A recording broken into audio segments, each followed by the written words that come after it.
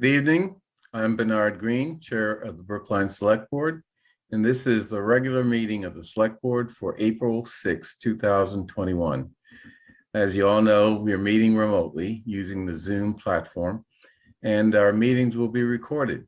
So you should be aware that if during public comment you don't want your image to be into the public record, you should turn your video off. So let's start off with updates and announcements. I have a couple I'd like to mention. First of all, Heather and I have discussed how late our meetings have been running. And we're proposing that the board adopt a new informal policy to end our meetings at 10:30 p.m., as is the practice in town meeting. I've gotten no objections from the select board so far to this. The purpose is to be respectful to residents, town staff, and select board members who have jobs or otherwise can't spend all evening on a Zoom call. We may give a few extra minutes at the end to wrap up a discussion or vote, but any items left will have to be taken up at a later meeting. We'll try to ensure that critical issues are scheduled for early in the meeting so we can guarantee that they are addressed. But that's one way that we can avoid ending our meeting on a day other than the day it started. So, Mel, I understand you have some information on the American Rescue Plan as it relates to Brookline. You're muted. Yes, I wanted to update the board and the public a bit on all the information that's coming out on the American Rescue Act, which is the federal stimulus direct funding. And so, Melissa, could you put up the presentation? I just have a few slides that we can get through, and I think it will be easier to follow.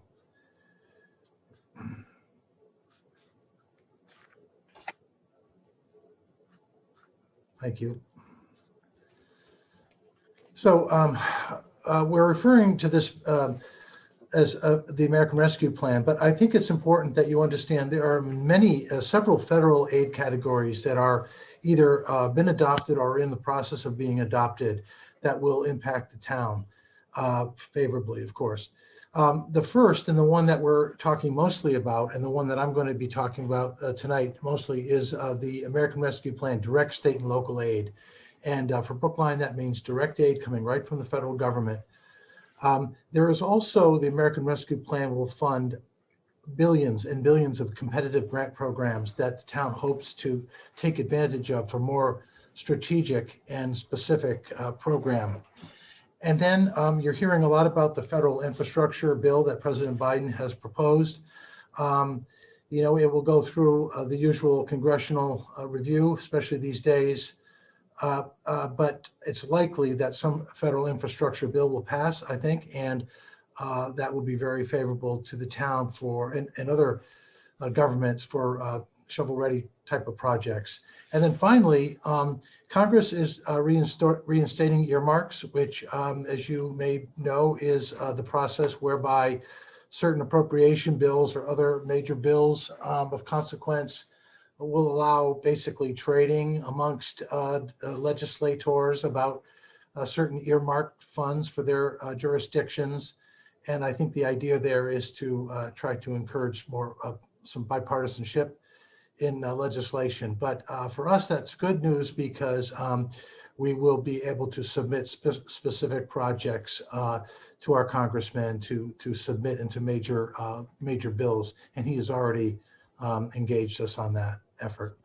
But I want to talk mostly about this direct state and local aid that you've heard about. So over 360 billion, or about 19% of all the funding in the ARP, is going to direct state and local fiscal recovery. There are 4 use categories, and if you think you know what these are and you've already, you've heard about what they are, let me know, because we have not, and really we have received literally no direct input from the federal government or the state government. But this is the language that's in the actual act. It's number one, to respond to the public health emergency or its negative economic impact. That is a very broad category, obviously. To respond to workers performing essential work during the COVID-19 public health emergency. That is not as clear, and there's a lot of confusion about what that really means and who that really is intended to benefit. Third is for the provision of government services to the extent of the reduction in revenue due to COVID-19 public health emergency. So again, a fairly broad category, but one that's limited by the reduction in revenue as a direct result of COVID-19.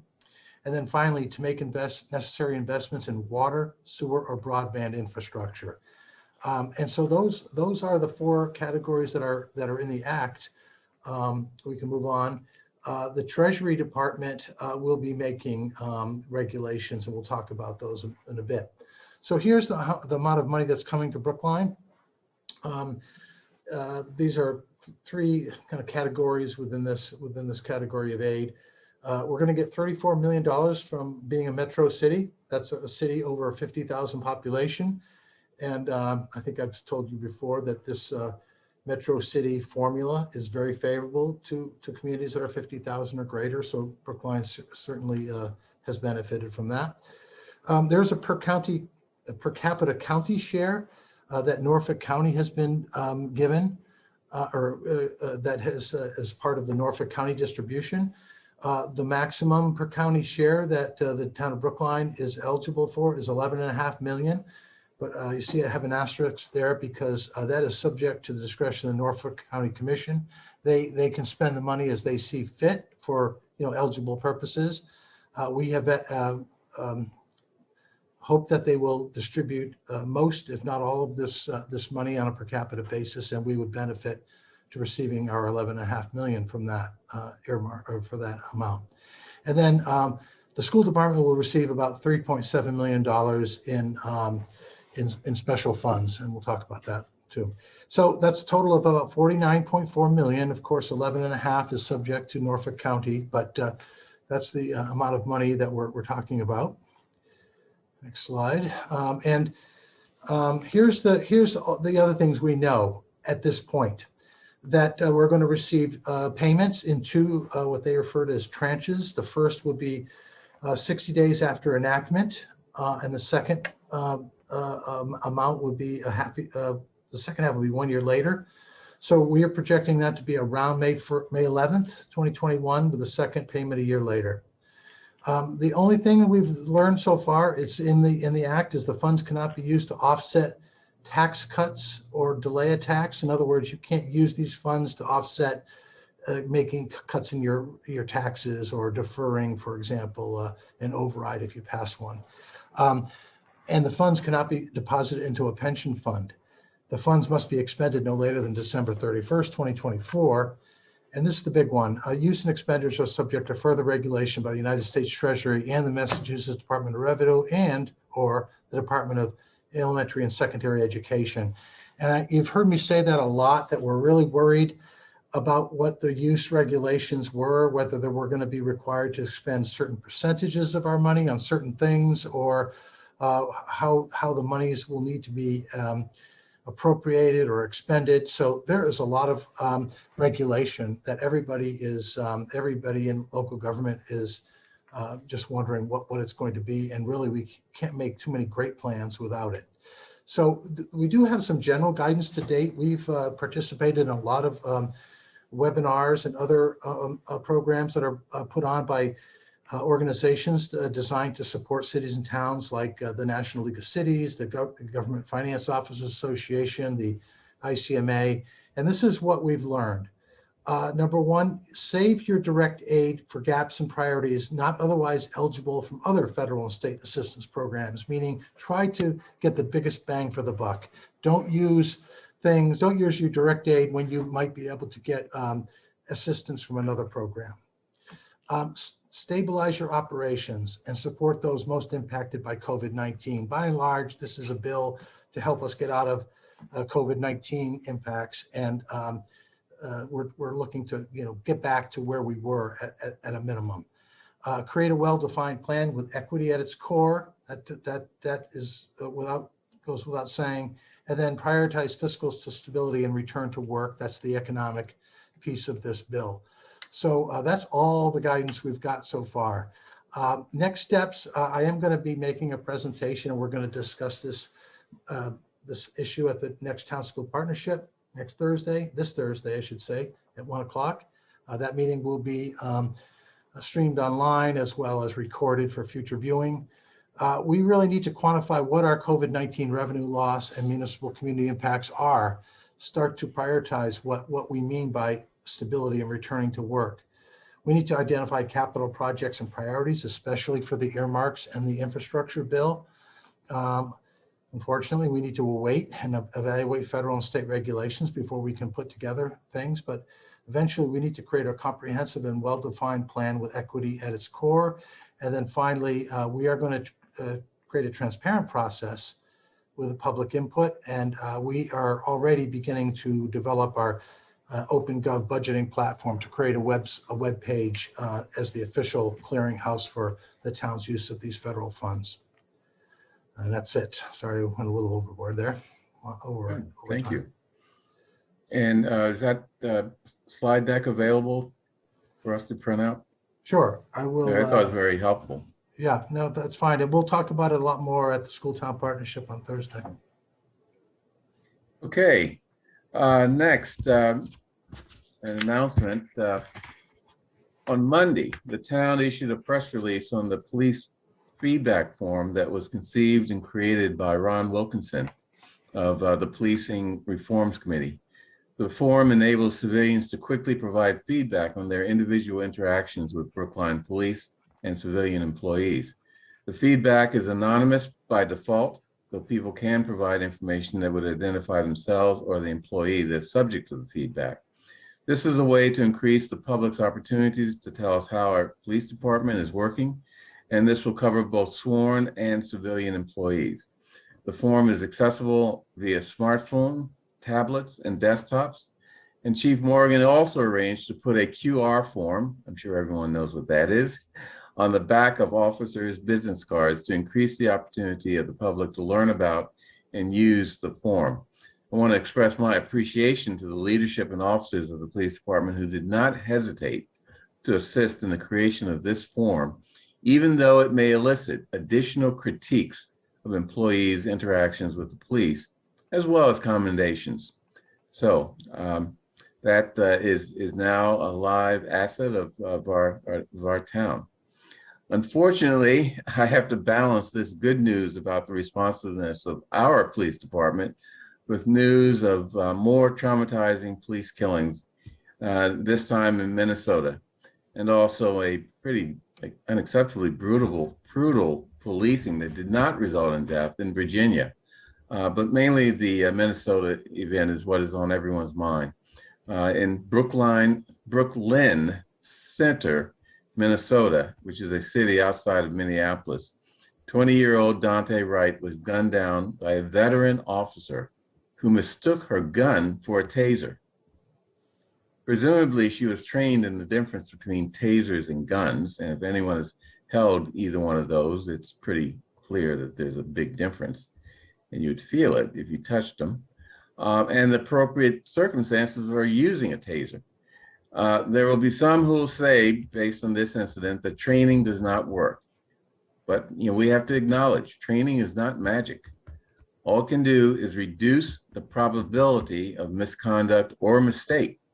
It cannot eliminate the possibility of misconduct or mistake.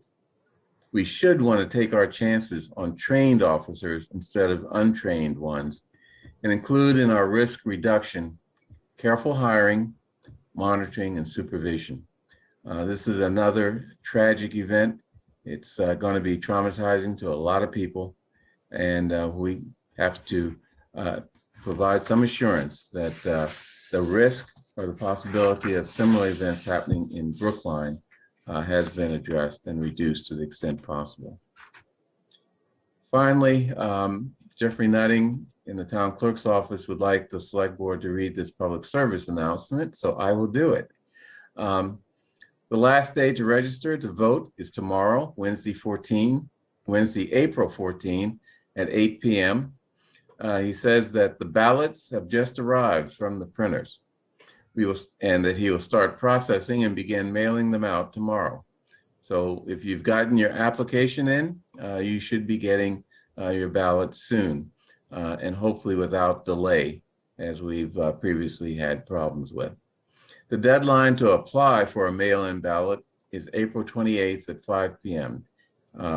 I suggest you do it as early as possible because we don't know what's going to happen with the mails. Even though we have a new president, we still have the old Postmaster General, who has been very problematic. All mail-in ballots must be received by 8 p.m. on May 4th to be counted. And May 4th is, of course, the town election date. Early voting at Town Hall will be Saturday, April 24th, 8:30 to 8:30 a.m. to 1 p.m. Tuesday, April 27th, and Thursday, April 29th, from 8:30 a.m. to 8 p.m. The election, of course, is on May 4th, and it will be open from 7 a.m. to 8 p.m. So we're into the election the election final days, and hopefully we'll have a big turnout. So those are my announcements. Any other announcements from the select board? Okay, so I saw Nancy first. Thank you, Bernard. So I'm really, really pleased to announce that the town's hired a sustainability director. This has been a long time coming, and we've all waited eagerly. The person's name is Thomas Barrasso. He brings a wide range of experience and in-depth knowledge of sustainability. He has been the City of Amesbury's first Director of Energy and Environmental Affairs.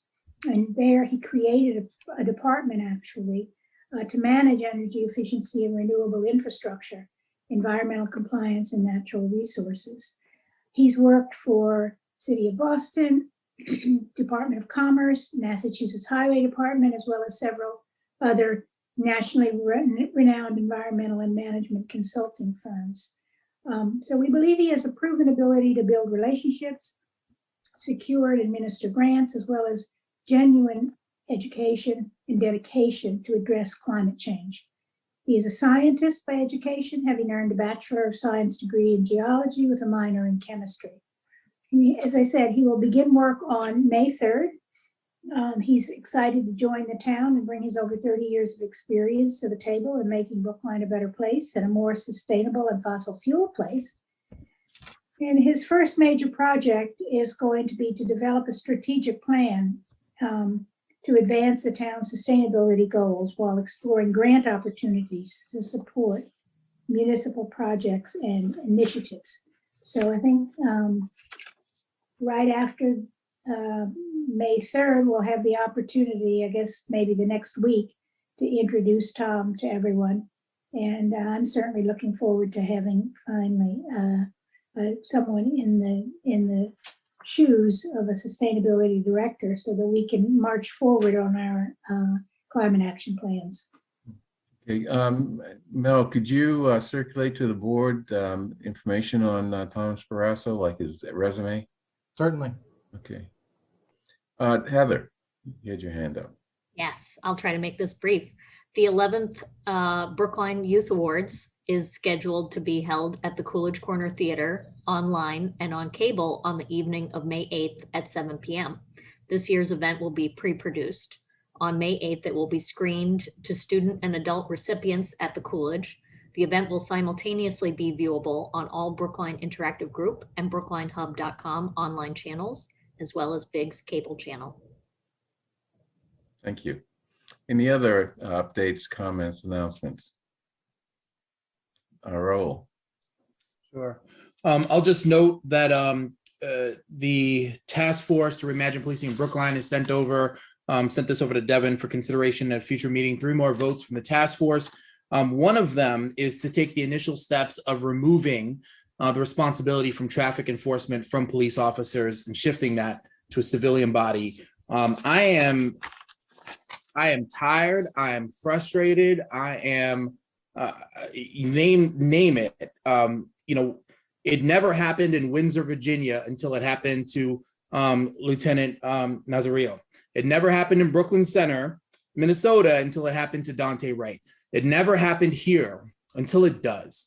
I was probably as shocked as anybody to find that a 26-year veteran couldn't tell the difference between a gun and a taser. It is shocking to me, and all for a warrant that could have been served in a much different way, frankly. We are at this point putting our own officers in positions where they are serving warrants in places where they don't get to pick the place, they don't get to pick the time, whether it's day or night, and any other circumstances, how many people are in the vehicle, you name it. This is not the way to enforce the law at all. And so this continued reluctance to do anything other than these modest changes here in our own community until it happens here is just infuriating to me. And so that's all I'm going to say about that. We're going to be bringing this forward to a future meeting, and I hope we have a serious conversation about it, and that we actually really take a look at whether or not folks support this or don't support it. But this continued, let's just, it's such a shame what's happening there, but this idea that it couldn't happen here. The other thing I'll say is about voting. I'm excited that we have expanded early voting.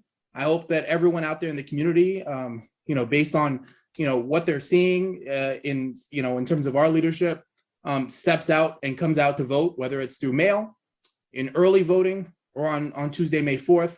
Myself, I sent a note to Jeff Nutting based on a prior conversation asking for a Saturday date to be added to early voting. I'm really glad that we were able to do that.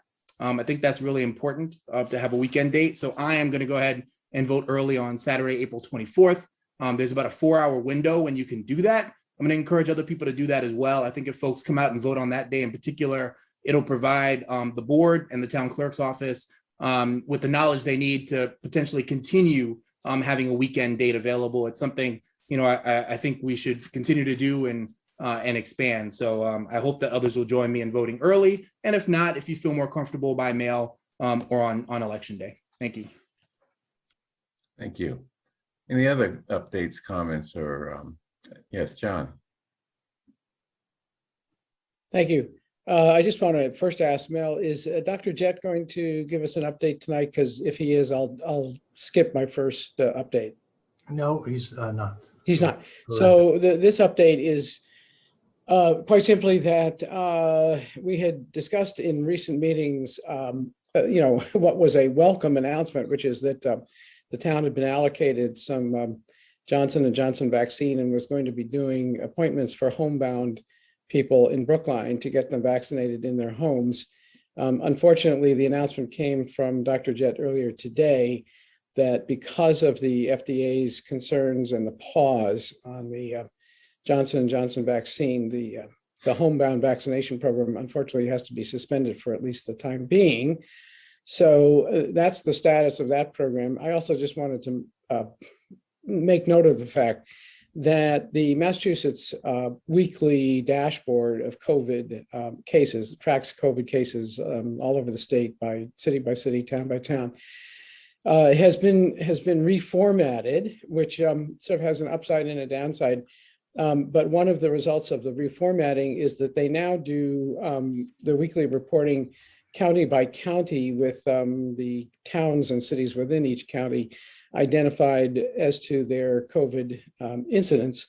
And the most recent 2-week period of, taking a 14-day moving average of COVID incidents for Norfolk County, knock on wood, Brookline continues to do very well. And it has, in fact, has the lowest incidence of COVID in the entire county.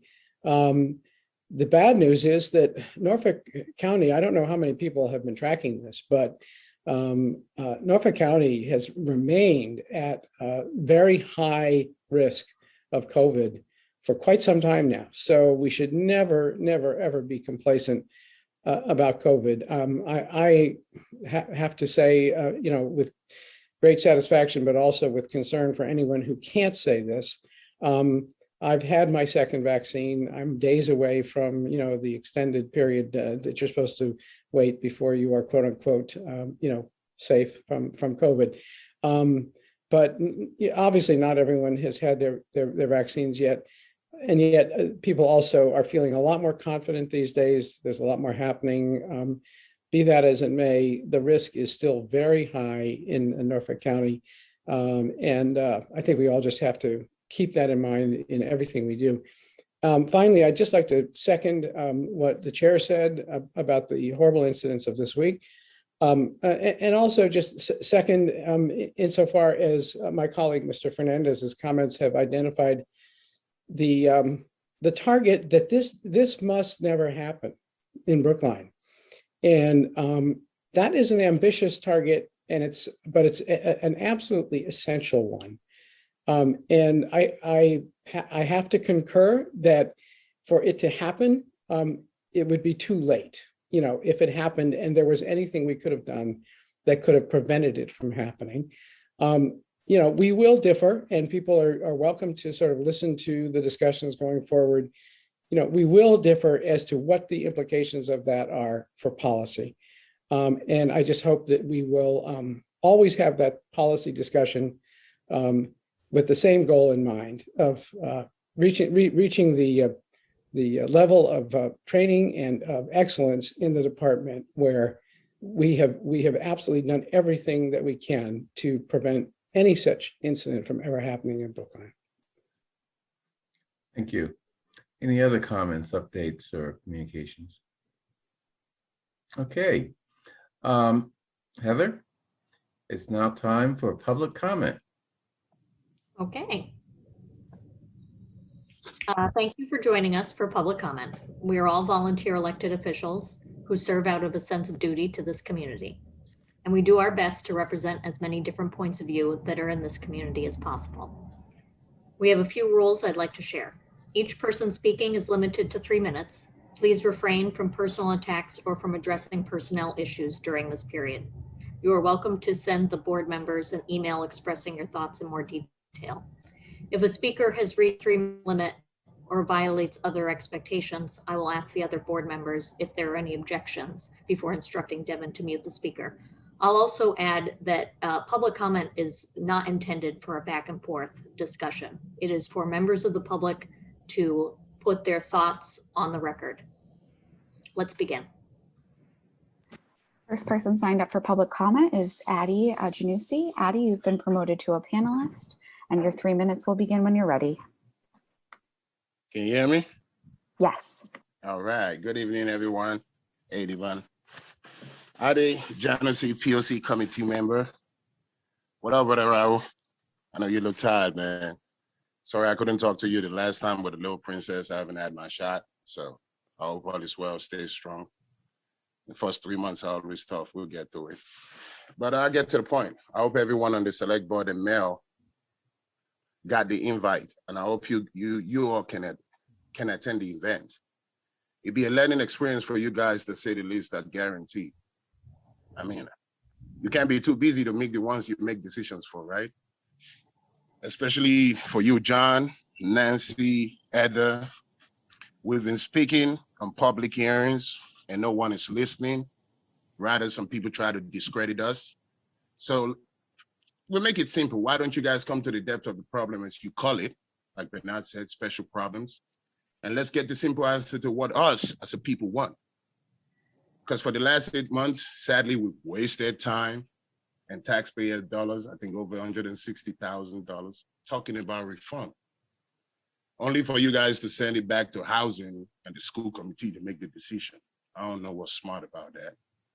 Because BHA has been asking for less than that for free internet in times of COVID, so kids can have the chance for online learning. But yet we waste money on talking about reform, no actions. That's been the model of our leadership for the last 6 years. I know it's hard on you, Raul. You got nothing to do with it.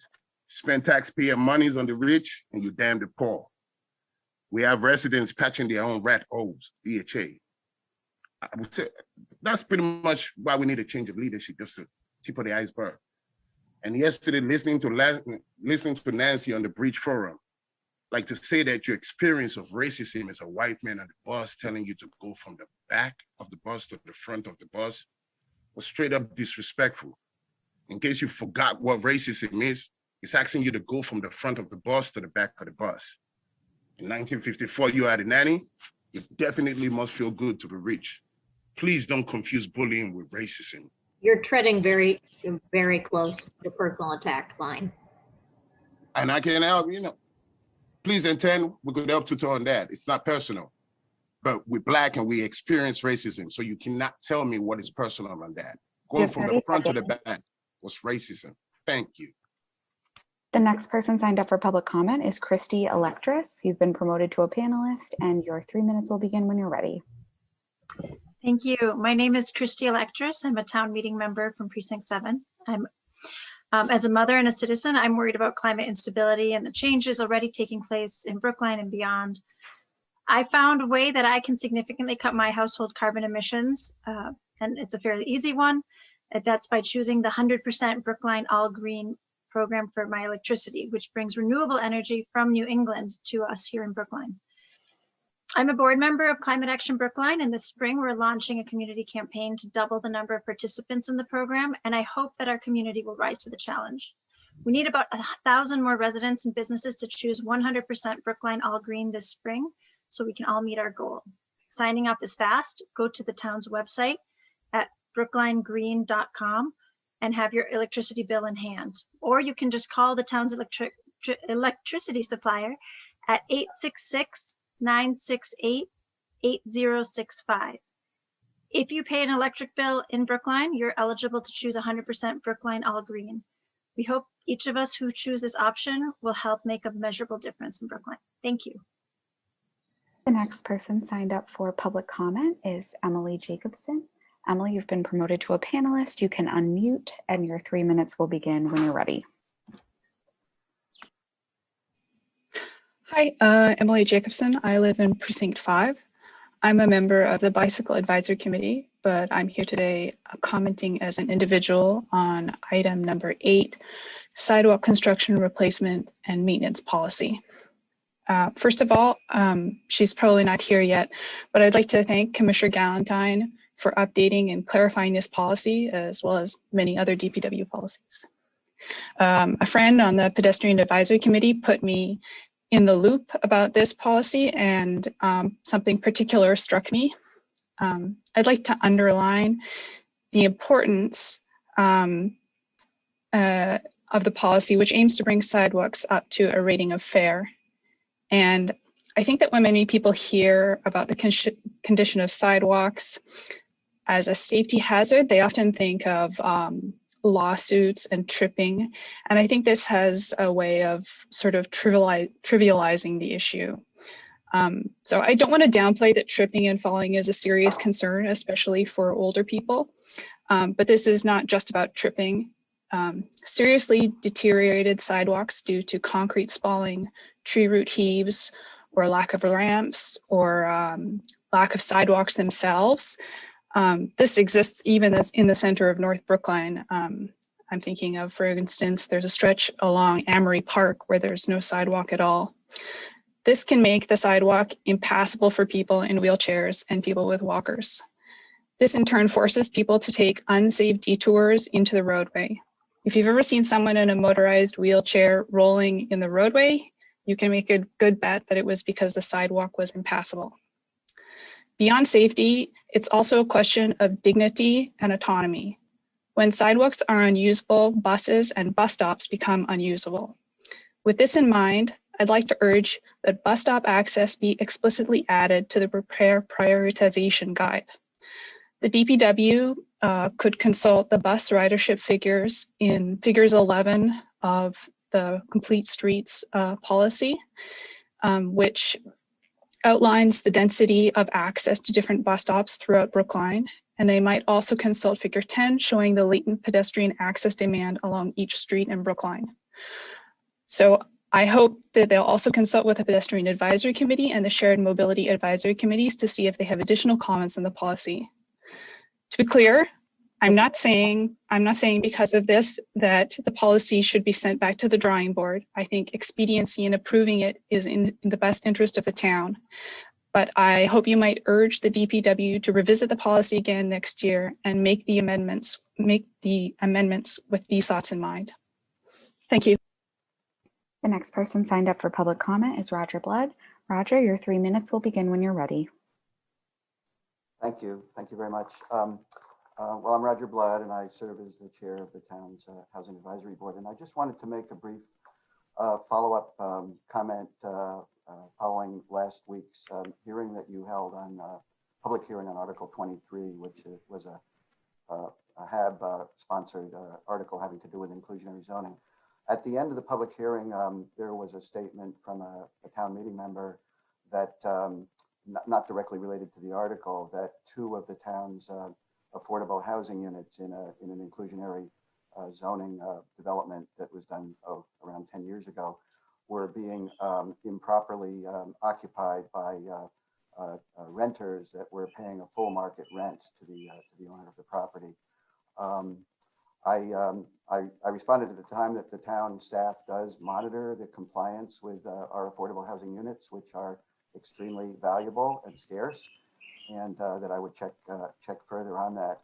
And just so for your benefit or for others that might have been listening at last week's hearing, I wanted to report that the housing division staff has confirmed that those 2 particular units are being occupied under the affordable housing covenants that require income qualified owner occupants to be benefiting from those units. And that's monitored every year by the staff for continuing compliance regarding occupancy and income. And I also checked further on the ultimate source of the misunderstanding that there was some kind of abuse going on. And to the best of my knowledge, I was able to determine that there really wasn't anything to the assertion. There was no basis for it. So I wanted to report on that, and rather than just leave it uncertain as it was left last week. Thank you very much. The next person signed up for public comment is Deborah Brown. Deborah, you've been promoted to a panelist. You can unmute and share your video, and your time will begin.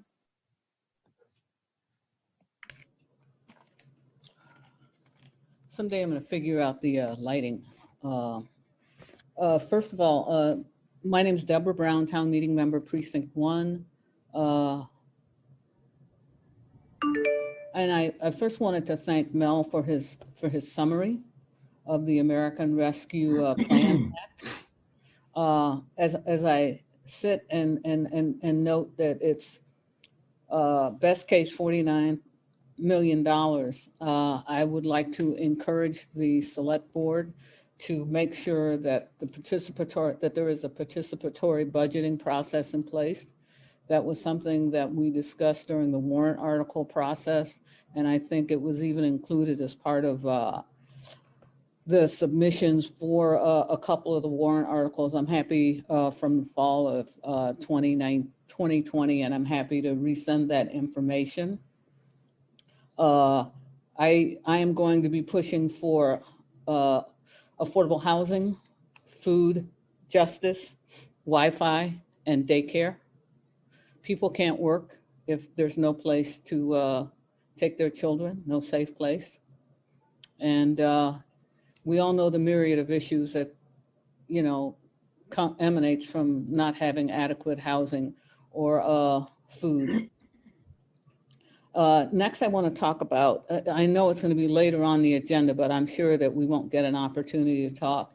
And it's the EEO update. And I took a quick look at, I think it was last year's.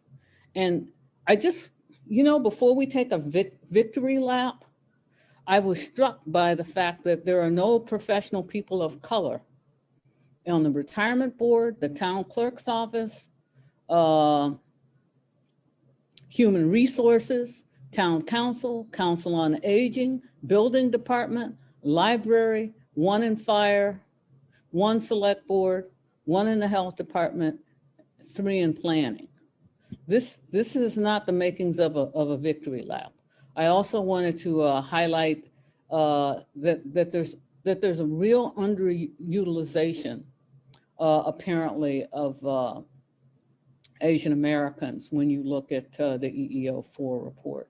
So I feel like there's a lot of work to do. I think that how we view policing and talk about it. You have 30 seconds. I think that when we have senior officials doing mock chokeholds and laughing about it, it impacts our ability to recruit people.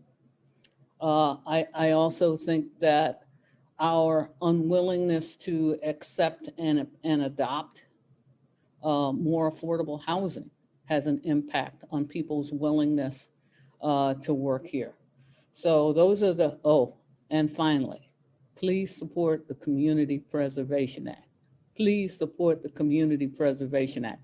I know all of the select board has signed on and is supporting it, and I'm very appreciative of that. So, but the numbers around EEO are You've not. reached 3 minutes. Thank you.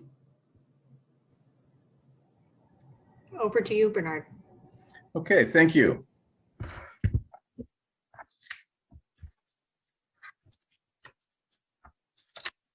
The next, approval of minutes from Tuesday, April 6, 2021. I had a few edits. Anyone else make any edits to that? Okay, I move approval of the minutes for Tuesday, April 6, 2021. All in favor, Nancy? Aye. Heather? Aye. Raul? Aye. John? Aye. Chair votes aye. Next, items 3B through 3F, I'd like to take together in omnibus fashion. Those are approving donations to the Brookline Asian American Family Foundation. Let's see, that we have to appropriate donations from Brookline Community Foundation in the amount of $10,000, $1,500 from various donors.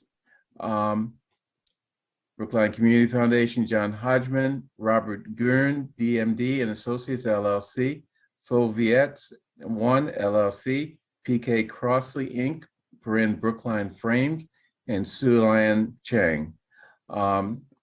Next, question of approving extra work order number 1 with contract number PW 20-01 for school grounds maintenance, specifically snow emergency response, and additional services with Park Landscape Associates in the amount of $30,030.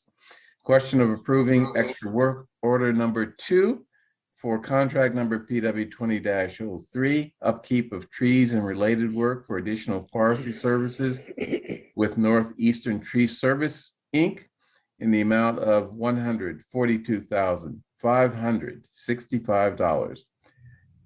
Next, question of approving extra work order number 12 for contract number PW 14-19, rental rates for snow plowing and ice control with Deosandro Corporation in the amount of $105,220.88.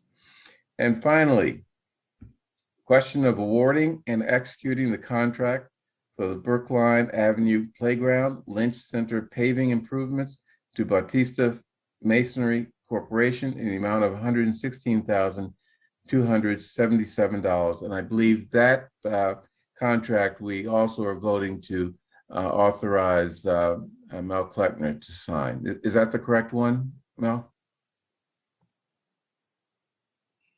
Looked like a yes. Yes, okay. Okay. So with that amendment to our agenda that Mel is being authorized to sign, I'd like to move approval of items 3B through 3F. All in favor, Nancy? Aye. Heather? Aye. Raul? Aye. John? Aye. And chair votes aye. Thank you. Next, annual town election warrant. I don't believe Mr. Nutting is able to be here tonight. Is that correct? And or Ms. Goldberg? That's correct. This is the warrant. This is the warrant you must approve because the ballots he referred to have already been printed. So please don't make any changes to this. Okay, I move approval of the ballot Um, Let's see, I'm sorry, I move approval of the election warrant for the May 4th annual town election. All in favor, Nancy? Aye. Heather? Aye. Raul? Aye. John? Aye. And chair votes aye. Okay, diversity and hiring update. Update on diversity and hiring in the town of Brookline from Ann Braga, Human Resources Director, and Lloyd Jeleno, the Director of the Office of Diversity, Inclusion, and Community Relations. So, who's first? Good evening. My name is Ann Braga. I'm the HR director for the town of Brookline. Lloyd. Lloyd Jeleno, Chief Diversity Officer for the town of Brookline. And we have a brief presentation for you for the for spring 2021.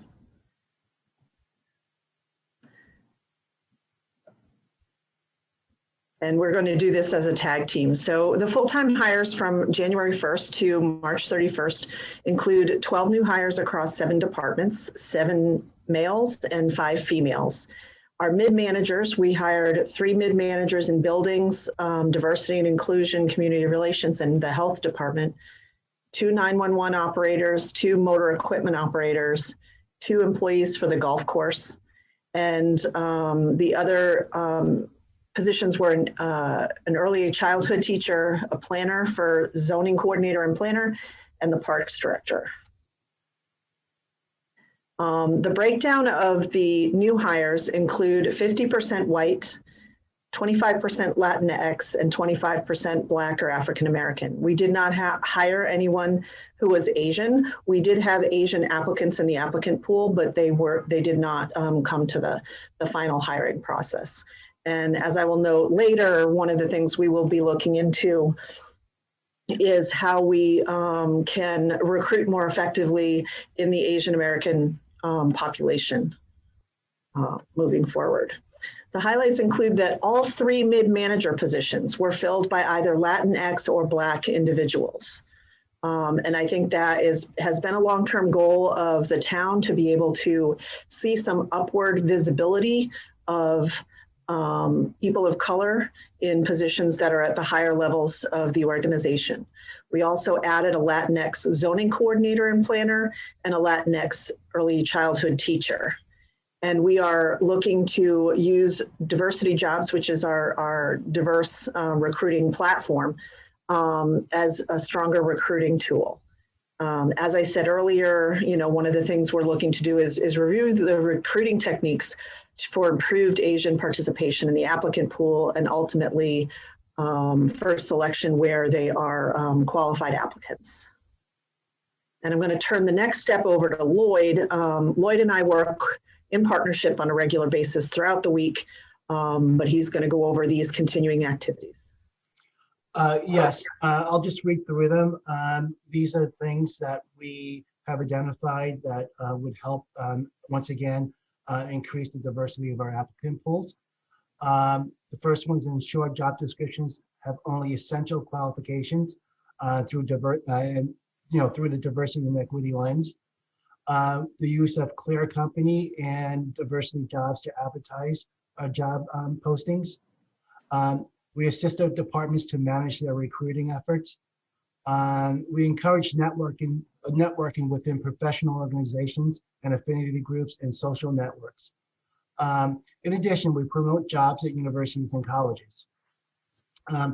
We've used recruiting firms with proven records of ensuring diverse applicant pools. Assertively recruiting passive applicants, essentially we steal other people's workers. Use diverse hiring and interview committees and attend job fairs and host job fairs as appropriate. And what Ann said, and I think we need to stress this, that we really need to be more aggressive and assertive and look at strategies to help increase our Asian employees within the town's departments.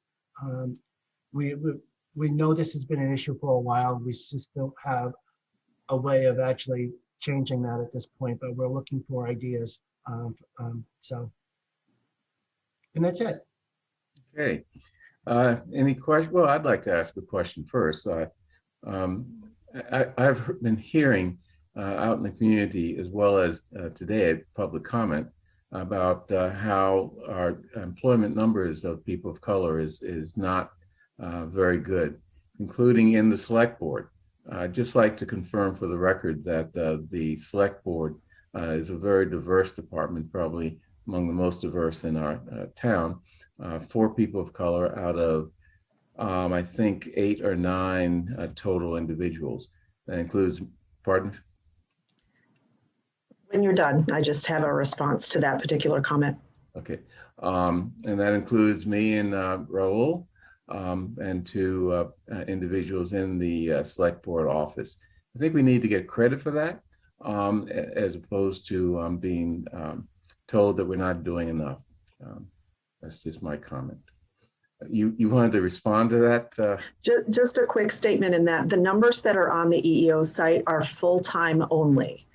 Right. So if somebody is working part-time, and that includes like 35 hours instead of 37 and a half hours, for whatever the reason is that person is not counted in the numbers that you're looking at on the EEO page.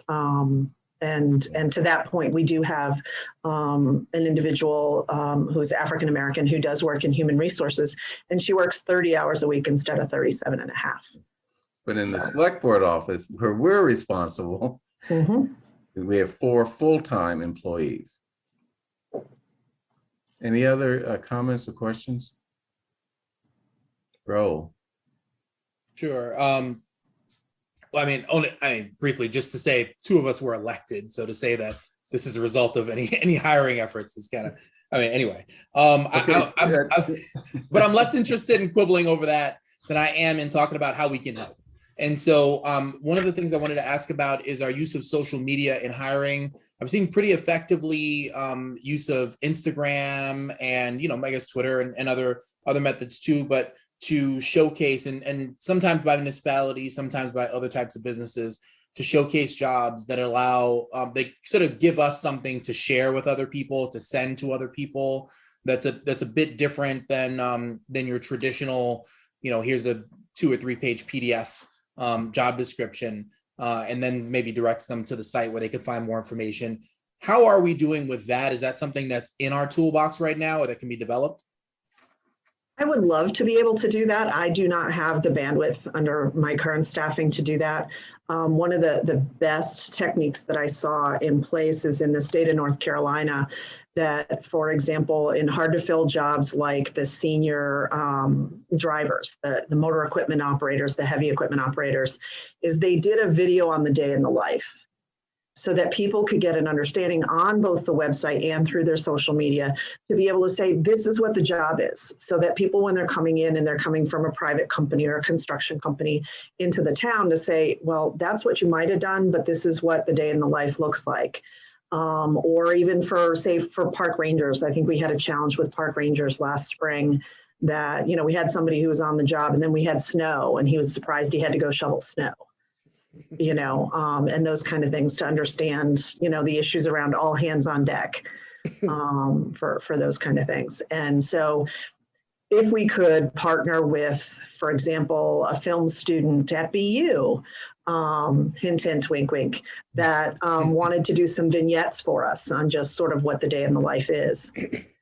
That might be pretty effective. I know that Boston, when they redid their jobs page, being part of that team, we did vignettes, and there was like a 3-minute video that sort of showed some exemplars in different jobs, even at the Hokie. So we have Hokies in Boston who go around with a stick and a nail on the end of it and pick up trash, and talked about somebody who's done that for 20 years and sort of what that looks like and what the job is. So where we could partner with someone to do those kind of things, I think it would make it more creative and interesting to some non-traditional applicants. Yeah, I just don't have the bandwidth currently. I hear that. Yeah, that sounds like a good solution for some of those positions where we have multiple positions, and really the key there is about raising awareness and maybe putting in people's mind's eye the idea that Brookline is an option for them, although they probably have many options. And I'm wondering how you think differently, and maybe Lloyd too, about professional positions, especially like anything in the department head or associate department, in that place, I think that's an area where we need to be a little bit more high touch and more, directly, calling people, reaching out. What Lloyd talked about earlier, he said stealing people from different places, and just thinking about how we can be helpful in that regard too. And so, anyway, any guidance or advice you can give us there, because I definitely want to be involved in helping on that end. I'll try. I'll give you my 2 cents here. I think that personal social media pages are probably really effective, and any one of us can actually post a job description on our Facebook page or whatever media that you use. And particularly if you want to have a more diverse pool, I think that is going to be the way to go about doing it. Also, I hate to go and say, churches and places of worship, but those are important places too to get that information out to people. So I still think that is the way to go, because you're going to send stuff to and post stuff that you trust. I think that if I see someone posting a job on my website, I'm going to actually take a look at it and I'm going to pass it along. So I think that's really important. Applicants are 70% more likely to click on a link from a personal referral than they are to see some random thing on a page. And the data tracks for that. And then you have that connection to the applicant pool. And maybe we need to add that to the process and the strategy for our departments. Not just for the professional positions, but even, we advertise on Bay State roads for, our MEOs. And we did that for an equipment repair person for the golf course. And we had somebody in place and hired in 11 days. Okay, thank you. So, Okay, any other questions before we go on?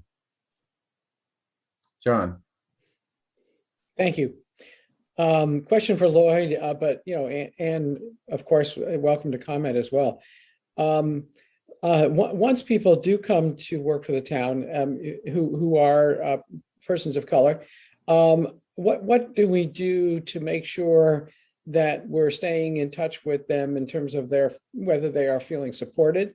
And generally speaking, what feedback do you get as to the morale of people? Do they feel 6 months in or a year in, 2 years in, are they glad that they came to Brookline and came to work for Brookline?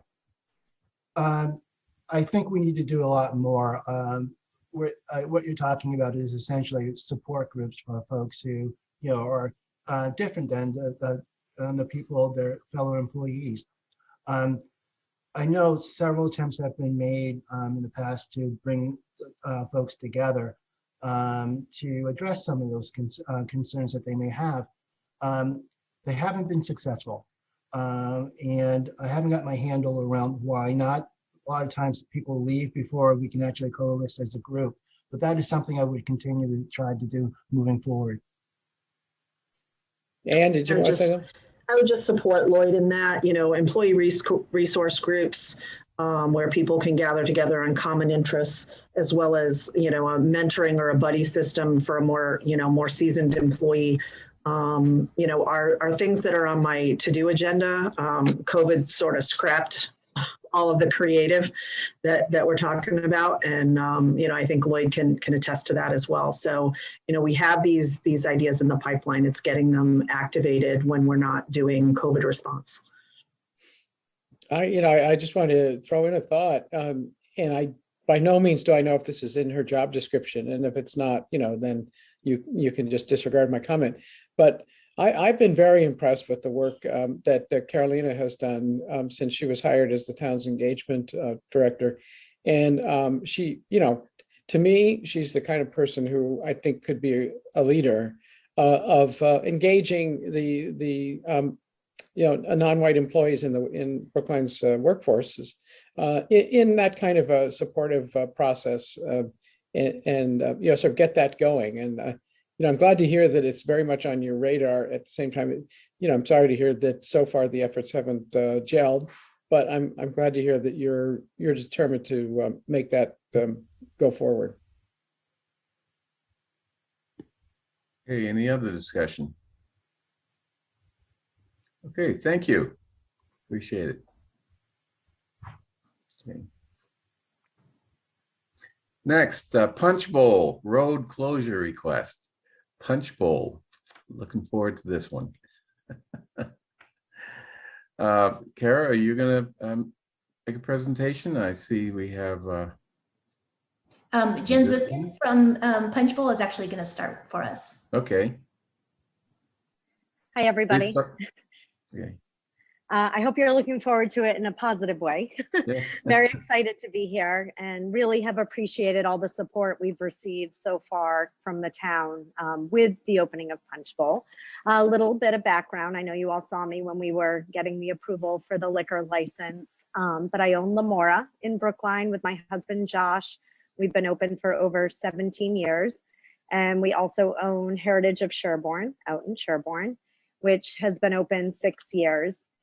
And in 2019, we were approached by the Claremont Development Company to run their restaurant in the new Hilton Garden Inn. It was something right at first. I said, no, no way, never.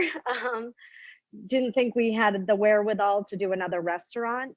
They have been unbelievable, and we're really excited to work with them. And it's basically been like another dream come true. I felt that way with Heritage, but it really is an amazing location, amazing spot. We're right in the neighborhood of all our favorite people and the town that Josh grew up in, the town I used to teach in. So it's a very exciting endeavor. 2019, obviously, was pre-pandemic when we signed on to do this. And so we were, talking to them, and the concept's amazing. We wanted to name it the Old Punch Bowl Tavern or Punch Bowl because it's named after the epicenter of what was Brookline Village, which they were going to call Punch Bowl Village. So great concept. We want to be your place to come every day, every night of the week. However, what we've realized just with our two restaurants, they're like opposite sides of what's happened with the pandemic. We have Lamora, all inside dining. We really tried to get outside dining. We tried with the Netta parking lot next to us. We wanted to do dining on the street, but because it's a state highway, we couldn't do dining on the street.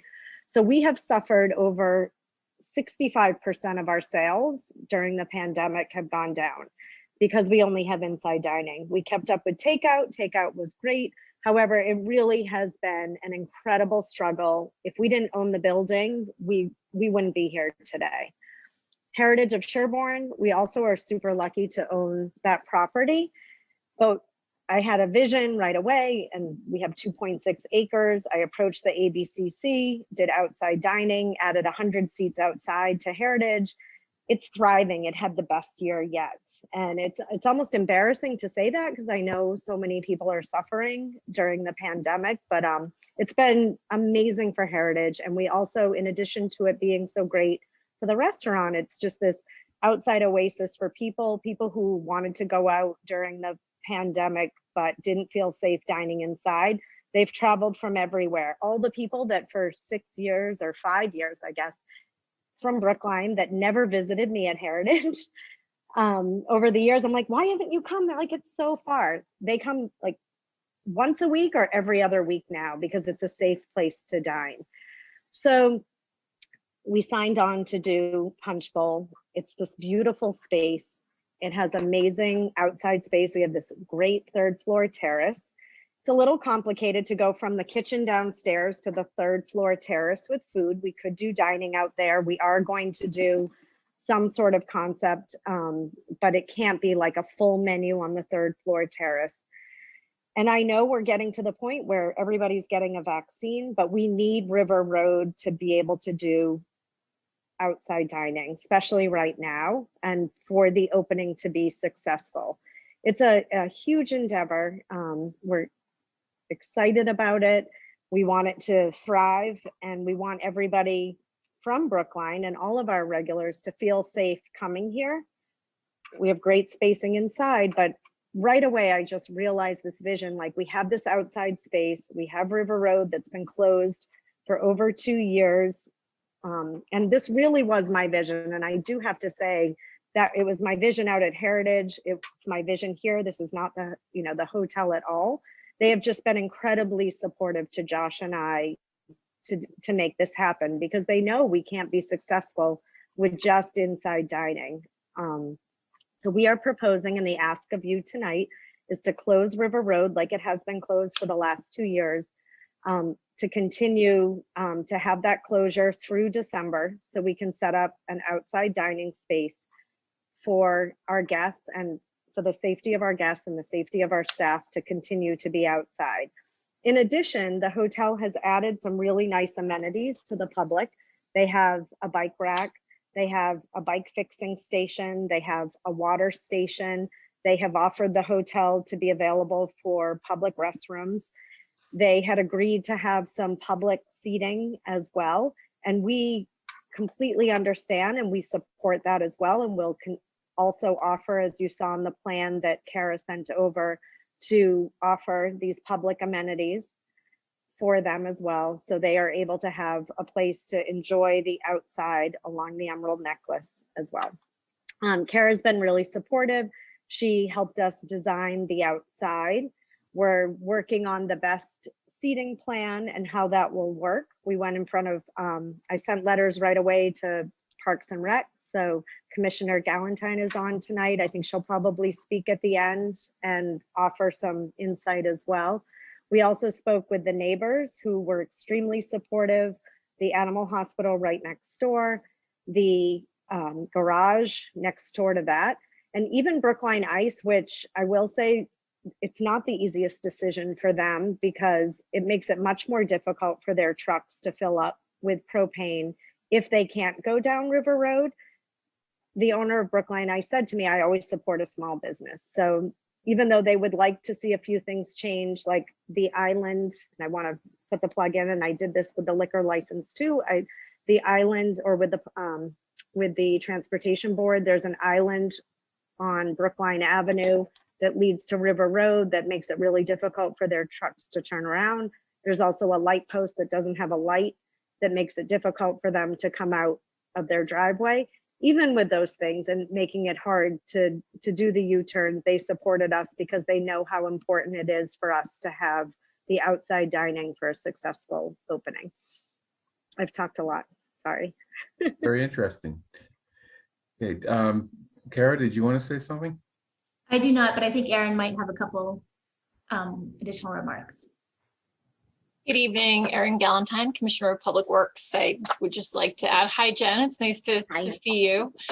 Just want to add that the Park and Recreation Commission approved this request at their March meeting. And it's really supports their original thinking about River Road. When the bike ped crossing was installed, they had explored the idea of closing River Road, and that wasn't something that was changed at that point in time, but they really like the idea of activating this space, of the synergy between the sort of outdoor dining and the park, the amenities that Jennifer reviewed that are going to be there. The public is going to have access to outdoor seating, to water, to the restroom, and really adding vibrancy to the space and calming the traffic. So they were very supportive of this. I'm very supportive of this. I think it's a real value add to the Emerald Necklace, and also looking to support local small business.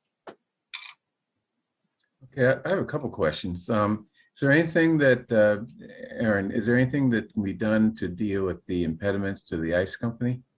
I mean, I think I understood that there are these two impediments there. Right. So one was a street light that had a fixture on it that has been hit. So we're actually looking to, it had a pendant, and so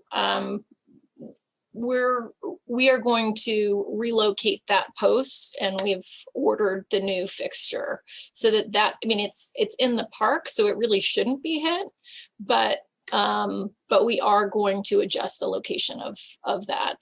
The median that Jen referred to did go before the Transportation Board, and they feel that it is a safety consideration, and they're concerned about cars crossing over. This is the on-ramp to the J-Way.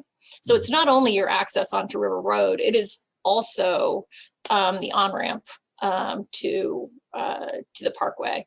And so they did review this in the past, and in order for there to be any change in that median, they would have to review it again.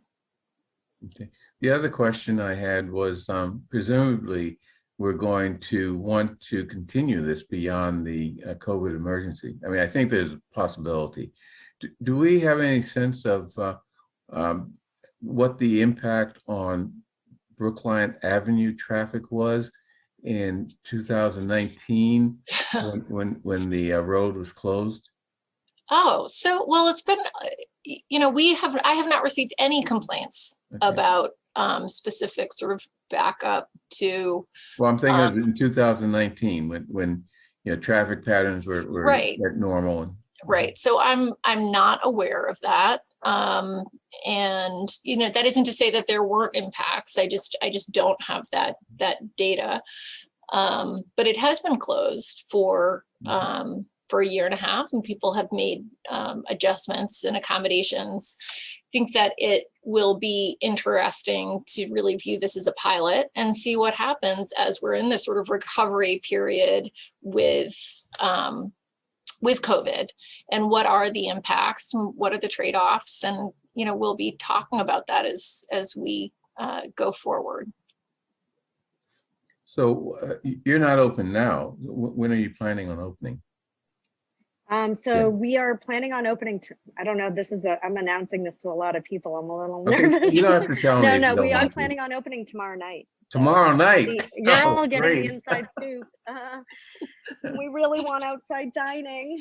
We have people who do not want to eat inside. They have said that, you know, and we want to offer this as a safety measure to our guests, to offer them outside dining. And it would be a game changer for them. It's going to look beautiful. I really think that I was actually just put in touch with the Director of Development and External Relations of the Emerald Necklace, who is really excited about us opening up. And we want to partner. We're talking about doing something really fun for Earth Day. Like, we think this is an added value to what is going on out there. I have these beautiful yellow umbrellas. Like, it's going to be beautiful. And we really think it will enhance the area. And like I said, we are really want to offer outside dining. It's so important. And what I saw between Lamora and Heritage and what outside dining does, I mean, like I said, Heritage sales were up during the pandemic and Lamora is down 65%. So it's really important for us to be, you know, able to open in a successful way. Any other questions from the select board? John. Jen, you just made my day, but with the announcement about tomorrow night. That's great. Those two people who are doing this and peering through the glass into the, that was me and Barbara on our way back from a visit in Boston, and we walked past the location, and we were so excited at the possibility that it had opened, and then we realized not quite yet, but you know, we're getting close. Yeah, now we'll be back. I would be remiss if I didn't mention just one thing about this process that has led to this request, which I totally support. You know, two people who have done so much for that particular part of Brookline, and also in particular, you know, all of the pedestrian and biking and especially the tree planting that has taken place along with the work on Gateway East area there. Hugh Madison and Arlene Madison, they expressed some concerns about this, you know, at the Transportation Board meeting. And, you know, they're very well-placed concerns having to do with, you know, public space, private use, how you can sort of do that in a way that preserves the public's feeling of access to it and also preserves the original intention behind the planning and the development planning that went into that particular parcel. So I would say, we'll know that we really have this as good as it possibly can be when Hugh and Arlene visit for the first time and celebrate it along with the rest of us. And I think they will. I really do think they will. But let's recognize that this requires sharing of a public space. And I'm glad that this is how we are sharing it, and can't wait to be one of those sitting outside and enjoying some of the terrific food and drink that is offered. Any other, Heather? This is more seeking clarification. So there was talk about outdoor space on a third level. So after COVID, hopefully, what's the operational plan at that point? Was that part of the long-term strategy? Can you clarify? I'm not sure what you mean. You mentioned a third floor outdoor space. I didn't know if that was temporary or if that was part of the longer term outdoor. The third floor outdoor space is a terrace. It's beautiful. It's a place it's not an easy place to position dining for full service dining and for full meals. We feel like it could be a permanent place to do charcuterie, raw bar, maybe an electric grill. We've already been in touch with the fire department on how to make that work, but it's not going to offer us, the 30, 40 seats outside that this outside River Road space would offer, because it is on the third floor. It's a great event space. I can see parties, amazing parties out there, and having that great cocktail space once COVID is over. But I think long-term, as far as putting a bunch of tables and having full service dining, it's not as conducive to that because our kitchen is on the first floor. So as much as I would love to say it would be, okay, once, if we can't have the outside space on River Road, we'll just move it to the third floor terrace. I know realistically as a restaurateur, there are a lot of hoops, and trust me, our chef keeps telling me, and my husband too, who is also a chef, like it's very difficult to travel up. I can do it at Lamora, we can bring a tray upstairs, but this is up three flights on an elevator that's also used by a hotel. So we realistically can do service out there and will do amazing parties and can make it happen. But for lunch and dinner every day, it's not as conducive to what River Road could offer us and provide for everybody for like just this beautiful outside summer space. And I assume that's part of your lease, right? What is part of our lease? The terrace is, yes. We offer we work with the hotel and we offer food and beverage, for the entire hotel. So any events that happen, outside catering, anything like that, we will be providing. But they use that space also. I mean, hopefully you all will have meetings there or conferences, or, we're hoping to have political conferences too, like really fun things. And that will be through the hotel, whether you offer food and beverage or not. But if you do offer food and beverage, it will be through Josh and I. Raul? Thanks, Bernard. I've got 3 questions, so there can be relatively brief answers to these questions. One, on the abutters, I see that there are letters from the hotel and from Jen and Josh, and also from one other abutter, the animal hospital, favorably. What about the others? I mean, do we know, are they in support of this proposal? Have they expressed any concerns? They were all in the packet. They should have been in the packet that was sent from Kara. There was a letter from the animal hospital, a letter from the next door garage, and also from Brookline Ice and Coal. They are letters that I wrote that they signed. I met with them, with John Mitchell from the hotel, who's the general manager. He and I walked to each of the abutters together. And also the hotel is also in agreement and excited about this opportunity. Isn't there I don't know, some type of religious institution there? Okay. We did try to contact them a couple times, and we weren't able to contact them, unfortunately. Okay. All right. I see what you mean now with the letters. Okay. Second question. And maybe this is more, I see Erin, your name checked in this piece around public amenities. I think, are we being asked to approve this so that it can go into effect immediately? Is one question, I guess, part A of that question. And part B, are we asked to approve this before we're aware of what the public amenities will actually be? So I could start with that. I think that, yes, you are being asked to permit this similarly to the way that, sort of the board approved sort of a policy and protocol by which we could allow outdoor dining in the public way, but using parking spaces. And since this is a road closure that is temporary, but for a prolonged period of time, we wanted to get board approval before moving forward. So hence, Park and Rec and the Transportation Board have both voted on this in support, and we're looking for the Select Board as well in order to enable the outdoor dining to commence.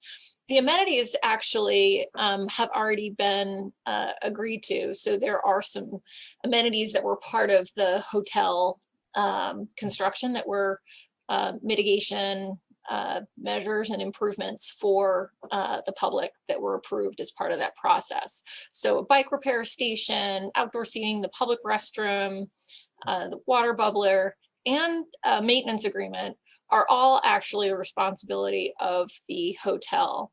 And above and beyond that, the Siskin has put together with Kara a plan for enhanced outdoor seating and then signage indicating that these amenities are available to the public, and trash receptacle, et cetera, kind of managing that on site. So yes, there's an ask for an approval from the board. And I think that the amenities, both that are provided by the hotel and being proposed by Jen, I've vetted, and I think that she's ready to place those once she has all the proper permits in place. Okay, that makes sense to me. Yeah. By the way, I do want to add that it will be important that Jersey barriers are in place prior to having the outdoor seating open on that road. So that'll need to be coordinated.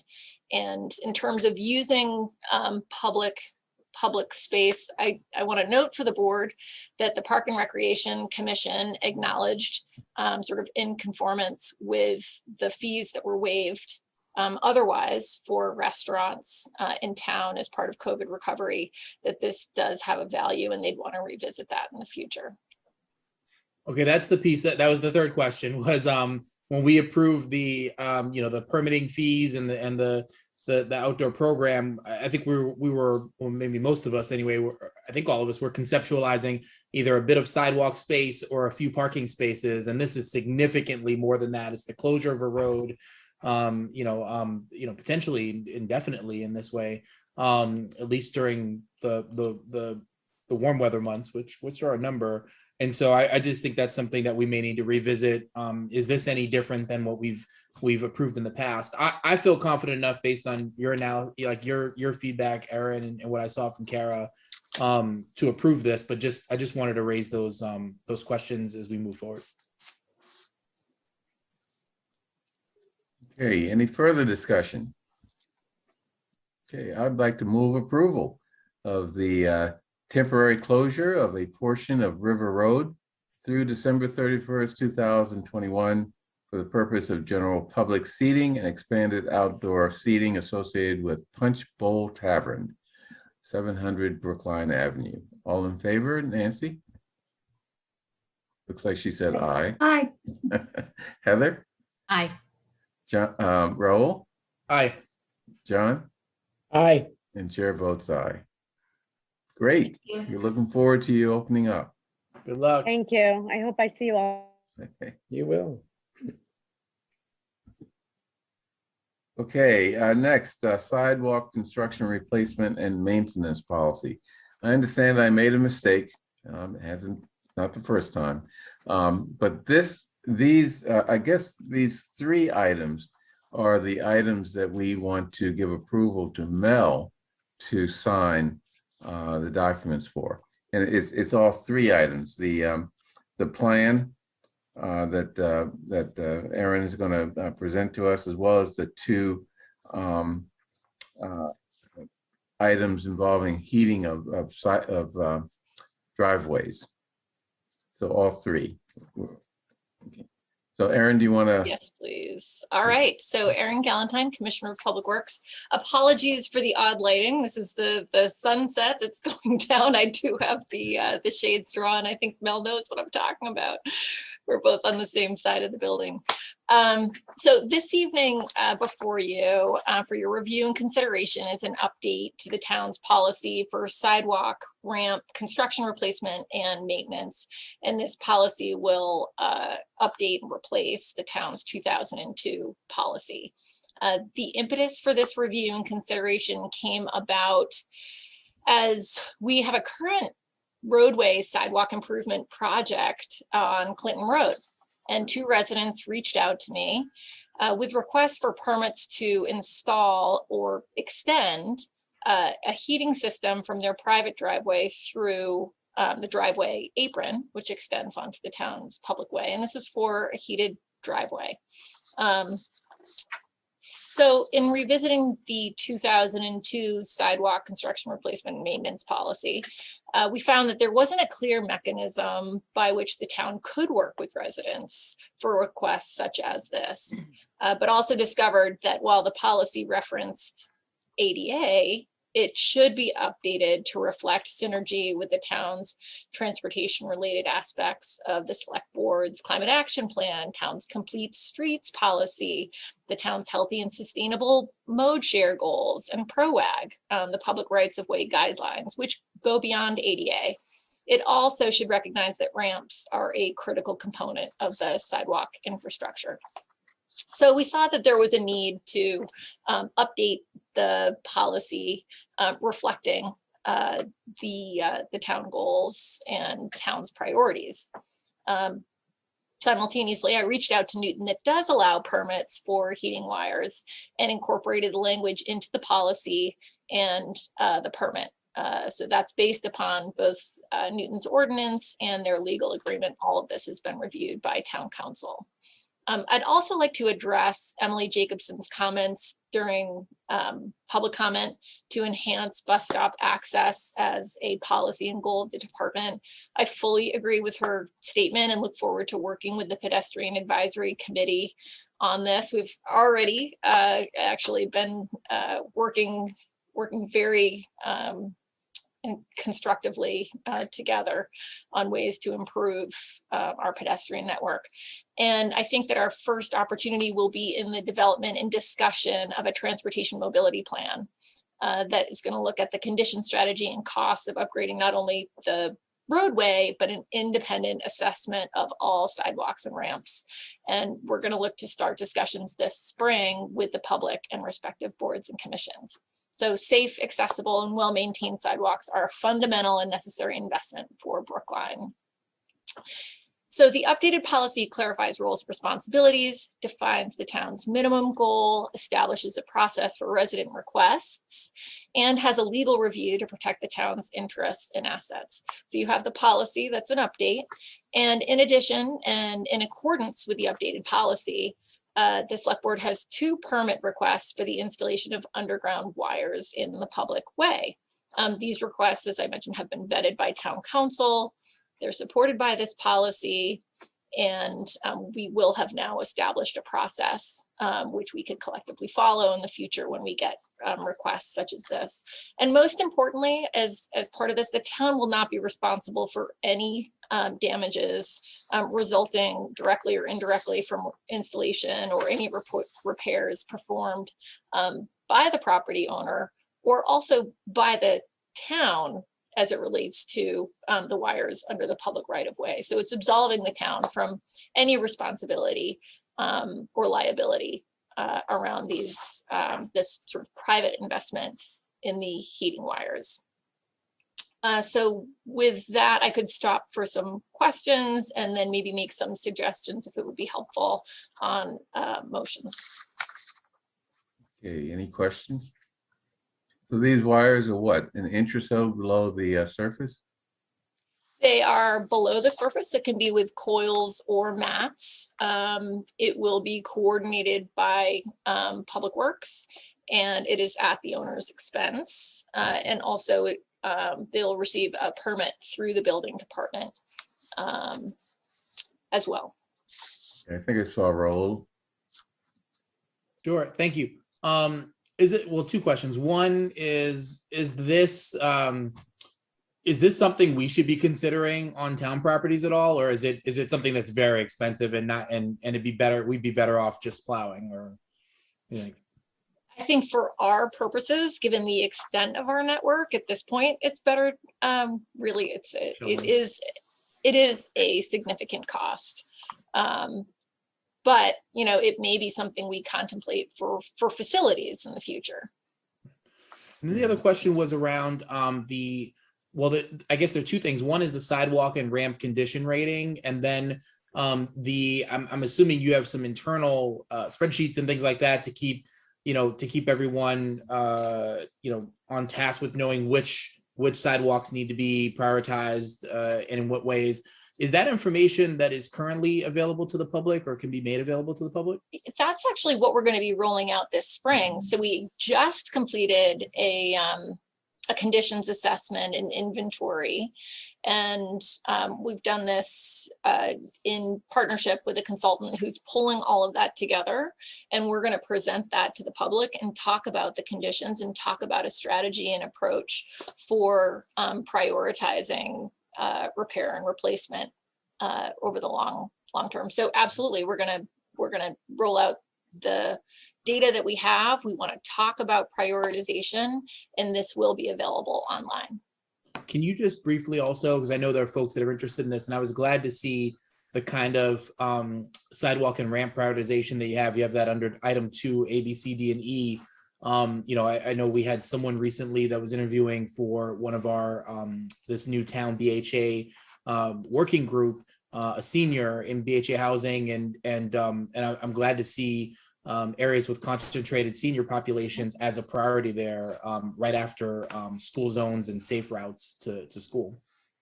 Absolutely. Yeah. Is there anything else you want to say about that, and just how you think through prioritizing what projects need to be put first? So, I mean, I guess I want to pull that out.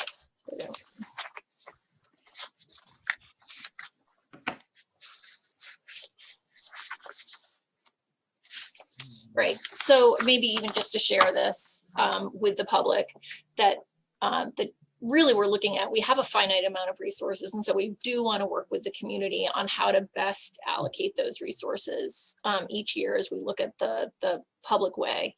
And so looking at school zones, designated safe routes to school walking routes, commercial areas and areas with concentrated senior populations, areas surrounded by other public facilities or gathering places, libraries, municipal buildings, parks, playgrounds, places of worship, looking at arterial and collector roadways that just tend to have a larger concentration of usage, and then other locations such as neighborhood streets. So really overlaying all of these as we contemplate use of town's resources, looking at how we're going to meet the needs of the most people in the community, and also the most vulnerable people in the community.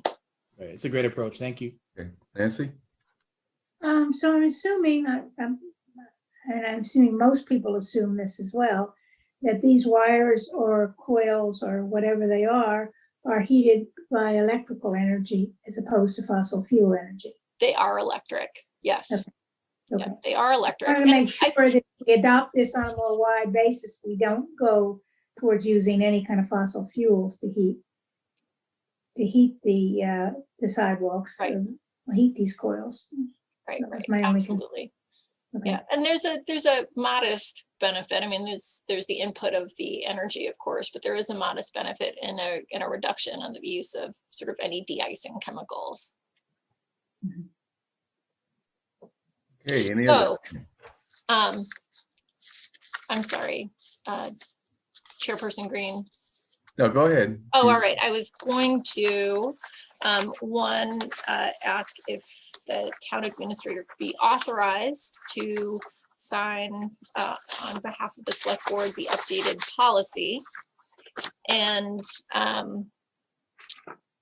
then there are a couple, recommended motions in your packet if those look appropriate.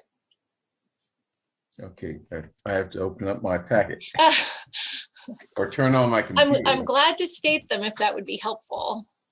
Glad to what? I'm glad to state them if it would be helpful. Skate them? State. Oh, state them. Yes. Yeah, why don't you do that? Okay.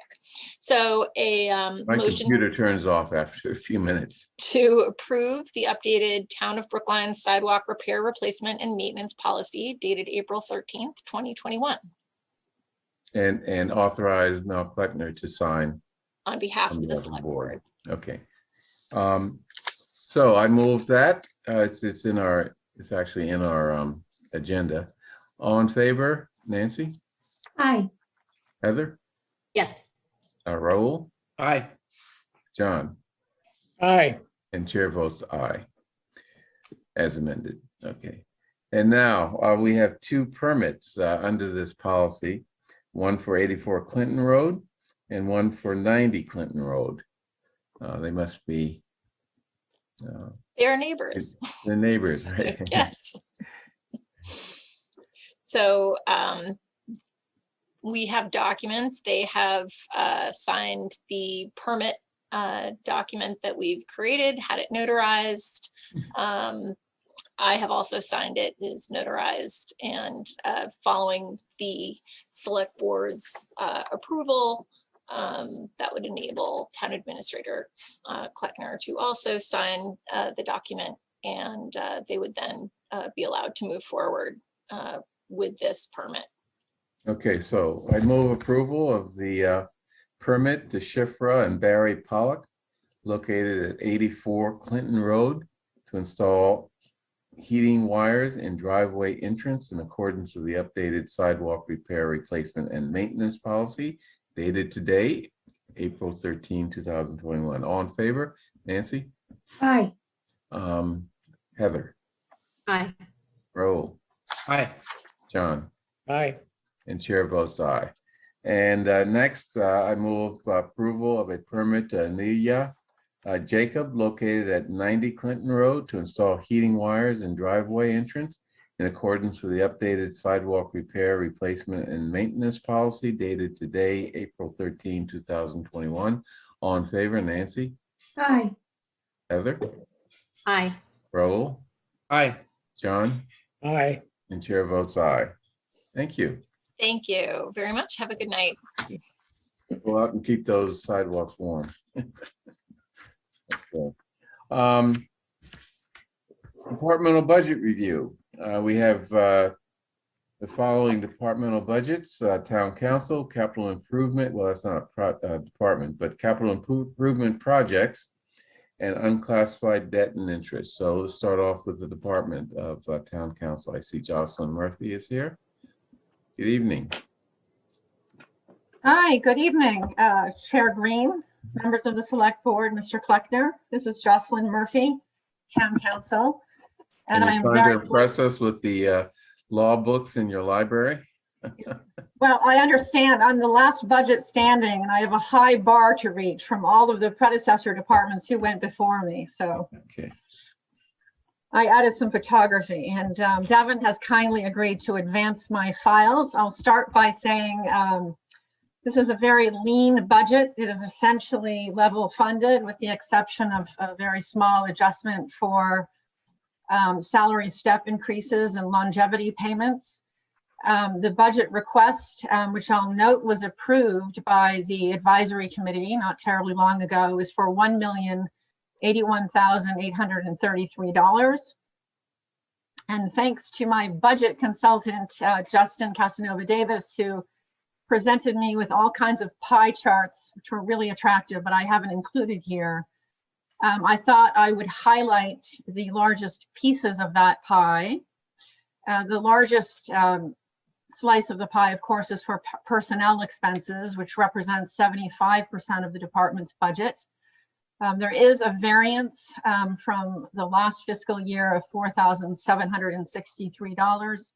Again, that represents salary step increases and longevity payments. Services is the next largest slice of the pie at 17% of the budget. There is no variance from fiscal year 21. And because general consulting or outside counsel services tend to be an area of interest, I highlighted that our department is budgeted $183,269 for general counsel services. I beg your pardon, for services entirely, which includes $133,510 for general consulting services. Of that amount, the expenditures to date are $70,557 for outside counsel. The other category represents 7.5% of the budget at $81,500. There's no variance from fiscal year 21. That includes a $75,000 appropriation for claims and settlements, and our expenditures to date under that line item is $57,586. None of the settlements that have been reached to date exceed $25,000. They are all for essentially for personal injury or property damage, typically motor vehicle accidents. All of them were under $10,000. So under the Margolis warrant article, none of those, under the spirit of that article, none of those would be reportable on our website. Next slide, please.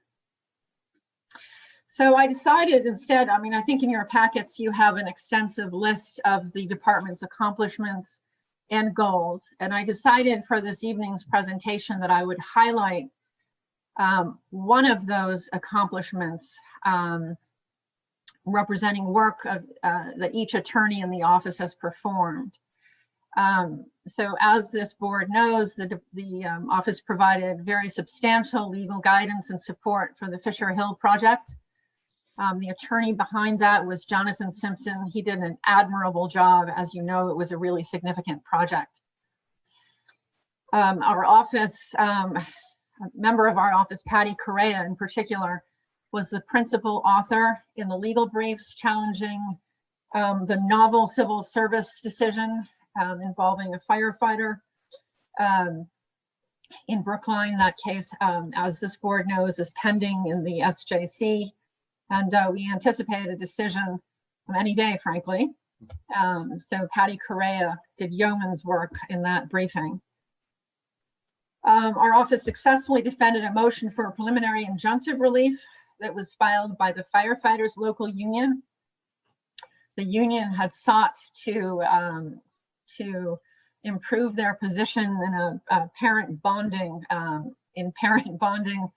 language that they believed they were entitled to. They filed a motion for injunctive relief, and Michael Downey in our office prevailed in that action. The town prevailed in 2 construction bid protests, one at Brookline, the Brookline High School remodeling project, and one at Lars Anderson Park, saving the town, in my view, not only substantial money, but giving the town the opportunity to select a contractor who was in a better position to provide services to the town. John Buchheit performed in those 2 particular matters. And finally, our office provided pretty substantial legal guidance to officials, departments, and staff with regard to the COVID-related emergency legislation. And I did a large part of that. So those are select accomplishments over the year. In terms of objectives, I frankly admit a blind spot when the community engagement article was presented. It occurred to me that our office was probably the least public-facing office of all in town hall. And so I thought we would probably have limited involvement in that area. But when I looked at the materials, I realized that actually there are many ways that our department can improve community engagement. And so I set a number of goals for our office, one of which is to substantially improve our web page. It's outdated. We have made an effort and established a committee to try to work on our web page to make it more user-friendly, but work has gotten in the way. And so we will be accelerating that effort.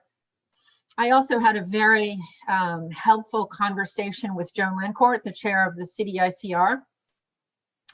And she, it was a very useful conversation. She opened my eyes to areas that I hadn't thought about before. So we will be working on supporting community engagement in the coming year.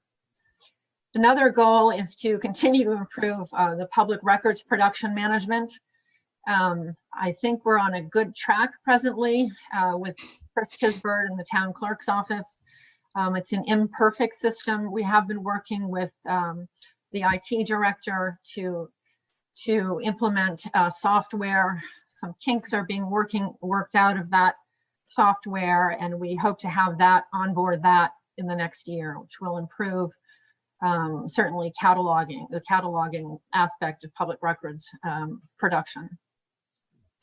And finally, an area that I know is important and close to the town administrator's heart is transition planning. You know, we've been so busy in the past year, as every department has.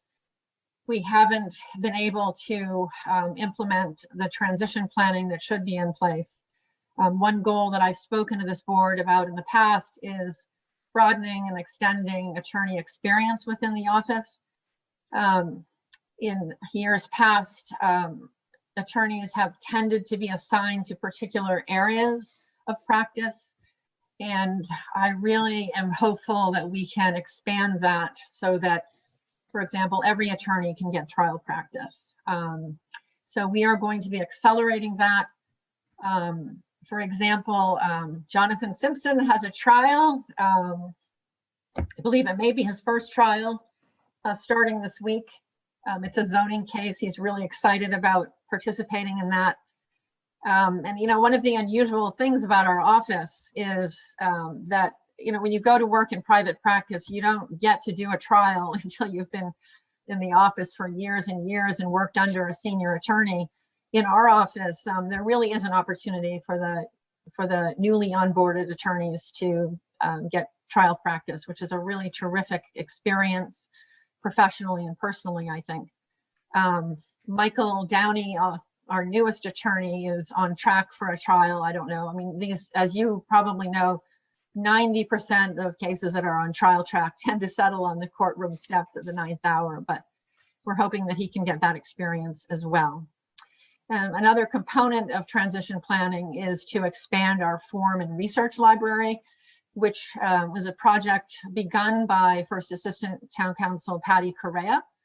And she's very interested in pursuing the expanding the form and research library so that we have ready access, so that when attorneys in the office do move along, there's, you know, a library of work to refer back to. Next slide, please. So I wanted to thank my office. It's a terrific team. We're so fortunate to have them. I think most of you know the staff in our office. In the photograph on the left, starting at the top left, is Michael Downey. Next to him is Christina Moore, who's a paralegal in our office, very enthusiastic. Next to her, of course, is John Buchheit. Beneath him is Jane Cavalieri. A special shout out to Jane, who has been the anchor in our office during the pandemic. She is there a good part of the town. She answers the phone, manages the mail. You know, that the entire staff is terrific, but Jane has really been an anchor during the pandemic. Beneath her, of course, is Jonathan Simpson. Next to him is Carrie Fleming, the senior paralegal, and of course, the First Assistant Town Council Patty Correa above Carrie. And a special shout out to Justin, who is just terrific with budget work.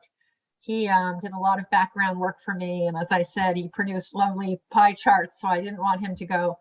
I wanted unspoken. So thank you, Justin, if you're around. And that concludes the presentation. I respectfully request that the board move approval of the town council budget. Well, we're not going to approve right now. I mean, that comes later when the budget warrant article comes up. This is just your review of the budget, unless I'm missing something. I hope you approve it. Pardon me? In the future, I hope that you Okay, approve yes. it. Okay, any questions? Raul.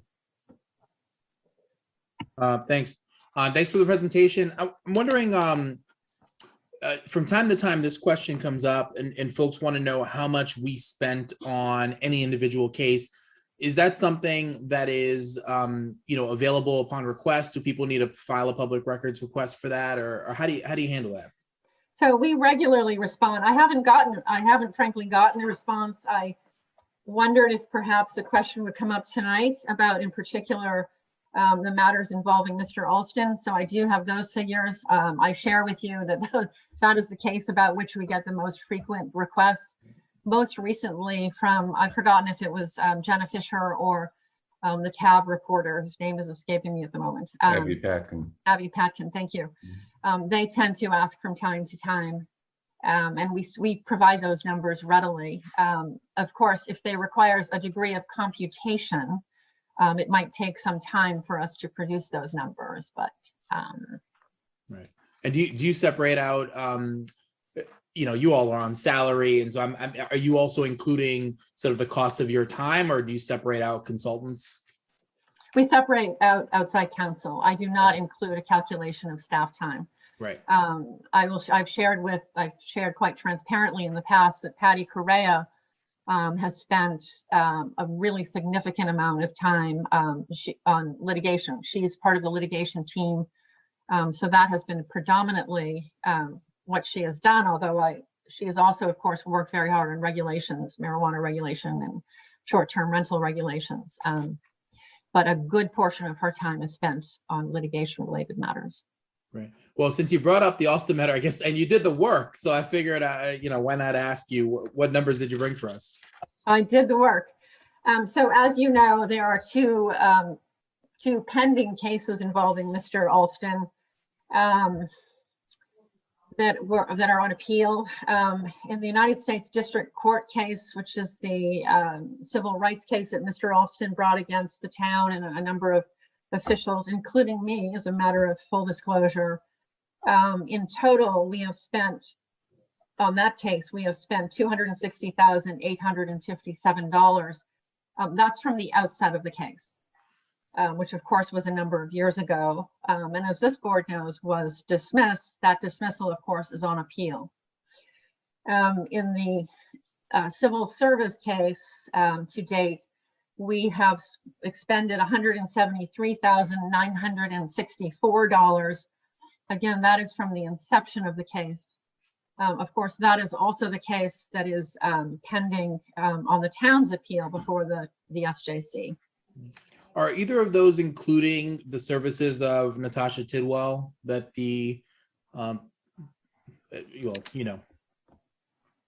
I don't believe so. I'm not entirely sure, but I don't believe so. Okay. That's an area where we've gotten some questions too. I do think, and this is probably more for my colleagues and maybe the chair, is this is an area where I don't think we've been wholly transparent in terms of the consultation with Attorney Tidwell. It is something that that, not counting John, who wasn't on the board at the time, a unanimous select board agreed to including myself, agreed to have her essentially provide the board with a different perspective and look into to the Alston matter from different perspective. I think board members may disagree about the value of her contributions, but we certainly have nothing to show for it in terms of any documentation, any reports, memos, anything, and frankly, in our meetings, we didn't get very much for it too. It's frankly a bit of a boondoggle, maybe a minor boondoggle as far as boondoggles go.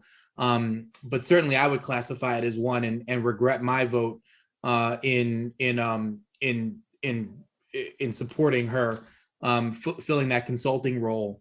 I do think that we need at some point to provide a memo to the public about this matter and be more transparent about the use of town resources, taxpayer dollars in that consulting service.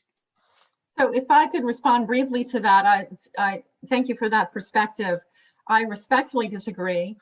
Attorney Tidwell is a really extraordinary attorney who's very experienced, and I believe was very well positioned to advise the board. Of course, it was the board the select board who engaged her to review the processes that had been followed, in particular, I believe, in the civil service case. Of course, we met with, rather the board met, and on some occasions, I met with the board and Attorney Tidwell. And I think she represented to the board her opinion. Part of the problem, I think, in terms of expense was that she had to review an extraordinary case record, thousands of pages of record in the case. And in fact, she didn't complete that review. And so there was a point at which she disengaged. But of course, she certainly provided the board with her opinion and her advice in a number of executive sessions. I don't know that there may have been an expectation that she would produce a writing, but I don't know about that. But she certainly did provide the board with advice. Fair enough, and I think the board has its fair share of responsibility in not getting the most out of that engagement, for sure. Thank you. Okay, any other questions? John. Hey, Jocelyn, how are you? Good to see you. Fine, thanks. Good. And congratulations on the Fincher case, the Bias case, the Spiegel case. Well done for the whole department. I have a question about warrant articles. Does the town council's office routinely review every warrant article for questions of both, I mean, sometimes there might even be a question of whether something is being proposed that is not in conformance with bylaw. And sometimes there might even be something proposed which raises questions of constitutionality.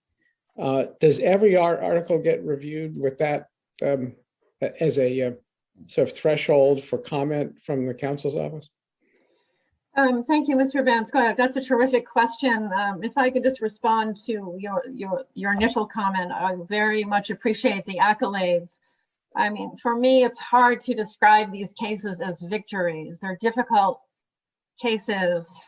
We have a terrific litigation team who did a terrific job. You know, we all learn from these experiences. And I think that what's important to realize is that our legal team did what they needed to defend the town, and they did a great job. Nobody is losing the fact that we need to keep open minds about how the town moves forward. So I guess I just, instead of calling them victories, they're certainly good work on the part of our defense team. But I personally hesitate to call them victories. But thank you anyway for the accolades. They're appreciated. Sure. Well, if nothing else, in the Spiegel case, it provided a lot of people some very interesting reading for days on end. The judge who wrote the opinion had people running to their dictionaries. I agree. That was a purely just decision, in my opinion. And so moving on. So to answer your question, the answer is no, regretfully. I have on occasion asked the moderator to ask petitioners, town meeting members who are petitioners to present their warrant articles before they file them. Sometimes they do and sometimes I don't. I would say at most, it's probably about a 50-50 split. You may have noticed in our fiscal year 22 objectives, one of them is to legally vet warrant articles with perspicacity. That was a new word in my vocabulary. You know, well, tell us what it means. It means to before pay you close use attention. it. It was not my word. It means to pay close attention to something. So we're hoping that we will have the opportunity to review them more carefully. But of course, it requires a petitioner to send them our way. Sometimes petitioners send them to us, sometimes to the moderator, sometimes to both, and sometimes to neither of the above. So it's really petitioner dependent. Thank you. Of course, you know, we as a select board have the right and maybe the duty to ask petitioners if they have vetted their warrant articles through town council, among other things. Well, it's a good question, Chair Green, because a fairly new, one of the things that I participated in recently in an effort to improve community engagement was the League of Women Voters Friday session on writing warrant articles. So I appeared in that with a couple of others. Neil Gordon was participated, and forgotten the other participant. But in any event, there was a speaker there who wrote to me afterward, and he asked me whether there is a degree of whether there are requirements for warrant articles. And I pointed him in the direction of the select board's policy, which was published online. So he was very pleased to see that. And then I saw afterward that it's really just a draft. Yeah, I learned that afterwards too. So this particular individual was very pleased to see that there are guidelines. So yeah, we maybe try. that can be finalized. Yeah. Any other questions? Okay, thank you. As I mentioned, your budget will come up for a vote with warrant article, I think it's 9, at the town meeting. And of course, it'll come up for our vote at a later point when it's presented as a warrant article. Great. Very good. Thank you. Thank you. So next is the CIP. Is that going to be Could I make a suggestion?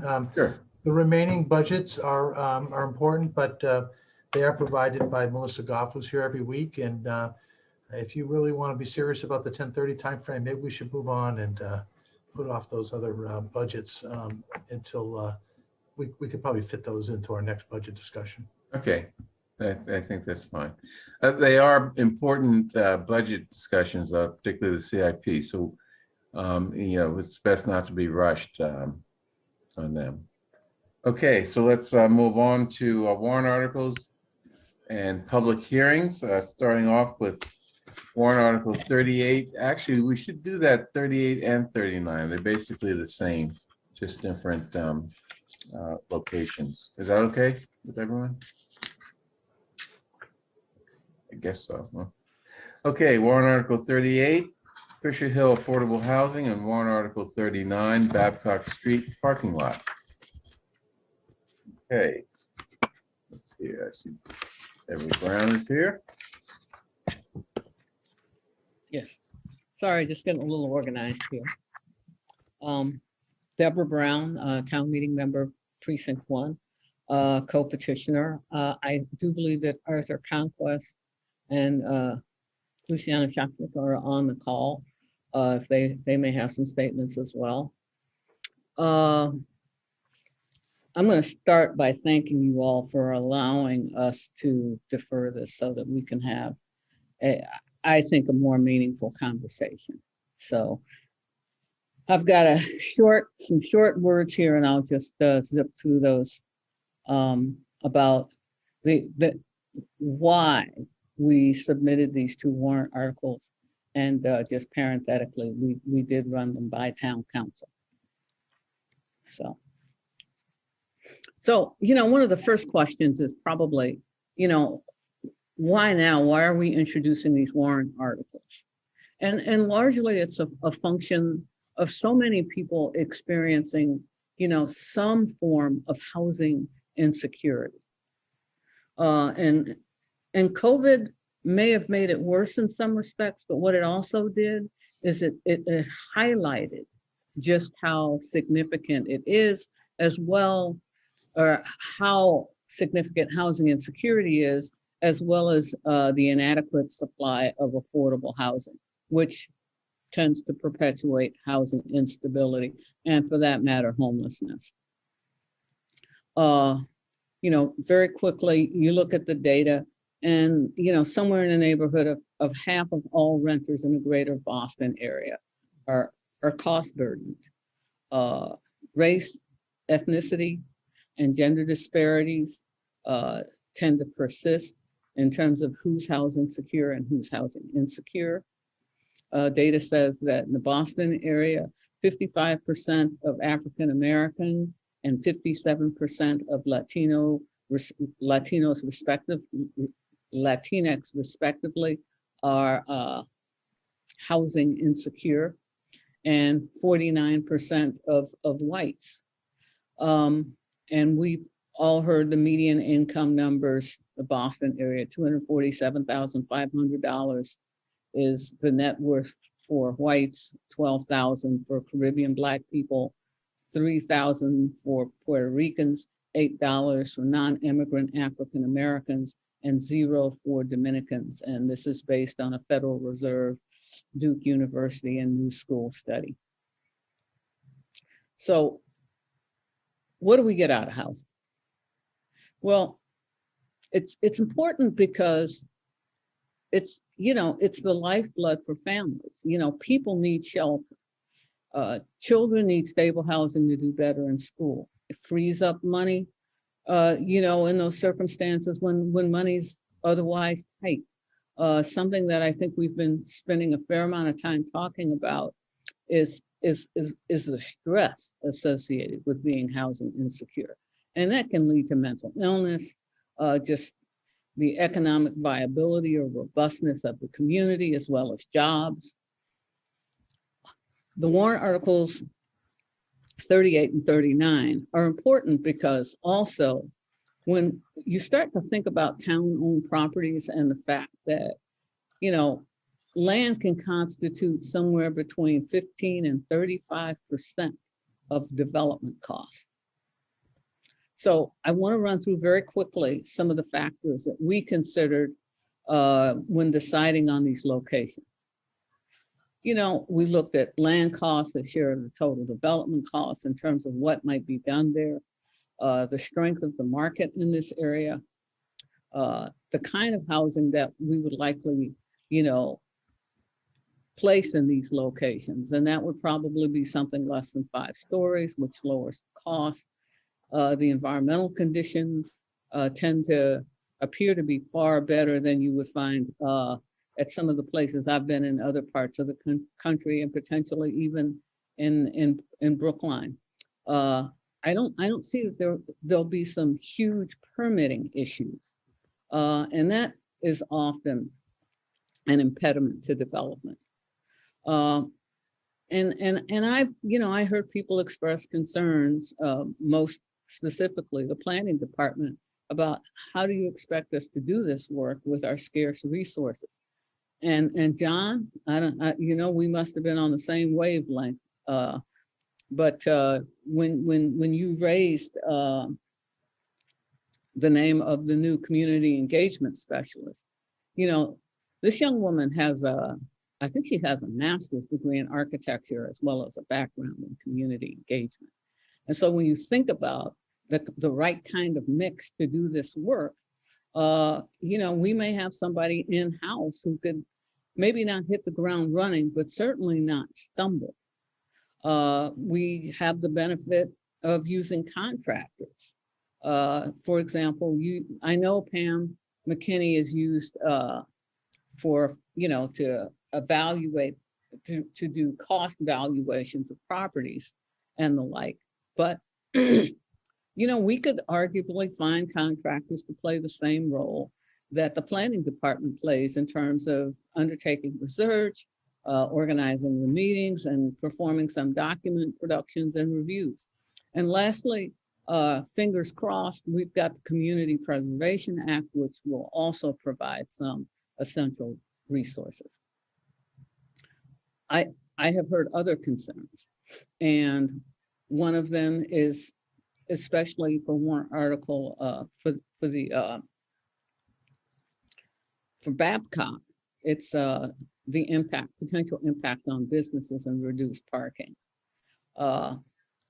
And one of the ones when I was doing my literature search that's most meaningful in development projects is whether it changes the culture of a neighborhood, whether it changes the culture of a neighborhood. And, you know, as we were talking, we felt like, you know, we could develop projects that, you know, that would not. You know, you can't beat the proximity. We feel like, you know, that the community engagement might be efficient, maybe more so than we're used to. And that we heard comments that it's out of order, you know, it's not following, you know, the revised housing production plan and other projects that are in the queue. And what we would say is two things. Remember the benefits that can be accrued as a result of this work. And lastly, what we're proposing is a study. We're proposing a study. So how do we think we could make Babcock and West Campus work? First, you know, by identifying these publicly owned sites, they're accessible. We don't think that the zoning will be a problem. And I think that makes these projects much easier to at least undertake some preliminary, undertake some thoughtful research. There's an opportunity here to invest public resources in preparing public sites for development, and that's what we're doing here. There's some real opportunities here for citizen education and engagement. And we can, you know, just hone, you know, clear set of criteria to drive the process. And again, these sites are uniquely situated, and they've been through processes so that, you know, there may not be the same kind of lift. At least Babcock would allow for co-locating affordable housing with actually both with potentially new public facilities. I know the fire department is planning to perhaps get a new facility. You have 60 seconds. Beg your pardon? You have 60 seconds. Hey, deal. There are opportunities to share infrastructure with both these projects. And these projects really could promote development. Other issues that we looked at was that if we allowed this project to lapse into a queue, it could be several years before a study is even created. And that really puts affordable housing for families behind the 8 ball, I would argue. Interest rates are low, and that makes, you know, the whole process less expensive. Market rate development is continuing in these areas, and in some weird ways, it could squeeze out affordable housing development. There's a racial and an economic equity lens that you need to consider this warrant article through. And lastly, there's a whole issue of reducing our environmental footprint. There's many more opportunities to leverage sustainability if you have provided some significant financial resources versus if you haven't done any. And communities that I looked at were Seattle, Washington, D.C., St. Paul, Minnesota, San Francisco, and Boston. They've all undergone similar studies and reuse projects, the types of which we're discussing here. Okay, So thank you. So any questions from the select board? I guess I'd like to ask one question. It seems to me that we as a select board would have to rescind our commitment to the community to have a comprehensive planning process for the use of the ultimate use of the Newberry site. How is your proposal, warrant Article 38, aligned with that commitment that we made to the community? Well, a couple things. The commitment was made almost, what, 9 months ago, 10 months ago? And nothing has happened in terms of teeing up a study group. The other piece of this, which I'm totally supportive of, is that I don't think one necessarily precludes the other. I think there's a way that we can actually run these on parallel tracks, because what we're talking about here is a study. We're talking about a study, and we're talking about trying to do it as efficiently as possible. But I don't think it precludes community engagement at all. In fact, it may not be the kind of drawn out community engagement that we do in this town, but having done a fair amount across the country, I mean, I've seen robust community engagement, happen over a matter of months. But what it requires you to do is to saturate the town with information. It also means that your community engagement just isn't about the neighbors, but that it has to be town-wide. So I hear your concern, Bernard, but I don't think that they're mutually exclusive. I think that we can do both. Any other questions? Raul? Sure. Just building off of that, I'm somewhat inclined to agree with Bernard on this. I'd be more inclined to agree with him if I had a sense of when that process is going to begin. And I don't think that's something that I know just yet. And I don't know if Mel, you have a sense of that, or someone else might. Well, and this is related to Fisher Hill. We just purchased the property. Well, I'm asking a question. It's fine. No, that's cool. Nancy, did you have your hand up? Well, no, I was looking for an answer though. I have a little bit of information about that. Okay, great. I thought Nancy had the answer. Which is that Allison tells me that that she is planning to have Kara lead that effort, and that she hopes that it will be done. I'm not sure. I mean, right now that part is up in the air, and she wants to do a little more staff work first, but she has been planning to get it underway. We just purchased it in November. We reiterated the commitment to the long-term planning process, which Bernard was talking about. So it hasn't, yes, we talked about it 9 months ago, but we also talked about it as recently as November, and we made that commitment to the voters. So I believe we need to follow through with that. So here's how I heard the order would work. I heard first we would complete the Lower Boylston. Then we would undertake the Chestnut Hill West study, which is supposed to commence later this year. Then it would fall in after the housing production plan, which is to conclude 1 year after commencing, which best case is in the spring of 2022.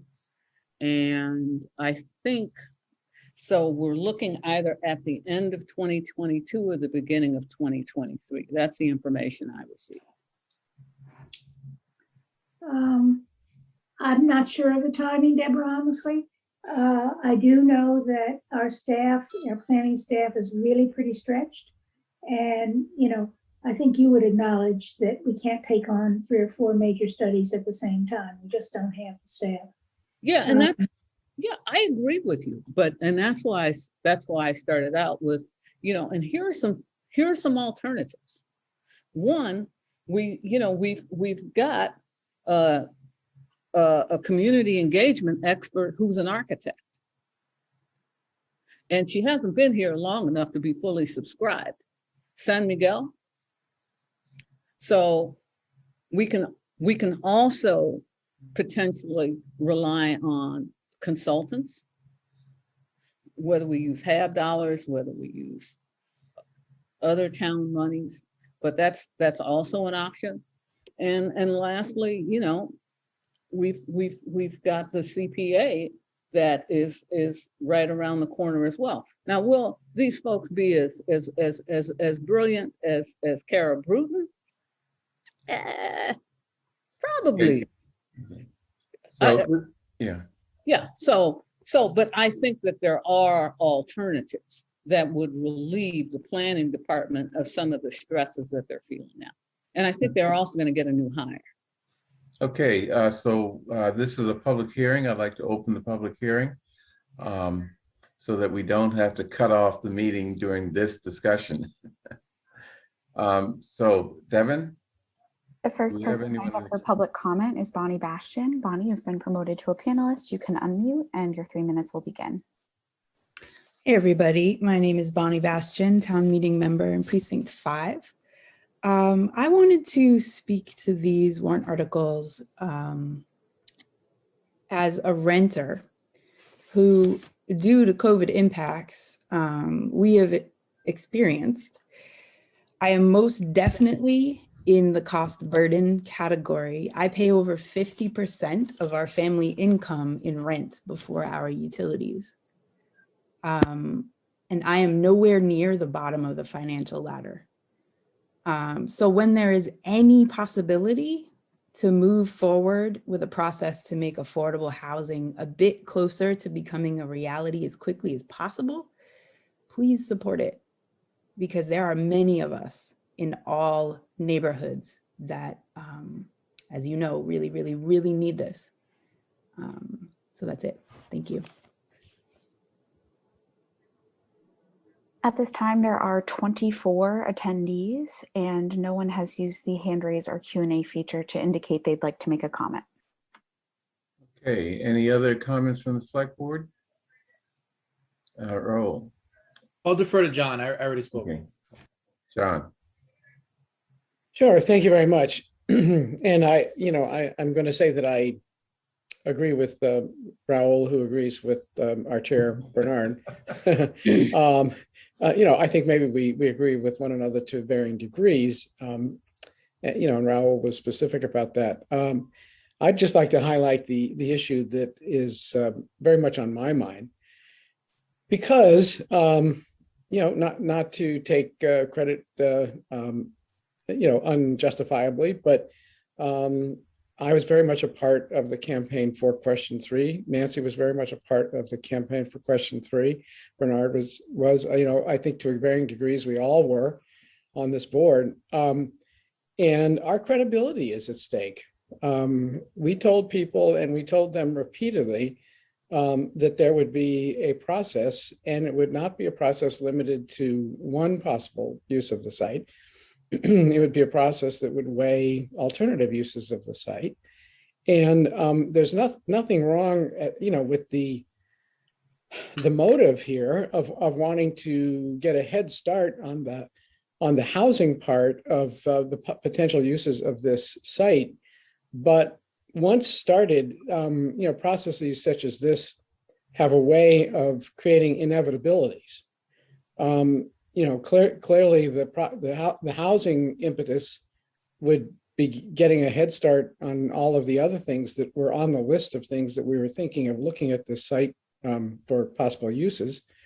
And it would sort of beg the question at the end, having put the time in to study uses of the site for housing, how can we say no at the end? And maybe we shouldn't say no at the end. But I do want to honor the commitment we made to voters when we asked them to vote yes on question 3, which was not limited to looking at the site just for housing. It was very clear that it was to look at the site for several other uses in addition to housing. And I think we should proceed accordingly because it's a commitment we made to voters. Simple as that. Raul? Sure. Yeah, I'll just say on the Fisher Hill one, and I get, by the way, I mean, one of the issues I think from the earlier study that, and it was sort of this feasibility study, and I think a big mistake was it was decided that we would look at whether or not a pool would make sense up at Fisher Hill, but didn't look at whether or not affordable housing would. I mean, that's just terrible. I mean, talk about sending the wrong message to the community. And I think that's why we see something like this. I do, however, think that it makes sense to for this board to ensure and give confidence that that affordable housing will absolutely be part of the process moving forward. I believe it will. Moving forward in looking at the Fisher Hill area, and we need to know exactly what might work there before we make any decisions about what should go there, and that affordable housing needs to be part of that. On Babcock Street, I'm actually, the Small Business Development Committee has been talking a lot about parking in that area, and there is strong and growing support to revisit past plans that the economic development team and the planning department had worked on about the Center Street lot. That's the lot right behind the Coolidge Corner Theater and CVS and the old Gap and everything else. And really re-envisioning what parking looks like back there, but also potentially what public space looks like back there, instead of one long single story deck of parking, to potentially have a parking deck back there and be able to actually start to activate the rest of that space there in a way that really benefits the public and draws people to the area. If we're able to do that effectively, I think that does, it doesn't mean we don't need the Babcock lot anymore necessarily, but it does provide us a little bit more flexibility in terms of saying, well, we've got now enough room to take cars off the street and off of that area and that neighborhood, and be able to put them in a place where it makes more sense, and then be able to use that lot in a way that, again, makes a whole lot more sense than just having, I don't know how many spots are there, 40 or so spots, maybe even less, than what's happening at Babcock right now. So there's just a lot of moving parts right now. There's a housing production plan. There's just so much. And so, I think I'm of the mind that adding more studies at this time, when we have so many studies going on right now, I don't think makes a lot of sense to me. I mean, I know we're not voting on it tonight, so maybe I've got more time to think about it and be convinced otherwise. But that's just where I am right now, and I think that we should, make sure that in each and every one of these projects, we're committing to exploring housing and affordability as part of it. Yes, Nancy. I do agree with you, Raul, that we had made a commitment, and agree with John and Bernard about this as well, that we made a commitment to a process. Let me just say that affordable housing was always in the mix in that commitment. And we included a pool because that was a commitment that the town meeting members, as you will recall, voted positively on a request by some town meeting members in, I believe it was 14, 15, and 16. Perhaps there were some town meeting members from other parts of town as well, who brought a warrant article or a resolution about it, and it was passed positively. So I think we have an obligation to look at that because town meeting requested that we do so. So that's why that's in there. And there are other projects or possibilities, if you will, that are listed there because they're either in the strategic asset plan or they've been requested in some other way by town meeting or in another process. So we tried to be inclusive and cover all the bases, and affordable housing was always in the mix. John? I just want to add, it's amazing we've had this much discussion so far, and no one's mentioned educational uses in schools. At least I don't think they have. Yeah. And that was very much, if anything, was the impetus for the purchase of Newbury more than anything else.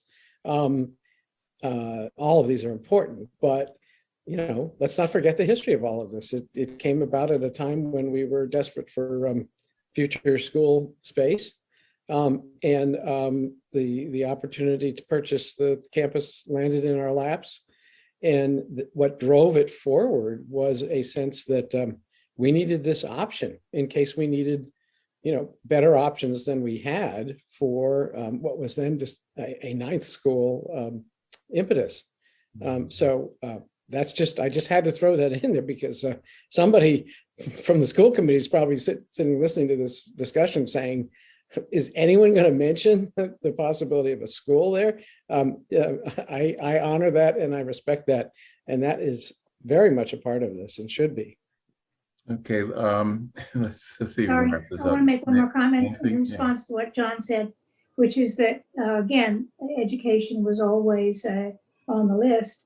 I have, during COVID, COVID hit us and it's been a little bit more difficult to find short-term uses because we're not allowed to be indoors in any kind of large number of people. But we did, the school, some of the school personnel and school committee members have looked at the space to see whether we could figure out how to use it on a short-term basis. And we weren't able to come up with an answer for the time being. So we're, but schools were always in the mix as well. I wasn't excluding them. I just hadn't mentioned the whole list. Okay, so seeing no other questions, why don't we, Heather. We've been on this for about a half hour. And That's why I called you. Oh, my apologies. Sorry, guys. But I will just say this, I've chaired the Kent Street Affordable Senior Housing Project. It's one of my favorite memories that I will take with me when I do eventually leave the board. That being said, though, it's hard. It was, I had at least 5 neighbors attend every single meeting, and they were very interested in what was going to be built right next to them. So, that was, I've been on the board 4-ish years now. The process takes a long time. I know a lot more than I did then. I think we were a little too optimistic about the resolution that created the study committee. I can tell you that the differential in money that we need to come up with for the subsidy has basically made this project almost unbuildable. So it's never as straightforward as you think. And for as many people as there are that support affordable housing, there was one woman who showed up and basically equated senior affordable housing to the city dump. Well, there are more credible opposition or opponents to affordable housing of certain types than that. But at any rate, do you have one other thing to say, Deborah? Yeah, just make it quick because we have to move on. All right, 3 things. Thank you for hearing me out. The needs are real. I do think that we can undertake a robust study that is largely focused on affordable housing, because all of the other studies are not going to get us nearly as close to being ready to even say boo to housing as what we're talking about here. Okay. And people need a place to live in this town. Yeah. Okay. So yeah. Okay. I'd like to close the public hearing. I don't think I did it before, so I'm doing it now. And let's move on to the next item, which is Indigenous Peoples' Land Acknowledgement at Town Meeting. Who do we have to speak on that? Is it Carol Helsley?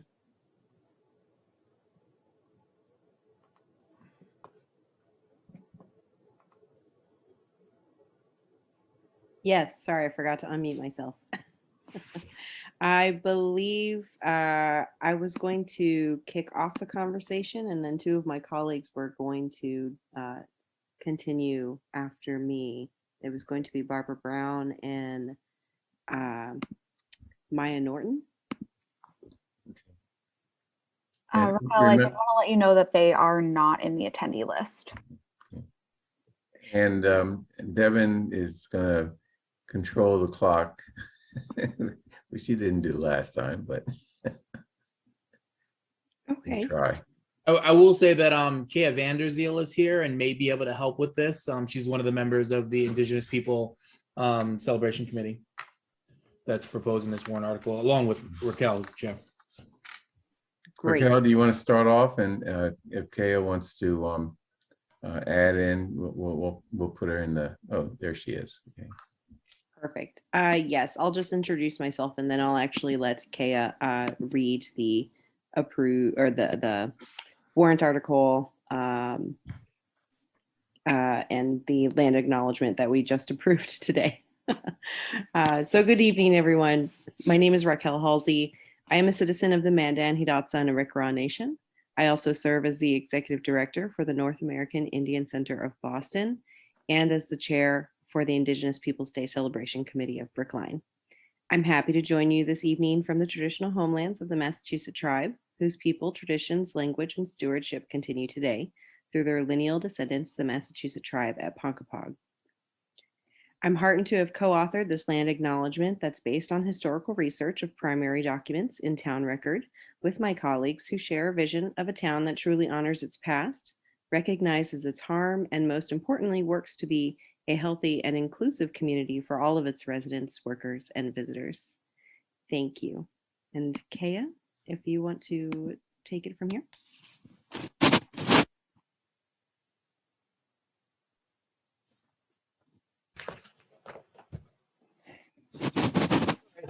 Need to get myself organized here. So this iteration of the land acknowledgement, which we would like to present at town meeting after the singing of the national anthem, therefore after town meeting has been open because there's a quorum present, was just okayed this afternoon. It's a process to write these things with open meeting laws, etc. So let me just read that to you, and you should have received it along with some of the references that we used to for the explanation and for this. Yeah, I believe it's in our packet. Yeah, it just came, I'm sure, because we just voted on it at 3:15 this afternoon. Okay, maybe it's not in our packet. Well, I don't know how your packets work. Well. Oh, Maya is here, so she can take it if we can get her on. She had really wanted to be part of this, and she's the lead petitioner on it, even though the committee is part of this. Are you going to start? Okay. Great. I will mute myself. Excuse me, I was presenting to the AC. Can someone just catch me up to where we are, please? We just started. You just started, and Raquel is here. Raquel has given her comments, and so you're next if you feel ready. Otherwise, I will do it. I am ready. Good timing. Okay, so as Kea has probably and Raquel have probably told you, Raquel did her introduction, and next I would like to read the land acknowledgement itself. Just a quick hello to everyone who's watching. My name is Maya Norton. I'm a member of the committee. I use she, her pronouns. Here is the land acknowledgement that we approved today. As we gather today as town meeting members, let us take a moment to acknowledge the history of this land we call Brookline. This is the unceded land of the Massachusetts people whose traditions, language, and stewardship continue today through their lineal descendants, the Massachusetts tribe of Ponkapog. Today we are living on land that was taken by force. By 1641, the colonists in Brookline had allocated to themselves almost all land that had been inhabited by Indigenous people. Land was not the only form of theft that occurred. Lives were stolen. Historical records state that in 1675, during King Philip's War, 7 Indigenous men were sold into slavery in the Caribbean by residents of the area we now call Brookline. The 7 men represent part of the early slave trade. Slavery in Brookline continued and grew, but soon those enslaved were African or of African descent.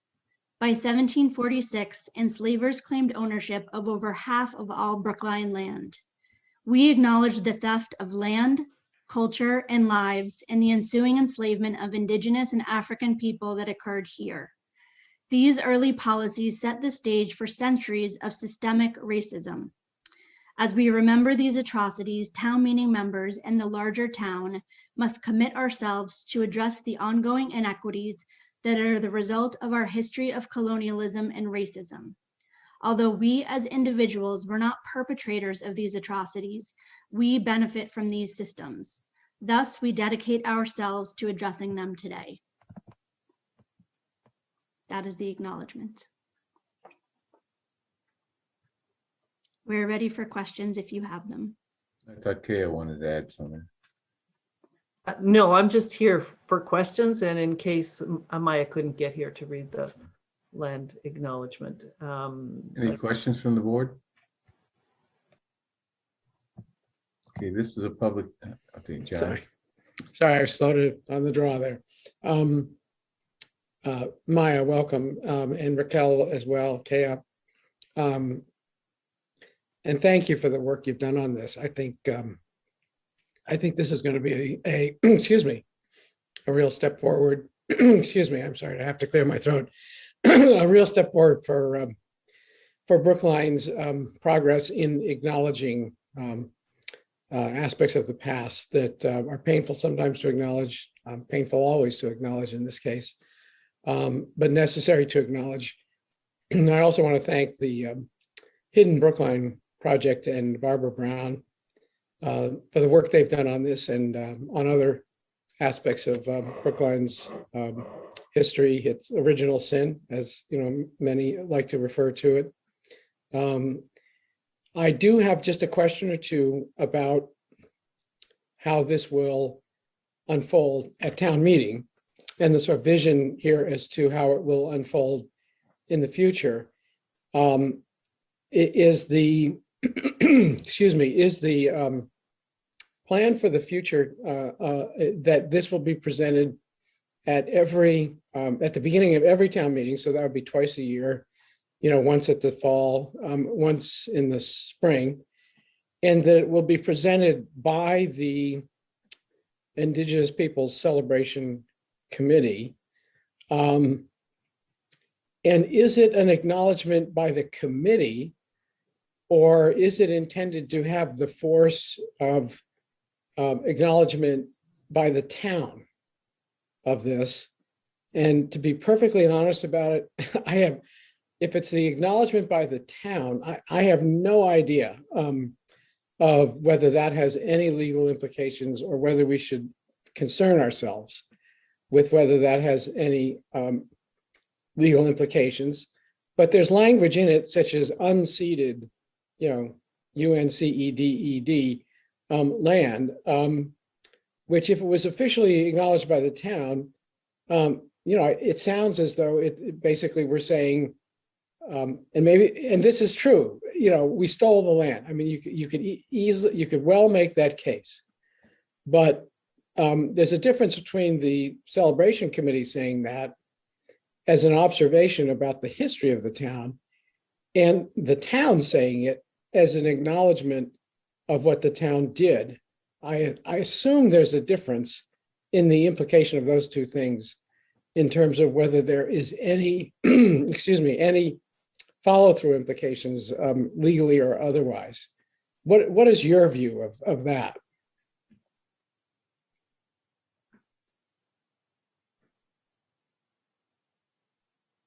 I can say, John, that this question has come to us before, and we think that the recommendation that the town council looks at it is within the scope of what you might want to do. So, John, I thank you for that comment, but I kind of don't understand. I mean, it's not something that the town did. It's that individuals who lived in this area before it was even a town did. And it's just a recognition of that history, as opposed to saying, you know, pointing a finger and saying, who did this?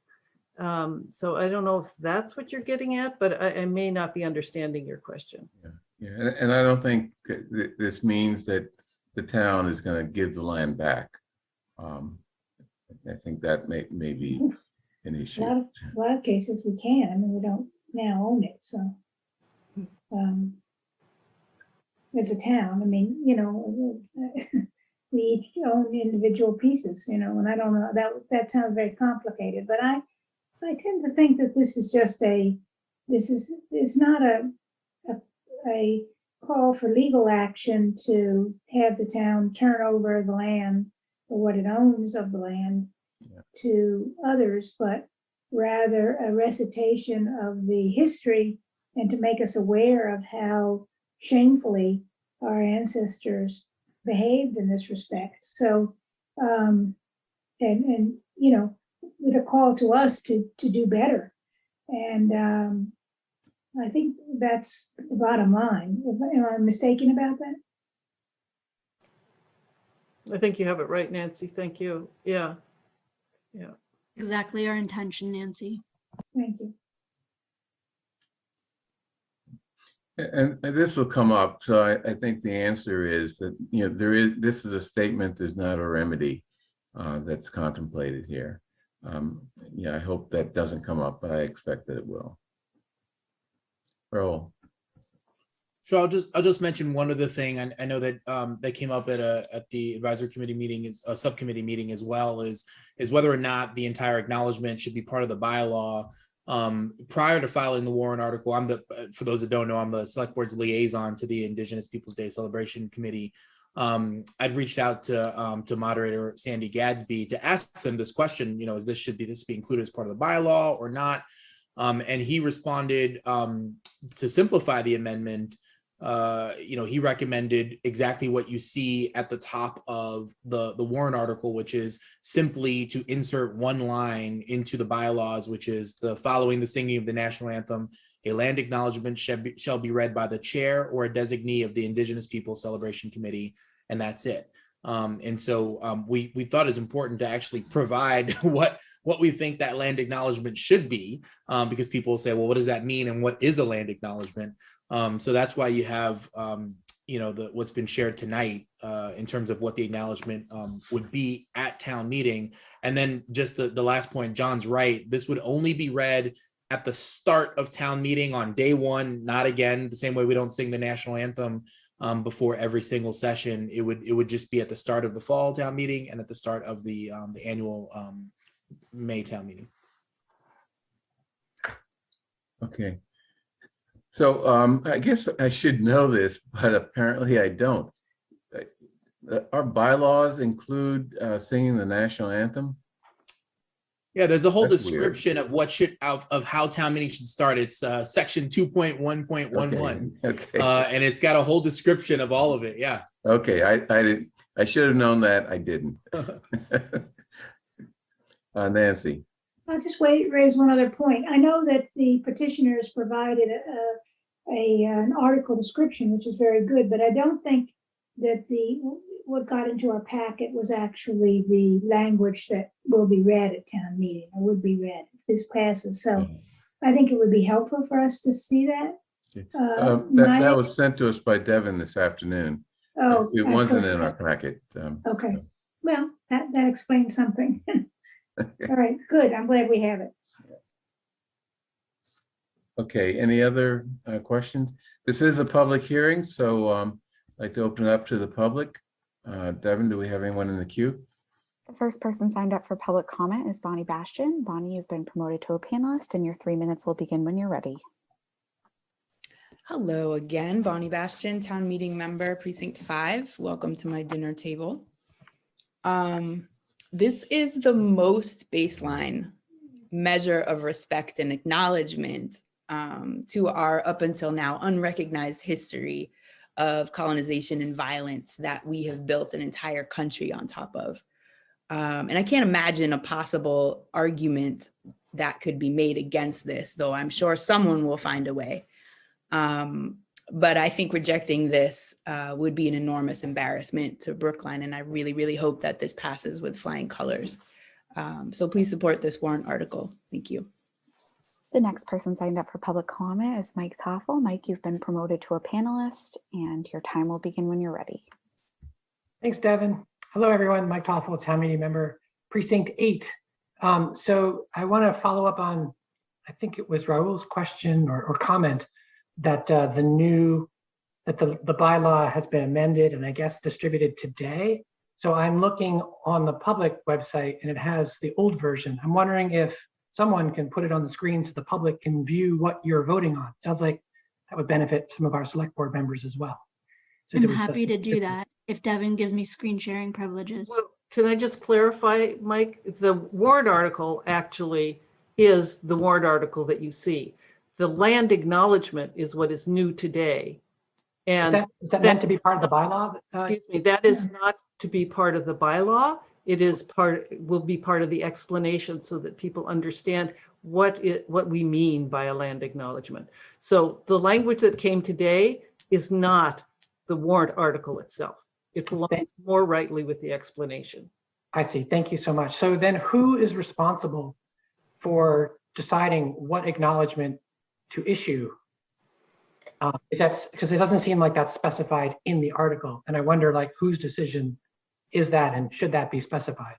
Well, the warrant article says the acknowledgement of the history of Indigenous people in Brookline shall be read by the chair or a designee of the Indigenous Peoples Celebration Committee. So yes, it does not say who will write it, but the intention, I think, is that it will be written by whoever has to read it. I mean, whoever has to read it needs to agree to what they're reading. And it should more likely than not come from the Indigenous Peoples Day Committee. So it should be, so technically it doesn't say who should write it. It just says who should read it. I know, I understand it doesn't say that. It says who should read it. Okay, I think my question, I wish it were a little clearer because I think town meeting would benefit from knowing who's responsible for writing it. I like that. Thank you for pointing out it says who's responsible for reading it. I don't think I'm not speaking against it by any stretch. I just would love it to be, maybe I'm making too much, but I wanted to just raise the point that it's slightly. No, it's a valid point because over time, the drafting of this will change, or the text of this will change. And it should be clear who is authorized to revise the article in addition to who is authorized to read it. Right, I agree. I don't know if that's an amendment that can be made. I guess more, I was trying to get from the petitioners their sense of how they want this governed, because I'm certainly not eager to issue an amendment, but I just wanted to understand your intent to make sure that your intent is in fact realized. I would just add that, well, again, it wouldn't make sense to amend anything in what the board or town meeting is voting on. Otherwise, we end up with a paragraph or so about how this happens. But it would make sense to clarify that, I think, in the description. And so that's something that can be done. And that I agree with Mike. Maybe we can say, the way that we contemplate that the chair would work with the committee to regularly revisit the land acknowledgement and ensure that it continues to, I don't know, meet the needs of modern times, assuming, folks are looking at this 5, 10, 15, 20 years from now, to make sure that it has all of the, someone brought up in our meeting earlier that while, sometimes we have a sense of, that we know everything about what happened in the past, details come to light that because their investment in resources of researching parts of our history that hadn't been really researched before. So even the historical pieces, there's an opportunity to improve upon there. So I think what Mike's saying makes sense, and that can be done in the description. Thank you, everyone. Okay, any further comments from the public? At this time, there are 28 attendees, and no one has used the Q&A or hand raise feature to indicate they'd like to make a comment. Okay, so I'd like to close the hearing. I guess one last comment. I think this is a good warrant article. There is no remedy, and I think it's a way of sort of illustrating to people that there's probably no country on this earth that hasn't been created through theft and violence. Maybe there's some, but I can't think of any offhand. But it's important for people to know history and origin of things. Any further discussion? Okay, thank you. And they'll come up for a vote at a later meeting. So next we have warrant articles 14, 15, and 16. Warrant article 17 was originally scheduled, but the petitioner is unable to make it. So what I'd like to do is to take up 14, 15, and 16 and schedule 17 for a later meeting, and then have our vote on all 4 of the articles, plus what I think is called Plan B, which Paul Warren will talk to us about. Have our vote on all the articles at a subsequent meeting after we've heard from the petitioner for warrant article 17. But in other words, vote them all together, so, or at one time. Whatever. So I see Paul Warren is here. Let's see. Okay, you're muted if you're trying to talk. No, I haven't even opened my mouth yet, Bernard, which is a weird thing, actually. Good evening, Paul Warren, member of the advisory committee and also a member of the moderators committee on short-term rentals. I am here with Paula Friedman, who is the chair. I would like to share my screen. I did send to Devin a PDF version of these slides. Hopefully you had a chance to review them. If not, you'll get to hear them in live right now. I'm going to switch here, and I'm going to try to do this really quick. So I know you guys have been working hard tonight. So this is the short-term rental regulations is being proposed through Articles 14 through 17, and I will comment briefly on them all. If you remember, a little bit of background here very quickly. November 2020 town meeting referred Articles 9, 10, and 11 to a moderators committee. These were the former original short-term rental articles. The moderators committee submitted amended Articles 14, 15, and 16 is what we're talking about tonight. Article 17 was filed by co-petitioners Roberts and Coffey. I think, Bernard, you mentioned they are not here this evening. And that article amends Article 15. I'll speak briefly to that. There's also an important contingent motion, as Bernard referenced, Plan B. Hopefully we don't need Plan B, but there is a Plan B just in case, and I will talk to you briefly about that.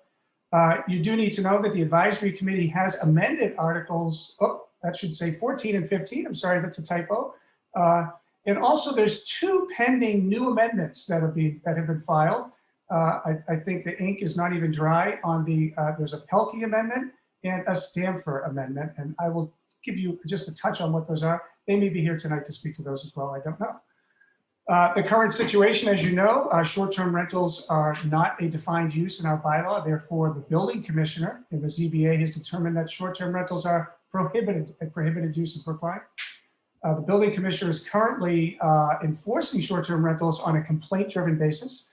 And there is a pending lawsuit. This is important. It's a pending lawsuit challenging the building commissioners in ZBA's determination that our zoning bylaws do not allow for operation of short-term rentals in Brookline. So that challenge is really critical in the reason why we have a Plan B.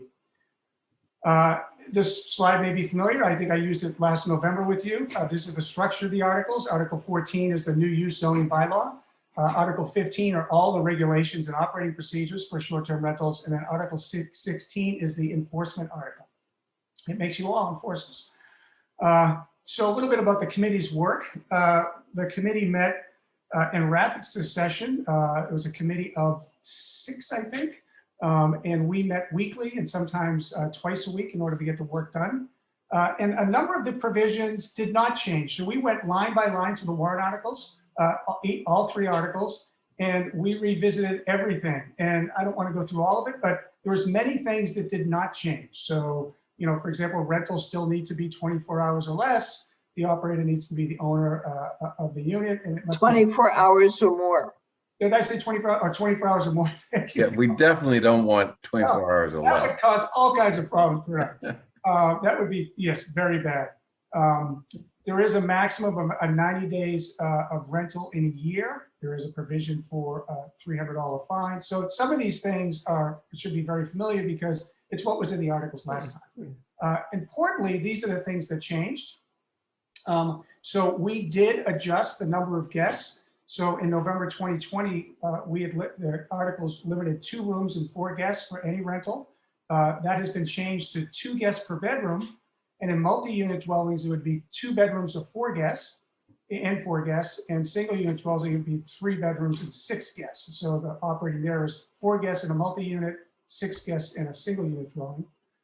In condominiums, if you remember, we had required certification by the condo association, the board, but we also had this provision for 4 units of less. You had to get everybody to agree with.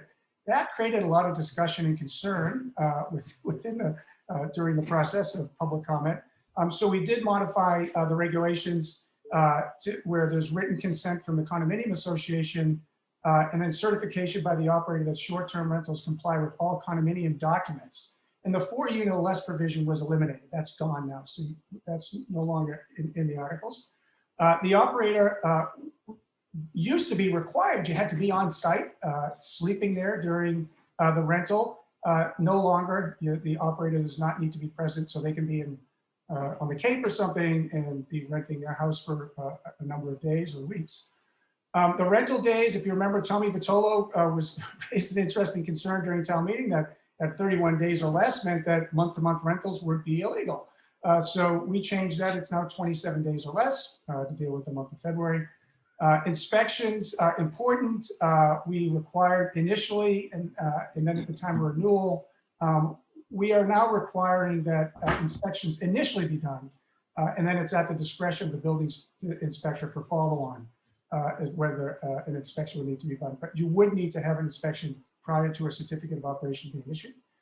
Commercial uses, we said commercial uses in meetings were prohibited. We've now changed that to just commercial uses. So if 3 people were traveling together for business, they could have a beer in the backyard around the table and have a conversation about work, and they wouldn't be breaking the law.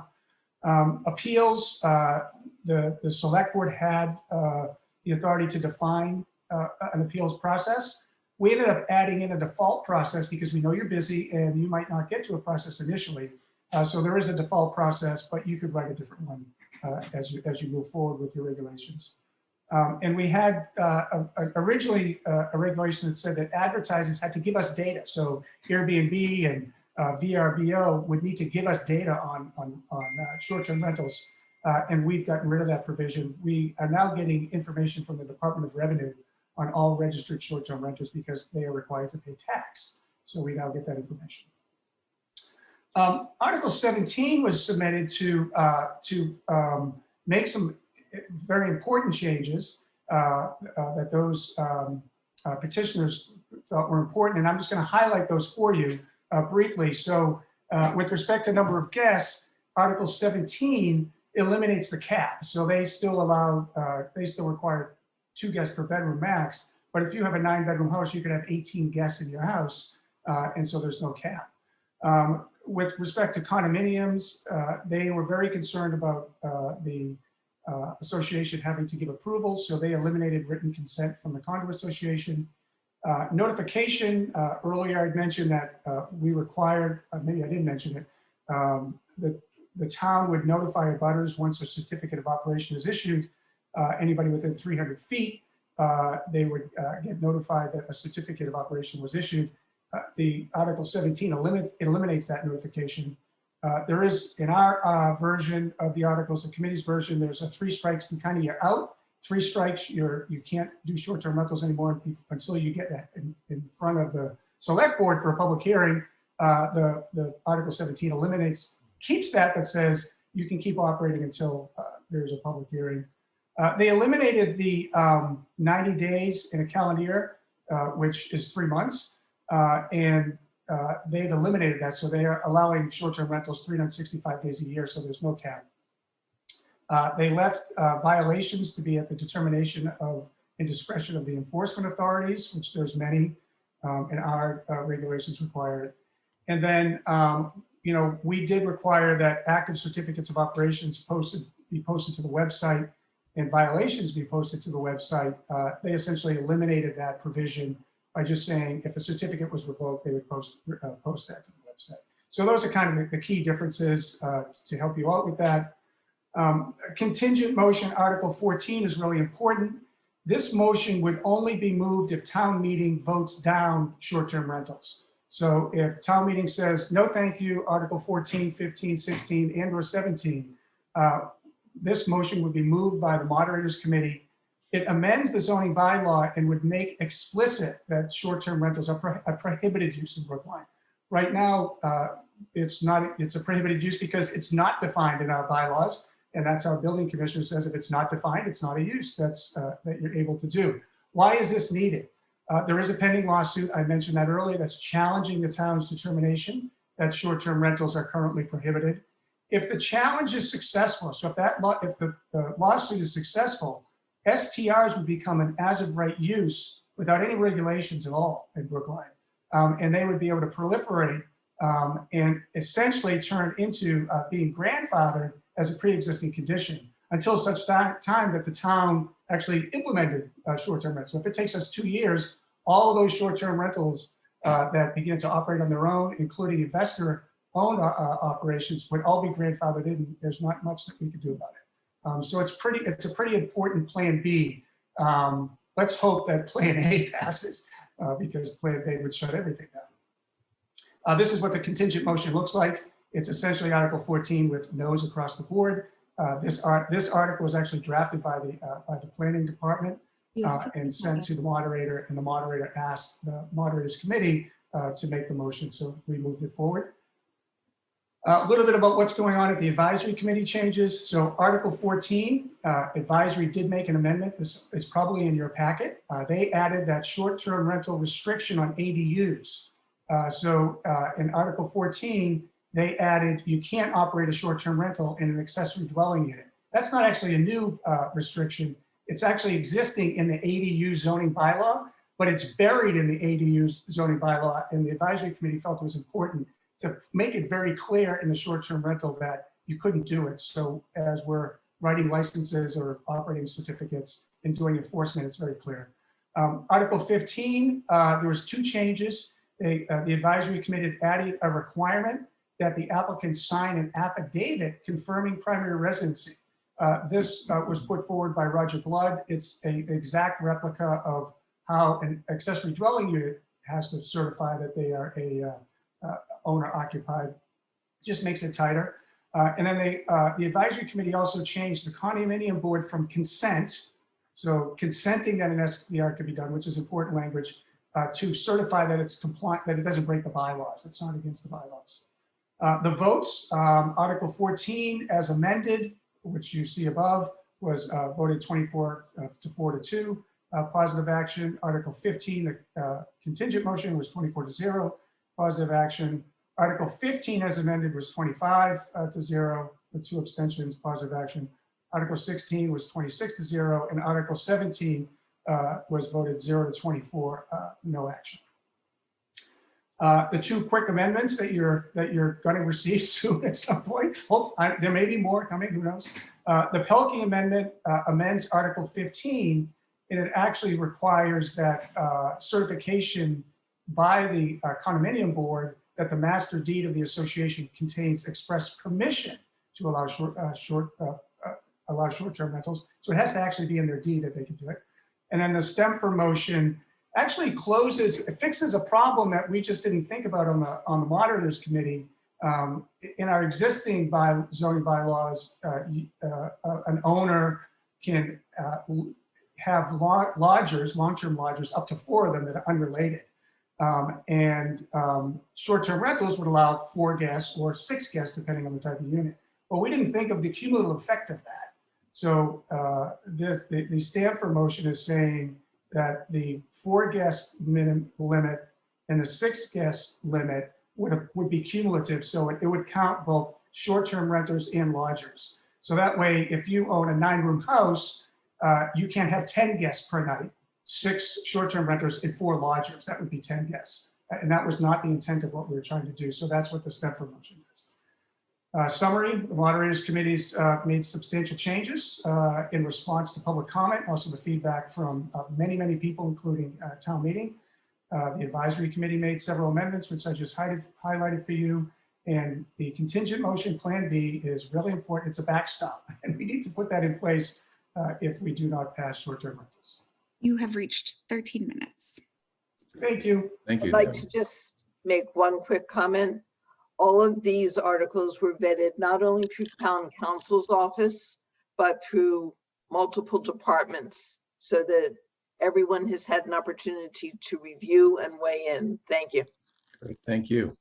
Now, with respect to the contingent motion, that is not something that the select board will be voting on when it comes time to vote, I take it. No, right? Bernard, what I would suggest you do is that I think the select board should take a position on the contingent motion. Not, you wouldn't say the contingent motion is what should be put forward instead of Article 14, but you should have an opinion that if Article 14, the main motion, Article 14 fails, and now there's no short-term rental regulations at all, the select board should have an opinion on whether a contingent motion Article 14 should be moved positive action if we don't have any regulations. I think that's really important. The advisory committee's taken a position on it.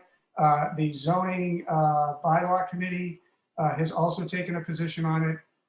This is really important. I think we need to get a voice on it. Okay, just raise the question. Okay. I was at that zoning bylaw committee meeting. All right, you were hosting. Should have remembered it. But, okay, any questions from the board? Nancy? How can you see me with this chart in the way? Oh, hi, Nancy. Oh, do you want me to take, I can stop sharing. Here we go. So we just need to hear you. Oh, okay. So I have a question for Paul and maybe for Paula. So you're allowing 2 guests per bedroom. And I'm wondering whether you've thought about the issue of children. It's come up, Nancy. I'm thinking of an instance where a couple who has a newborn, relatively newborn, travels and wants to only rent a 1-bedroom. It seems to me that that's very appropriate, and that they should be allowed to do that. Even if the child is a little older. I know that my son and daughter-in-law and their daughter travel, and they often only get 1 bedroom, you know, as a matter of, and she's 8 or 9, she's 9 now.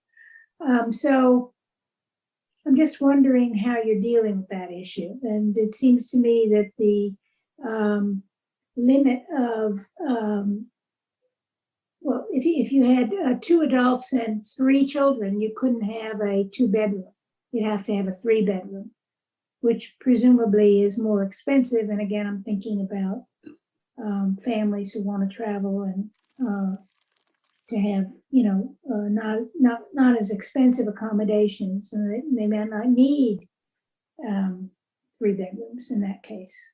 So, and just take a quick response, and Paul, you can certainly weigh in. This question came up, I think, at the zoning bylaw committee, but at one of the hearings that we had, especially about an infant, Nancy.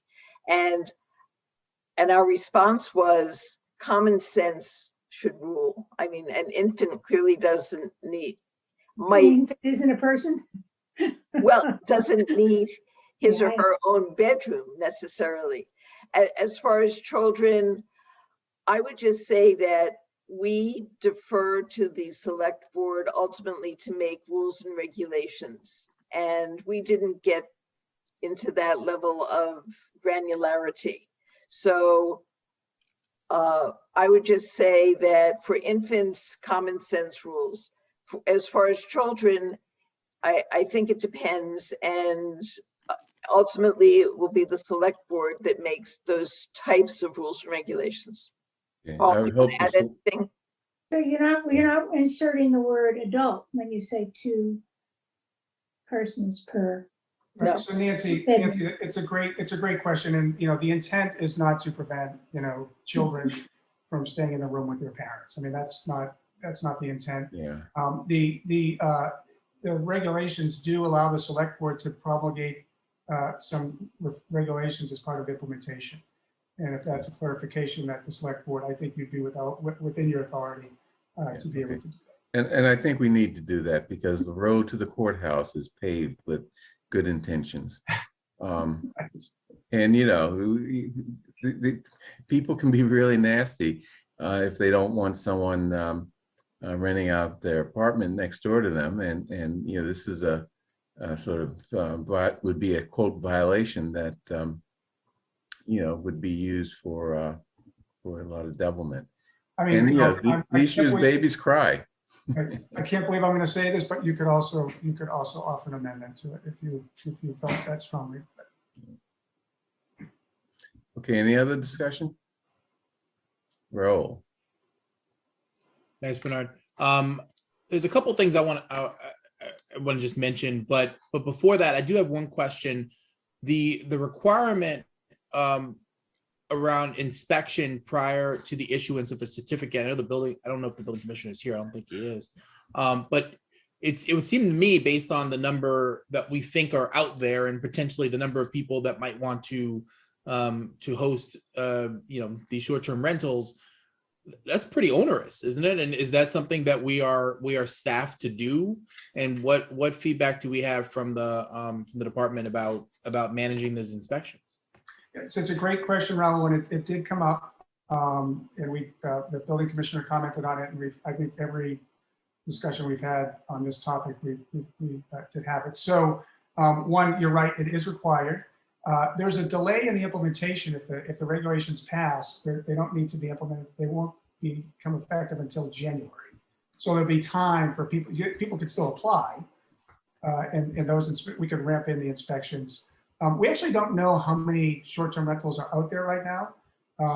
Based on the Department of Revenue data, there's quite a few that are investor-owned short-term rentals, which take housing, long-term housing off the market. So we're hoping that housing is going to come back on and make it available. So we don't know exactly how many are going to come on. Could it potentially delay once we're fully ramped up and people are applying? Could it potentially delay it? Possibly. We just funded in November, I think it was November, an additional building inspector specifically for short-term rentals. And I believe the building commissioner is hired or is hiring that person. You would know because you probably would have to approve it. I will say that Newton does the same thing. This is a safety issue. One of the arguments for putting short-term rental regulations in place was because we want to make sure that guests and operators are safe.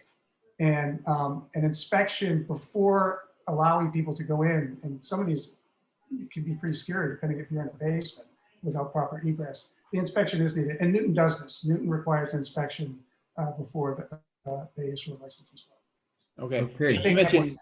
You mentioned Newton. I guess my question is part of my question also is this common? What is Cambridge doing? What is Boston doing? Or are we just going by what Newton's doing? No, so we didn't. No, we did look at surrounding municipalities. So, for example, as I said, Newton requires the inspection. In fact, I think Newton also lists all the short-term rental violations. Cambridge requires a condominium association.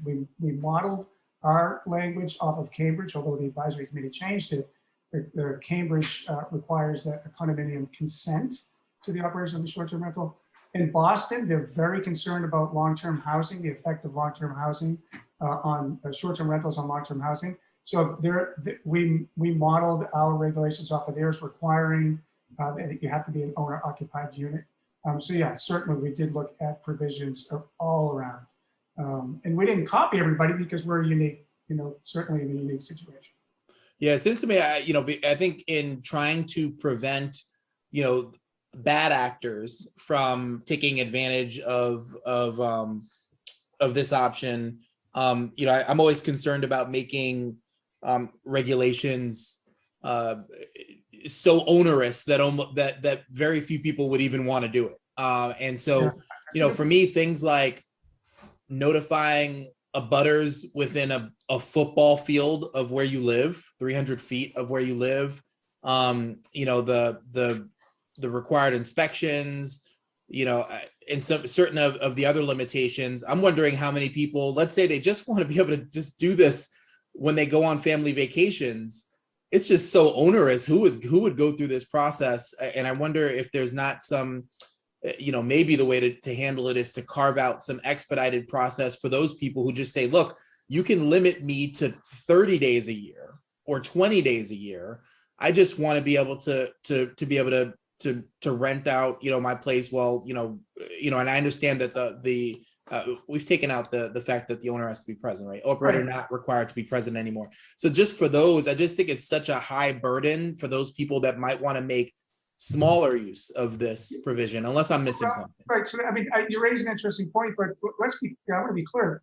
Applying to become a short-term rental operator is not onerous, right? I mean, you fill out a form if you're in a condominium, you get the certification that you need, or a testament, and you get an inspection, and now you're operating. So, I mean, all the other stuff is regulations around enforcement. And frankly, the reason why they seem restrictive right now is because we're listening to staff, and the building commissioner said, let's go slow on this. Don't open up the floodgates until we know what we're going to get ourselves into. And so literally this is a go careful start. But these regulations can be easily amended. And the things that people would want to amend are the number of days in the year. So right now the regulations say 90.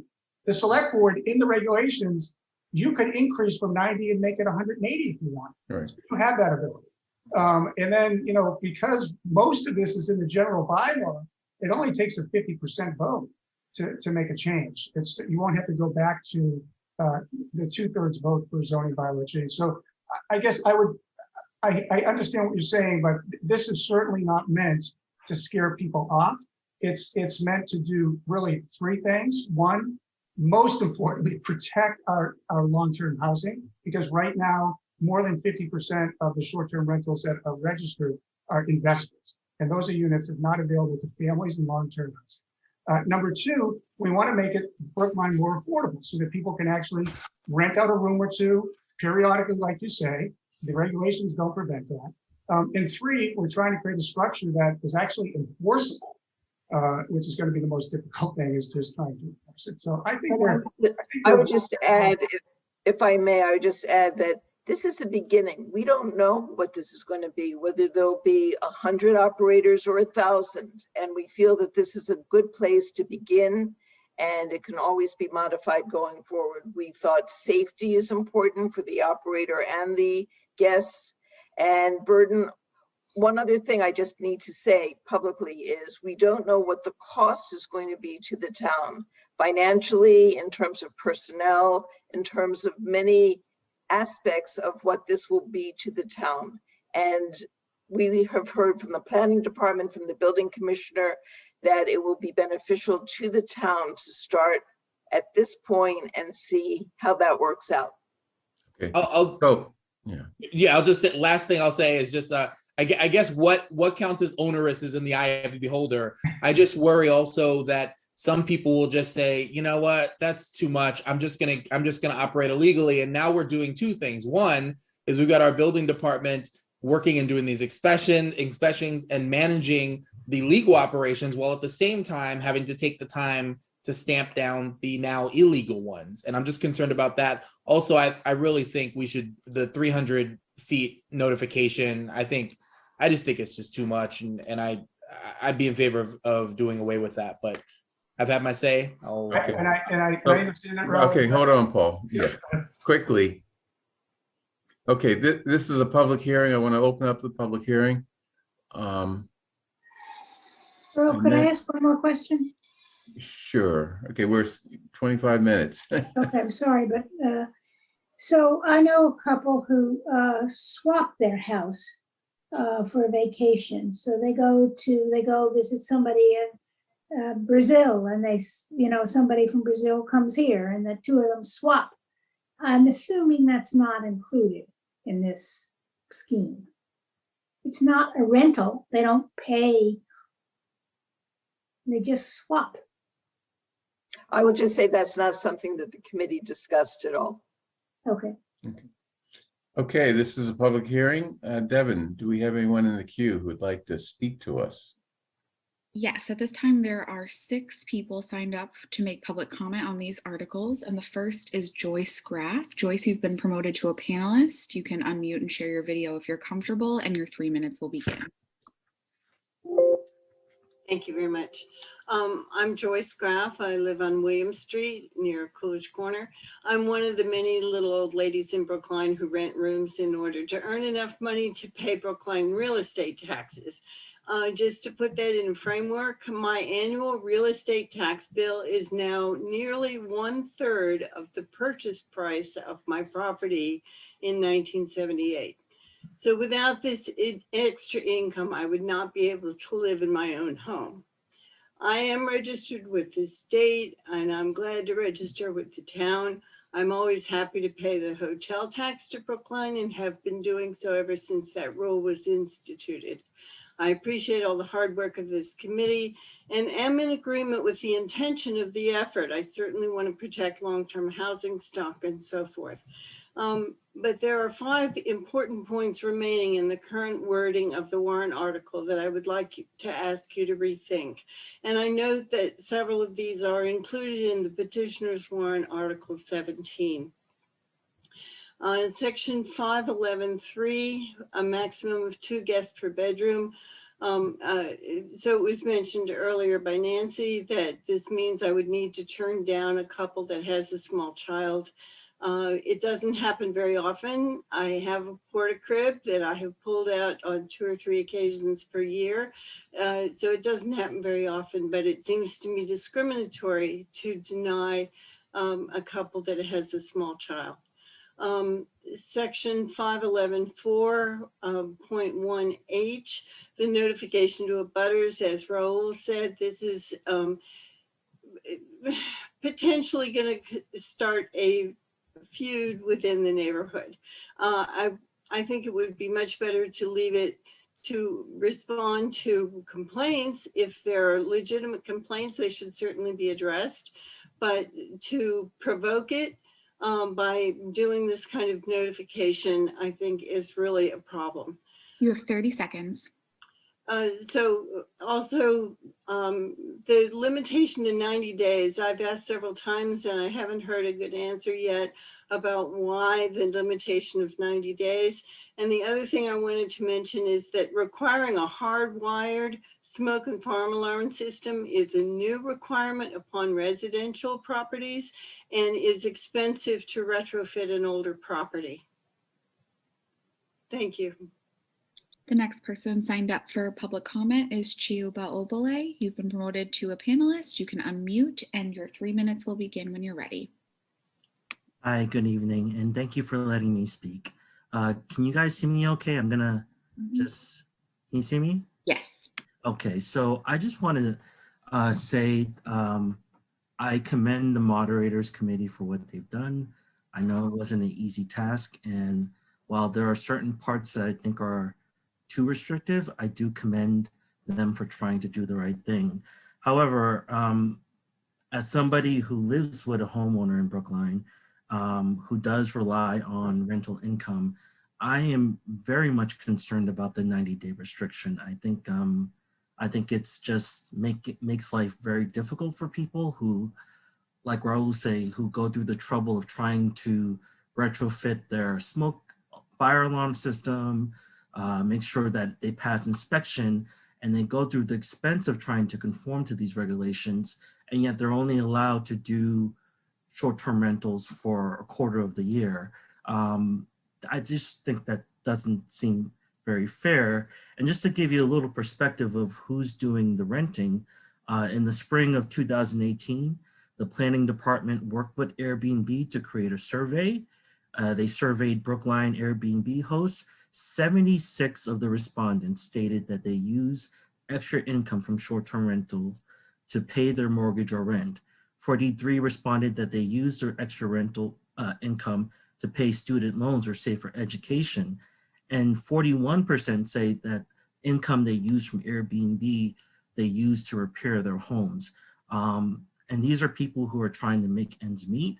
I really think it would be very beneficial for these people to be able to do it for at least half of the year, for 180 days.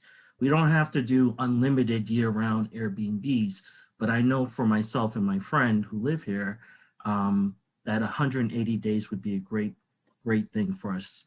And I hope you guys would consider amending this specific provision so that it's 180 days instead of 90, because I really think that it would be beneficial for people trying to make ends meet. The last point, I'd like to ask a question, if that's okay. Is there a way we can see the amendments that have been filed by Linda Polke and the other person? Is there a website I can go for that, or?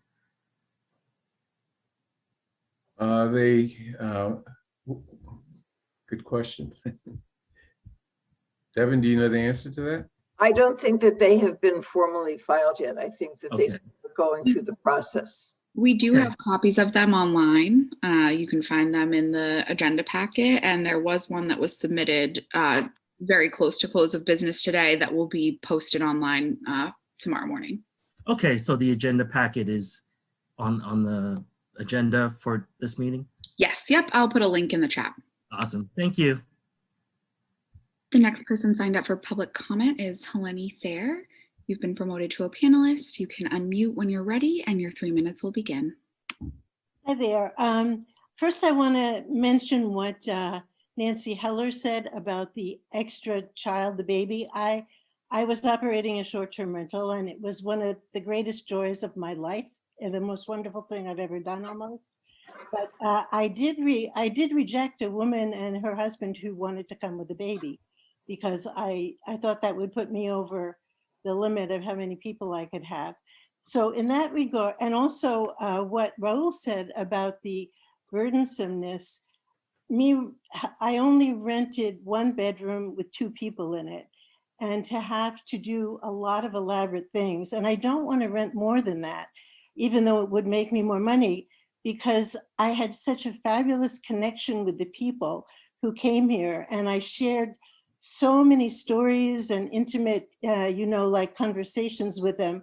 I don't think that would happen if I had more guests. I believe that the reason it was so fulfilling was because it was so small and private. And I discovered this desire, this joy in hospitality that I had never experienced before. And I was very interested to discover later, when we had to do research for my lawsuit, that President Jefferson, President Washington, and President Madison, who lived in Virginia, all entertained strangers who came traveling down the roads, and they came like Airbnb with little letters of introduction. It was very similar to what Airbnb has provided nowadays, and it's a wonderful platform because you can really vet people, you can connect with them before they come, you can make sure they read all your house rules and that they agree to them, and because a lot of people just check off things, but I wanted the people to see what my house rules were and be on board with them so I wouldn't have any violations with them. So I was very amazed to discover that Jefferson and Washington hosted hundreds of people who were travelers, many of whom were strangers. And they also got letters of introduction, some of them, and other people just brought little cards when they were traveling salesmen. And, they belonged to organizations which said, well, we know this guy, he's very reliable. We know this home, they're clean and they give good food. Things like 30 that. seconds. I discovered this thing in myself about hosting, and I said, this has got to be something deep in the human personality. It's something that I never knew existed, because I give a big party every year and I am so stressed out. I never enjoy it. I'm worried so much about organizing things. Now, let's face it, Jefferson and Washington had a lot of so-called servants, right? I don't have that. So I just serve breakfast, and I love the fact that I do not have to have a long-term renter in my kitchen here. I am 77. I would like to relax. I want to letting her talk forever. Pardon, You've reached 3 minutes. Okay.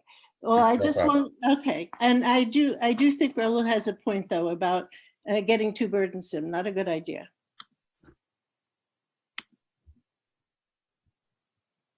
I wanted to make a quick response, very brief. One of the things the committee tried very hard to do is achieve a balance between short-term rental operators and neighbors and neighborhoods.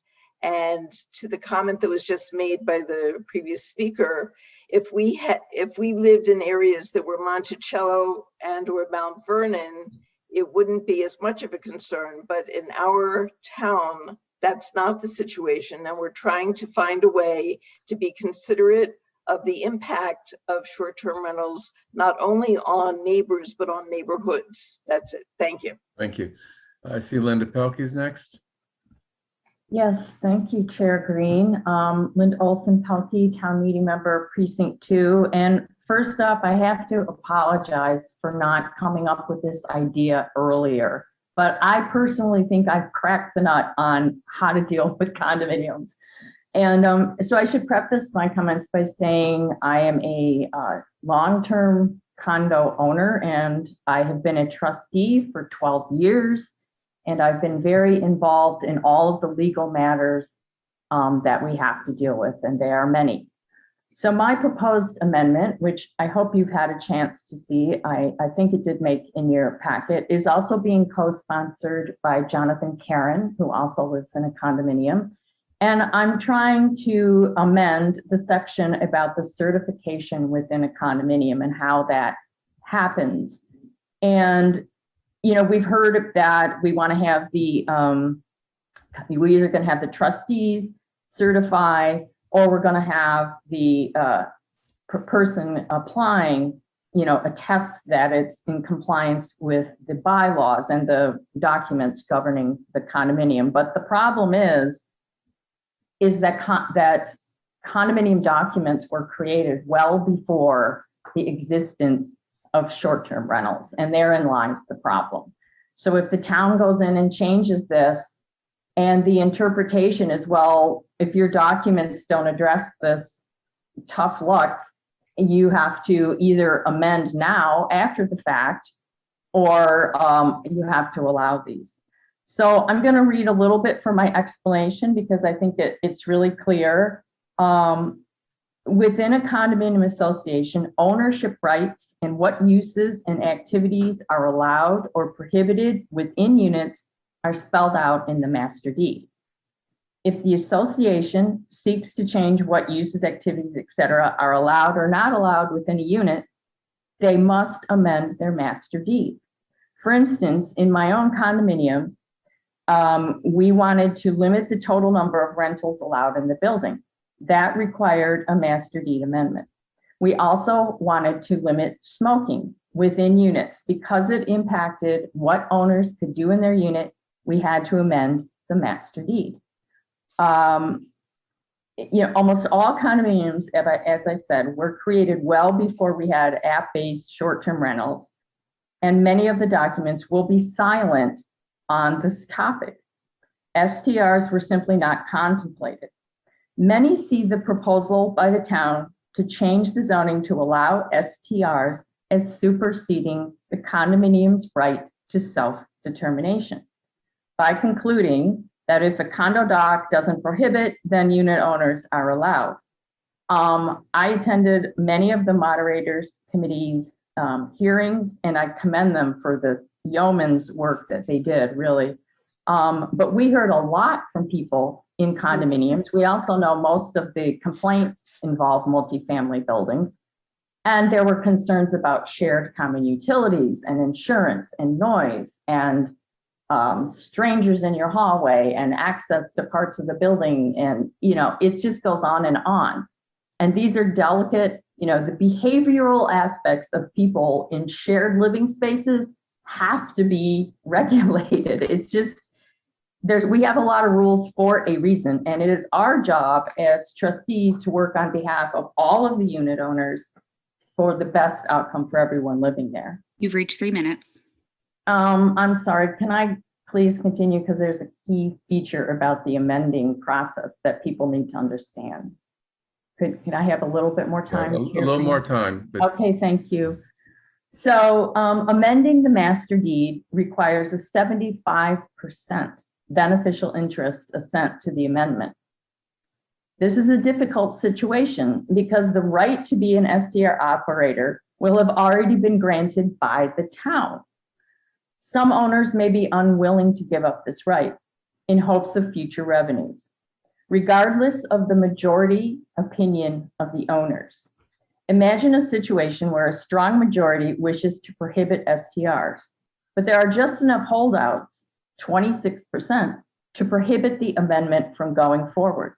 All owners in that condominium will be granted the right to operate STRs regardless of the wishes of the majority. This is a gross interference by the town in the social contract and delicate balance between rights and prohibitions that make the condominium livable.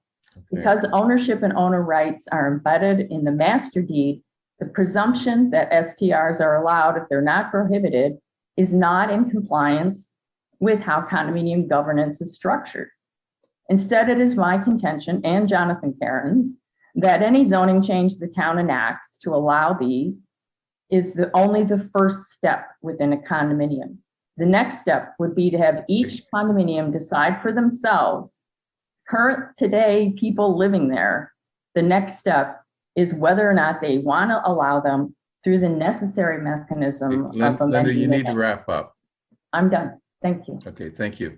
The next person signed up for public comment is Scott Gladstone. Scott, you've been promoted to a panelist. Your 3 minutes will begin when you're ready. Okay, I'll speak fast. Just quickly addressing the Linda Pelkey type of issue. I have a concern about the tyranny of the majority in condominiums. I deal with it in my practice. If you're the person who needs the money and is willing to bring a stranger into your house with a short-term rental, I don't think that the majority should say, we don't care that you need the money. You're not going to be able to do it, and we're going to outvote you. If this has already been decided in the condo docs by allowing rentals at all, or rentals of a certain minimum number of months, which are already in many condo documents. Okay, but what I was really here to say is the 2 points. One, the Plan B, if all else fails kind of amendment, I'm dubious about the parliamentary legitimacy about that, but you can ask me about it if you're interested. And let me just say that the issue being litigated now in one case so far is that this is already allowed under Use 51 because Use 51 doesn't have a time limit on renting a room out. And so if a court ends up agreeing that this is already an allowed use, and therefore it's a pre-existing non-conforming use if any of these articles pass and have different requirements, then there's an argument to be made that any new requirements or a new denial of the right to do it is going to be applicable to somebody who's already been operating. So how do we solve that? We solve that within the context of Article 17, which allows enough flexibility between the baseline and the Moderators Committee motion and Article 17 motion, which is a much higher or much more liberal standard. And it creates a space for amendments to be made. You know, maybe 180 days is the right number. I don't know. But the goal here is to create a sweet spot that is going to be tolerable enough for the existing operators that they don't want to go to the expense of a lawsuit, but also is going to be restrictive enough to pass town meeting. And I personally think that the Moderators Committee is too restrictive. I think Article 17 fixes some of the things that are not as restrictive. Maybe goes a little too far in some places, but it's what creates the space for that sweet spot amendment that I'm hoping somebody, and there are people who are planning to do it, are going to sneak in there in the middle. My last thing is I have a disclosure. I have represented Lainey before. I don't represent her in the lawsuit, but she obviously has an interest in this, and I needed to disclose that. Thanks. The next person signed up for public comment is Roger Blood. Roger, you've been promoted to a panelist, and your 3 minutes will begin when you're ready. Thank you, Devin. I'll be brief. The Housing Advisory Board visited the short-term rental warrant articles in the fall and took a position and issued a statement at that time. We're not going to be going back to additional public hearings or anything new, but I just wanted to mention a couple of things relating to the HAB's concerns, which still exist. And that is essentially to limit or minimize the replacement of our housing stock that's used for genuine shelter and habitation with a more commercially oriented transient type of use of the same stock. The Moderators Committee has done a great job, and the package that was offered last fall also pretty much resolved or addressed the question of entire housing units, investor-owned units being pulled out of the stock and repurposed for commercial purposes. The only thing I wanted to add tonight is, and this was part of the HAB's discussion last fall, the rental of rooms in homes and condos is also a very important form of housing and relatively affordable housing in Brookline. Often those rooms include kitchen privileges and enable people to live in Brookline that otherwise couldn't. So I think the HAB statement from last fall would now apply to, we would not want to see any incentives or any more than necessary substitution of the rental of rooms to help homeowners and condo owners pay their bills and their taxes, substituted for a more rapid turnover use of STRs. And without commenting or advocating for any particular article or set of regulations, I hope that the Select Board and others will take this into account when you're comparing the features of different of offerings, that the incentive to substitute genuine rental of rooms in housing units for short-term purposes should be minimized and discouraged. Thank you. The next person signed up for public comment is Deborah Brown. Deborah, you have been promoted and your time will begin when you're ready. Thank you very much. I'm concerned about, short-term rentals because of the impact on the housing stock. But I also, when I think about the fact that the average single woman in Brookline over the age of 65 has an income of $30,000 a year, those people may be spending, at least a third of their income just to pay their taxes. So I just wanted to put that out there. And then I had a couple of questions about the warrant article itself. Parts of it seem punitive. And that may not be the intent, but I don't like Airbnb. I'd rather go to a Marriott. It's just my thing. But I understand why people want to do it, fine. But if it's punitive, then I do see a way that these things can end up being challenged. You've got the public, you've got a public health excuse or justification. But, some of the requirements, just 300 feet, 90-day restrictions. I would wonder why there isn't also some anti-discrimination language in terms of the rentals and the leases. And there may be through Airbnb, but I would really like to see something in a town bylaw that makes it very clear that you can't discriminate against people, race, color, whatever, because that is something that has happened in the Airbnb world. And I also think that if I don't want Airbnbs in my condo complex, when we have our annual meeting in May, I'm going to ask us to change the bylaws. And I'll start lobbying early and often to do whatever needs to be done to create the requisite restrictions. But I think it just you start to walk this fine line if the town is telling people what to do above and beyond what you would reasonably expect. So a lot of work and has gone into this. I can see that.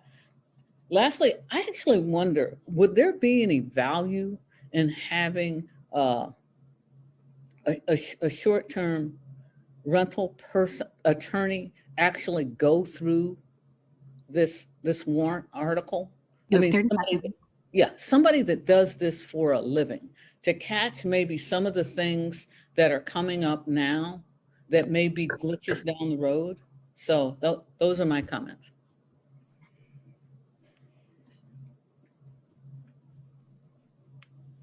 Anyone else in the queue, Devin? I do want to bring the board's attention to a couple of comments in the Q&A that have been captured for the record. At this time, there are 26 attendees and no one is using the Q&A or hand raise feature to indicate they'd like to make a comment. Okay, so let's close the hearing. Any further questions from the select board? Yes, I'm sorry. Bernard, just so we're, I wish that we did have, and I know I'm sure nobody's fault that the petitioners for Article 17 were here. I'm just thinking forward to the next conversation, and then to ultimately the vote. Will we be voting for one or the other, for 17, maybe with some amendments, or the other articles, maybe with some amendments? How are you thinking about taking that up? Yeah, I think, next week we should try to get the petitioners for Article 17 before us. And then the following week or sometime thereafter, we should take up all four warrant articles for a vote. Now, if we're not ready, or if we've learned things from the petitioners of Article 17 that would require us to want to have further discussion with all of the petitioners, then we can do that. But I'd like to try to set up a vote on all four articles for meeting 2 weeks from now after we've heard from Article 17. Okay. I'll think about that. I was just trying to think about whether or not I should invest more time trying to improve 15, or rather whether I should just go Scott was recommending and maybe supporting something more like 17. Yeah. I think as Scott said, the answer is probably somewhere in the middle, so I'm not exactly sure where to go, but I'll think about it. I see Paul has his hand up. Just briefly, I do think, Raul, that you'll want to do a very close read between 17 and 15, because all of the amendments made by advisory, the subcommittee, and then advisory were made to 15. So if you pass 17, you don't pass 15, you miss a whole bunch of really important stuff. The last thing I'd like to say is just with respect to the 300 feet notice, I know that was mentioned twice. Both Newton and Boston require this. Newton requires it annually. They issue a notice to abutters annually during the license renewal, and Boston requires it when that license is issued. And then in closing, I think everybody on the Moderators Committee has felt a little bit like Goldilocks trying to go into the Three Bears house. It's too hot, it's too cold. This is a tough one, guys, to get just right. And it's going to be really difficult to get it just right and make everybody happy. I think, going cautious to start with the plan to expand as it works is kind of the approach that the Moderators Committee took, and I think is the just right approach. So we appreciate your time. Can I just ask one more question, and maybe it is for Paul. Does the warrant articles you have it there, does it allow us, because I really think there's something here about providing an opportunity for someone who isn't trying to go crazy, isn't going to get anywhere near 90 days, never mind 180 or whatever it is, but just wants to, on occasion to be able to do this, but doesn't want to go through this process. Do we have the flexibility as the board, according to the way that the 15 is currently constructed and the subsequent articles, to be able to put in place maybe a mini process for those people that are willing to be capped at 15 days or some other number? It's not in there, Raul. And just to be clear of what the process would be, the Office of the Select Board would actually oversee this. So they would take the application and they would issue the certificate of operation. And that certificate of operation would require that you document that you own the unit and it's your primary residence, and that you have an inspection done. I really don't. The application process really is not very onerous. It shouldn't be very difficult at all. Didn't you say that the board had the power to make some amendments to the regulations with respect to children? How happens. Well, so and again, we may want to ask, you should definitely ask town council this, but there is a provision in here that the board has the ability to promulgate regulations for implementation. And you could interpret that a number of ways. The advisory, the moderators committee's version specifically said that you could modify the 90 days. Specifically, I don't think we took that out. Article 17 eliminated giving you that option, but I believe the advisory committee version also includes that. But we may want to double check with town council if you are able to say, promulgate a regulation that says that it's limited to 2 adults or, 2 adults over the age of, 16 or something. We should check with town council, Bernard. I guess is my long answer. Okay. It's been a long night. Punt to her. Okay, I think we closed the hearing. Any final questions from the select board? Okay, let's move on. Thank you. Oh, Nancy, you're muted, so. Whether that provision about the 300 feet could be modified by us. I'm trying to think of, I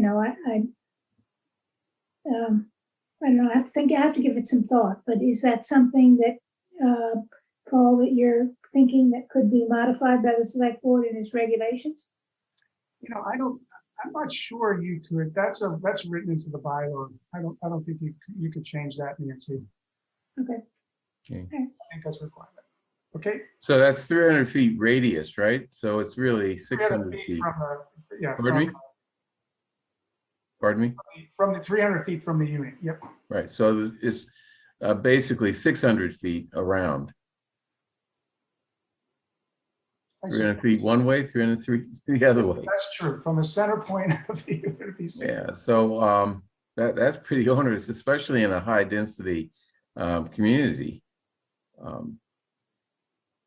Yeah. Again, we modeled it on Newton and Boston. Yeah, Newton does. Well, I don't know. Any rate, okay, let's move on. Thank you. Okay, thank you. Okay, next we have warrant articles, the marijuana ones. 19 and 20, marijuana general bylaw provision and a marijuana zoning bylaw provision with respect to delivery services that are recently authorized by the CCC. I see Maria Morelli is here. Maria, please. Good evening, Mr. Chair, members of the board. Maria Morelli, Senior Planner in the Regulatory Division of the Planning Department. Devin, if I could share my screen. You're good to go. Okay, if you can see that, this is just a really quick overview of the 2 different license types that the CCC, the Cannabis Control Commission, recently allowed. The first is the marijuana courier, and the other is the marijuana delivery operator. So the differences are, actually the similarities are that they're both reserved for social equity and economic empowerment entrepreneurs, and this is for a period of 3 years. The marijuana courier, there's no direct sale to consumers. They would partner with retailers to deliver product. Of course, there's no marijuana on the site, and there are no customers on the site. There's a site plan review, special permit, and licensing scheme. And for the marijuana delivery operator, it's easy to remember that it's the Amazon sales model. It's going to sell directly to consumers via an online platform. The warehouse must be in the host community. Again, there are no customers on the site. And just like the marijuana courier use, there's a site plan review, special permit, and license scheme. As you know, that the minimum cap you can have is 20% of liquor licenses. So that would be about 4. And that's what we're proposing to start with. Remember, this is something that we're trying to encourage smaller entrepreneurs, people who really do need to get a much more of a foothold in the legal marijuana sales, the cannabis industry. And this is a way to ensure that we're just really not like flooding the area, a small radius with an unlimited a number of licenses. So we were just this is a good way to introduce this legislation to town meeting. For the marijuana courier, again, like the license, there would be a cap of 20% of the liquor licenses. They would be allowed in the local and general business districts and in the industrial and office zoning districts. In the LNG districts, there would be no street level occupancy. This is something that we're actually just carrying over. There is a delivery only use right now in the bylaw, and we're just updating that language with the CCC's new language. The max floor area would be kept at 5,000 square feet, and the 200-foot buffer to K through 12 school would remain. For this new use, the marijuana delivery operator, we think that just because you're going to need a fleet, that it's probably easier to have this allowed in districts where there just are larger parcels that could handle a larger fleet. That would be restricted to the I and O districts. Max parking spaces, this is getting some attention, and I'll get back to that in a minute. We proposed 1.5 parking spaces for every 1,000 square feet of gross floor area. That's in keeping with the Emerald Island Special District. 1 loading space and a max floor area, 5,000 square feet in the 200-foot buffer.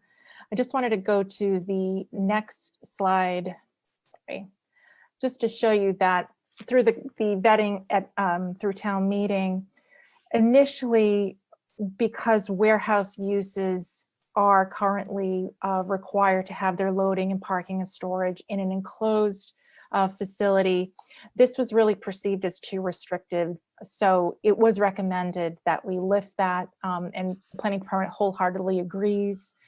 And then we've, of course, added the loading space that wasn't initially part of the initial proposal because of the, we're getting rid of that restriction that it has to be in an enclosed structure. The second thing that we've changed for the vetting is under section 4.13.6B1. There is something that was in the initial bylaw. The issuance of a special permit must also comply with applicable state and local laws. This is actually a burden that the Board of Appeals cannot carry, so it's something that would be a standard component of the license conditions. I also just wanted to, if you are interested, this is, these are the criteria for an economic empowerment entrepreneur or social equity applicant. There are 6 criteria for the economic empowerment candidates. 3 of them need to be met per the state's requirements, and for the social equity, there are 3 criteria, and 1 of them would need to be met. If I could just go quickly to the language. So this has already been vetted by the Planning Board, the Zoning Bylaw Committee, as well as the Planning and Regulations Subcommittee of Advisory. And one of the things that people were concerned about was that a maximum, right now there's a trend to have maximum parking limits. This might actually be not something that's realistic for the warehouse use. This is the marijuana delivery operator. So one consideration is to really just strike this requirement, and what would be applicable is this, what we currently have in our bylaw. If you could look at that very last column on the far right, it would be the warehouse use. So there would be a parking minimum. So the parking maximum, the storefront retailer provision wouldn't apply here. And it would be 1 space for every 1,200 square feet of living area. So that's one consideration. And I'll just go back to the overview chart. That's pretty much it. If you have any questions, I'm glad to answer them. So I have a question. Both of these are reserved for social equity and economic empowerment entrepreneurs. How does that relate to the area of disproportionate impact, which Brookline would not be? Sure. Let me, this might be kind of tiny type, but this gives you just some of the definitions. So it's actually the entrepreneurs. So they themselves might be from areas that have been disproportionately impacted. Okay. So it wouldn't apply to Brookline entrepreneurs?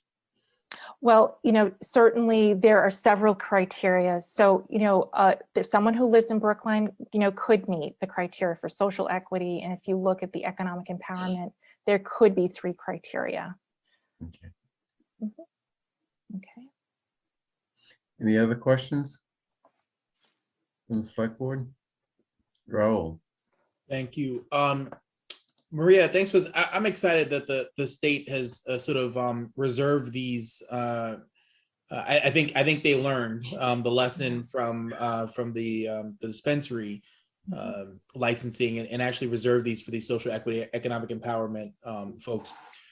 One of my questions is, do you have if you can help give me a frame of reference, where might one of these, what type of location that currently exists in Brookline could you imagine someone operating out of in terms of the operator specifically?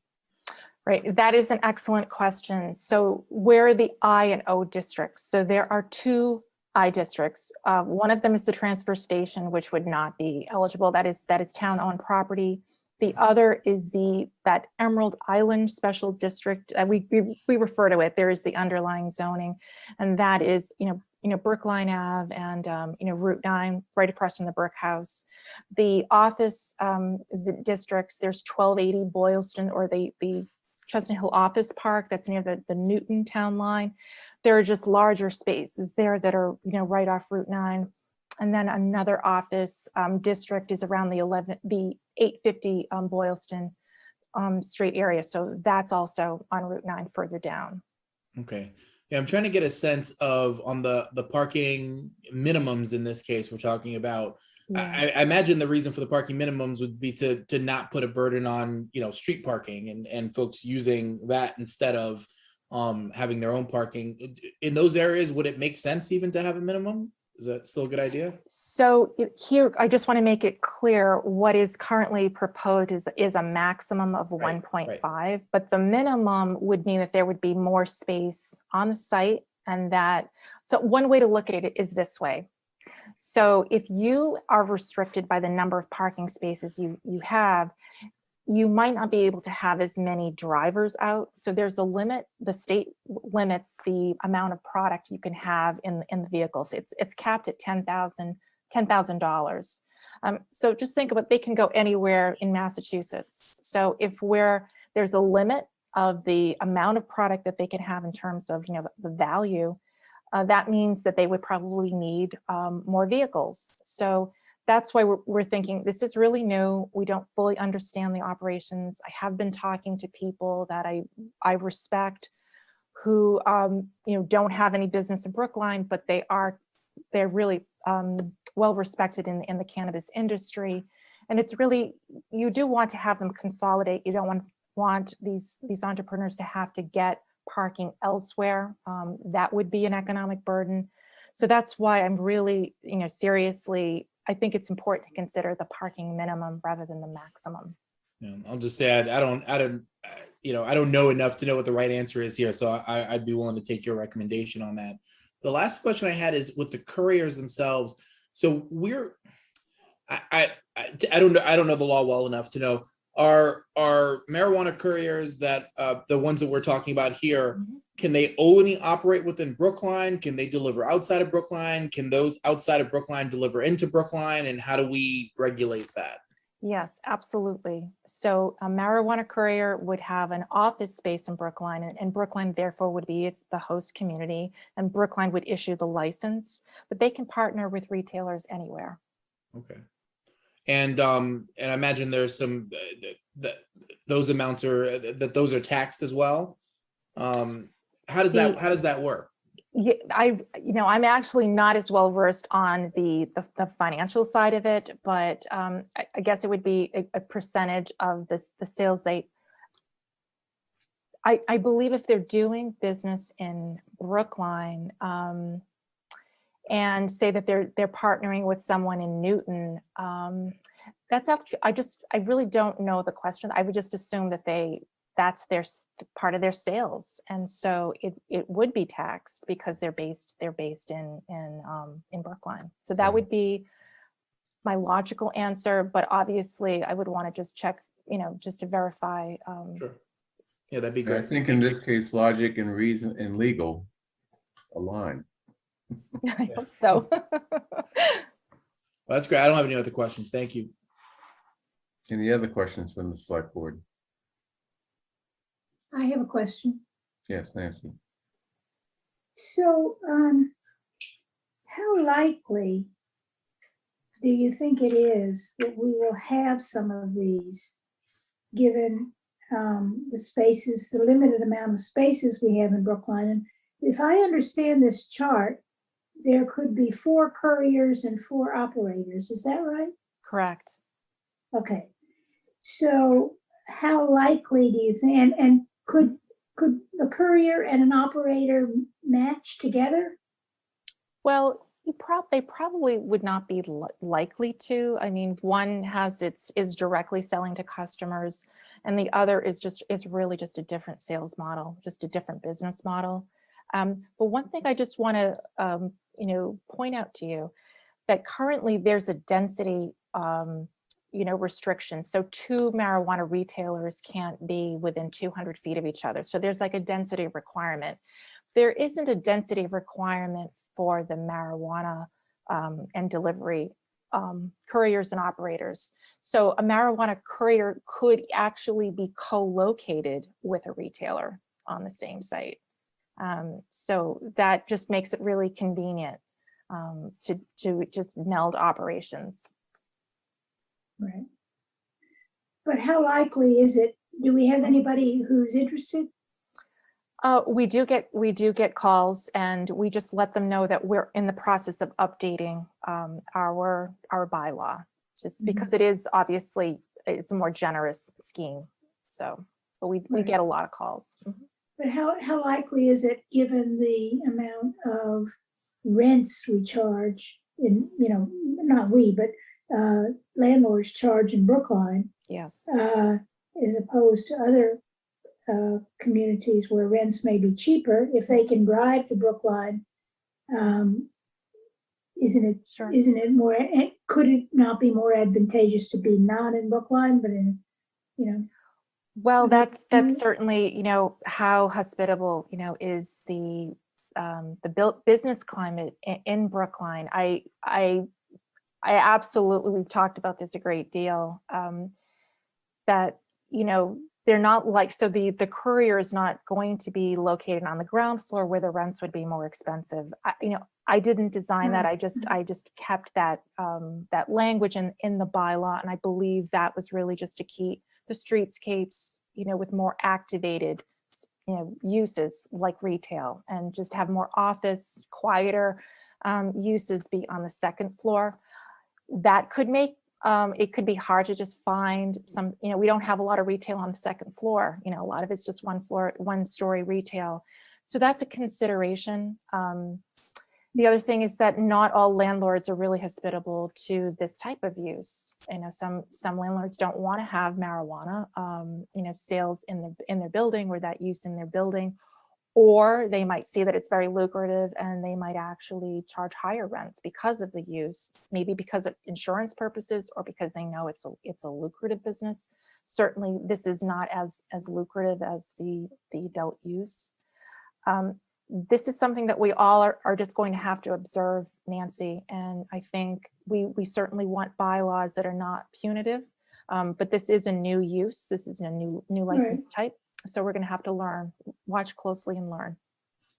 So has anyone like the CCC or your department thought about this problem?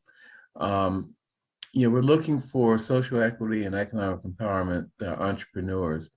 Are we going to run into landlords who, because they are, let's say Black or Hispanic entrepreneurs from out of town, want to deny them rentals? So the question is, how do we prevent discrimination in this area, if possible? Has anyone given any thought to that?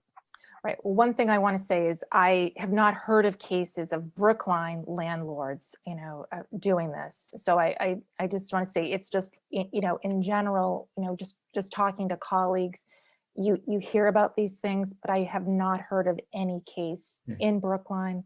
I think it's Except, we're dealing with marijuana couriers, and you're dealing with, history of stereotypes and racism. So, I mean, it's not going to be like your typical landlord. So. One thing I really just want to acknowledge, we do have a new cannabis licensing and mitigation coordinator. Now, I in zoning, I'm the one who says, like, you can't do this, or you can't go here, and this is the limit, and so many feet away from, this retailer. And really, Monique Baldwin's, role is really to engage with the community. And also, it is going to be more of like a welcoming face to potential retailers. It's really more of like an economic development role.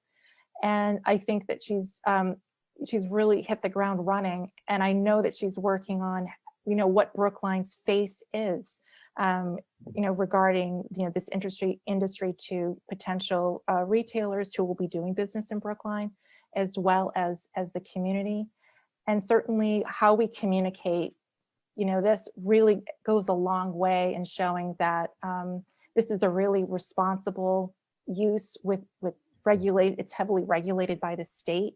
And I think that messaging, starting, with how we build our website, to show that we are welcoming, and it's a very responsible, highly regulated use. So I think, beginning there is really important. And I think Bernard? that's good. Well, we just still have to be aware of the fact that, that's going to be a problem. I can foresee that as a big problem. So anyway, not just in Brookline. Okay, any other questions? This is a public hearing. So let's open up the public hearing, Devin. At this time, there are 18 attendees. I do want to direct board members to a few comments in the Q&A that have been typed up. It appears there are a couple questions. Where does the select board stand on having minorities involved as recreational cannabis retailer? How can minority applicants get a chance for adult use license? Currently, there are 2 licenses still available. And at this time, no one is using the hand raise or Q&A feature indicating they'd like to get in the queue to make a comment. Okay, so I don't know if other board members want to answer these. I assume that the select board is very interested in having people of color involved as recreational cannabis retailers. We're subject to the restrictions in our bylaws and the fact that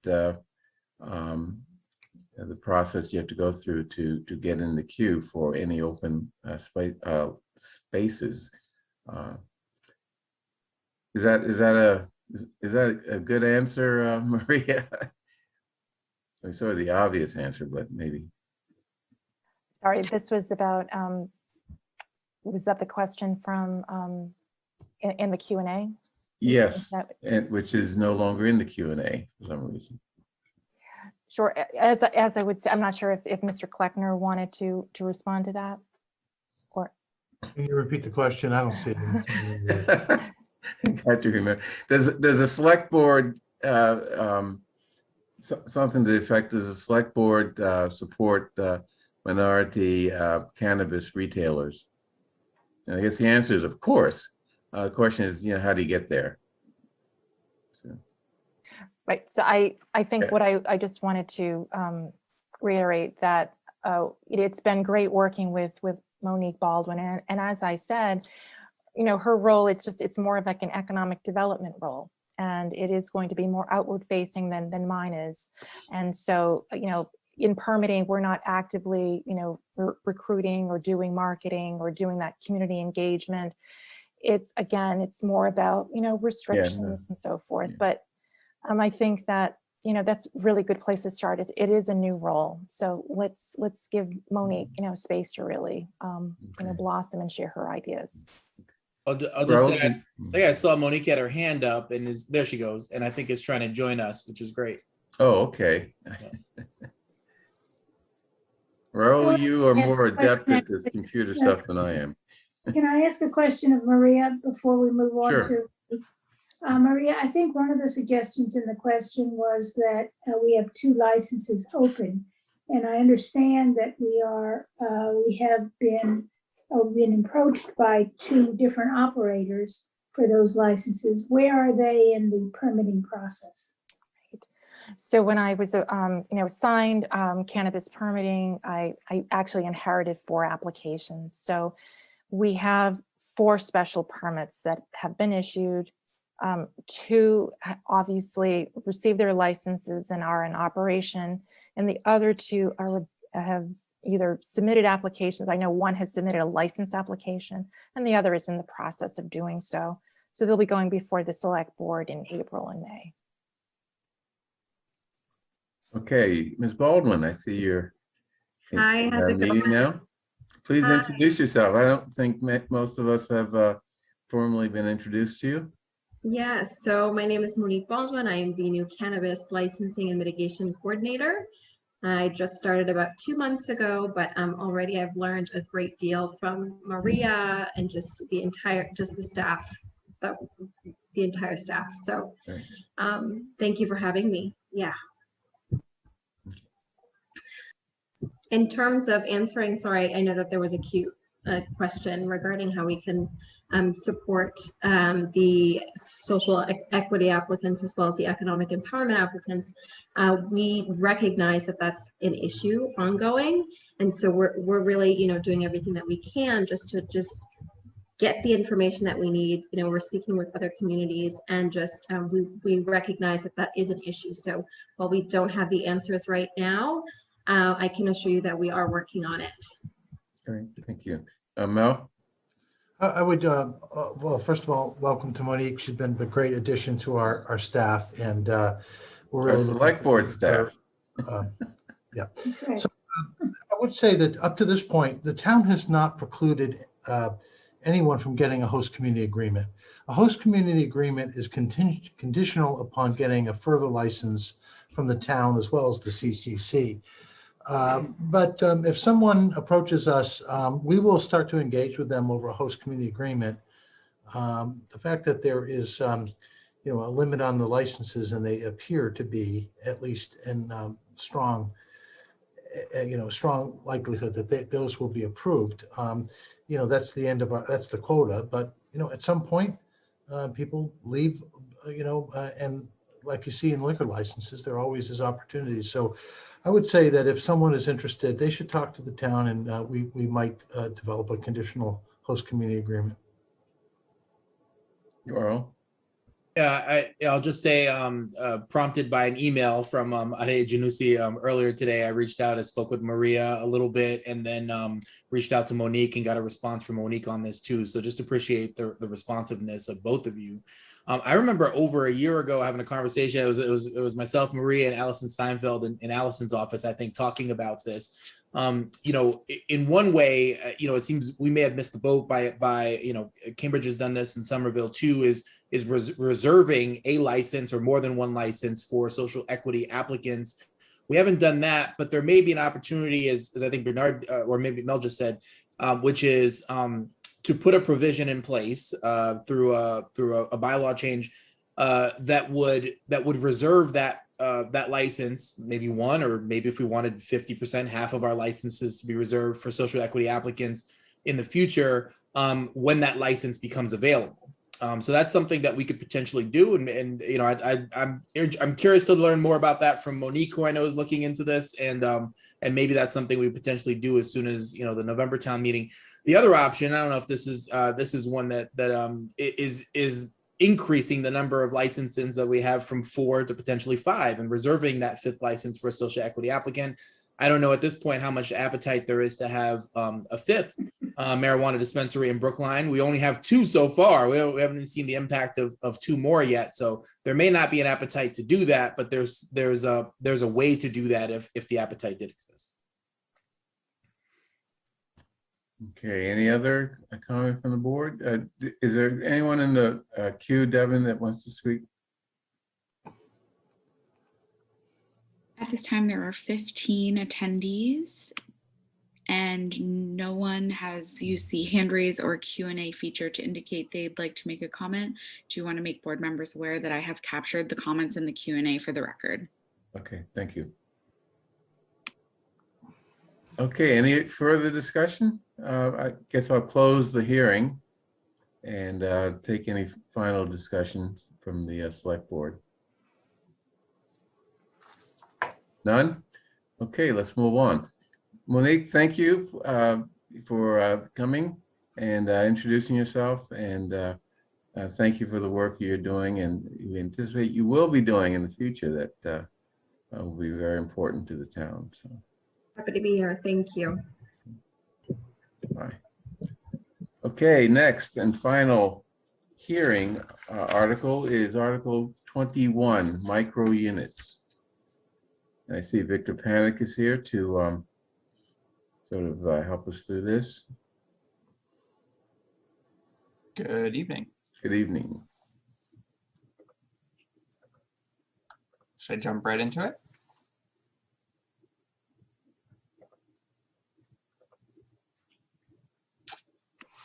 So my name is Victor Panak. I'm a planner with the Planning and Community Development Department, and I'm here to present Article 21, which relates to micro-unit dwellings and age-restricted dwellings. It's an article sponsored by the Planning and Community Development Department. I'll start with a bit of background. So before 2016, micro-unit dwellings, which are generally defined as units with less than 500 square feet, and age-restricted dwellings were not recognized as unique residential use categories in our zoning bylaw, and they were permitted throughout town. At the 2016 special town meeting adopted Article 7, which related to the Emerald Island, or it established rather the Emerald Island Special District.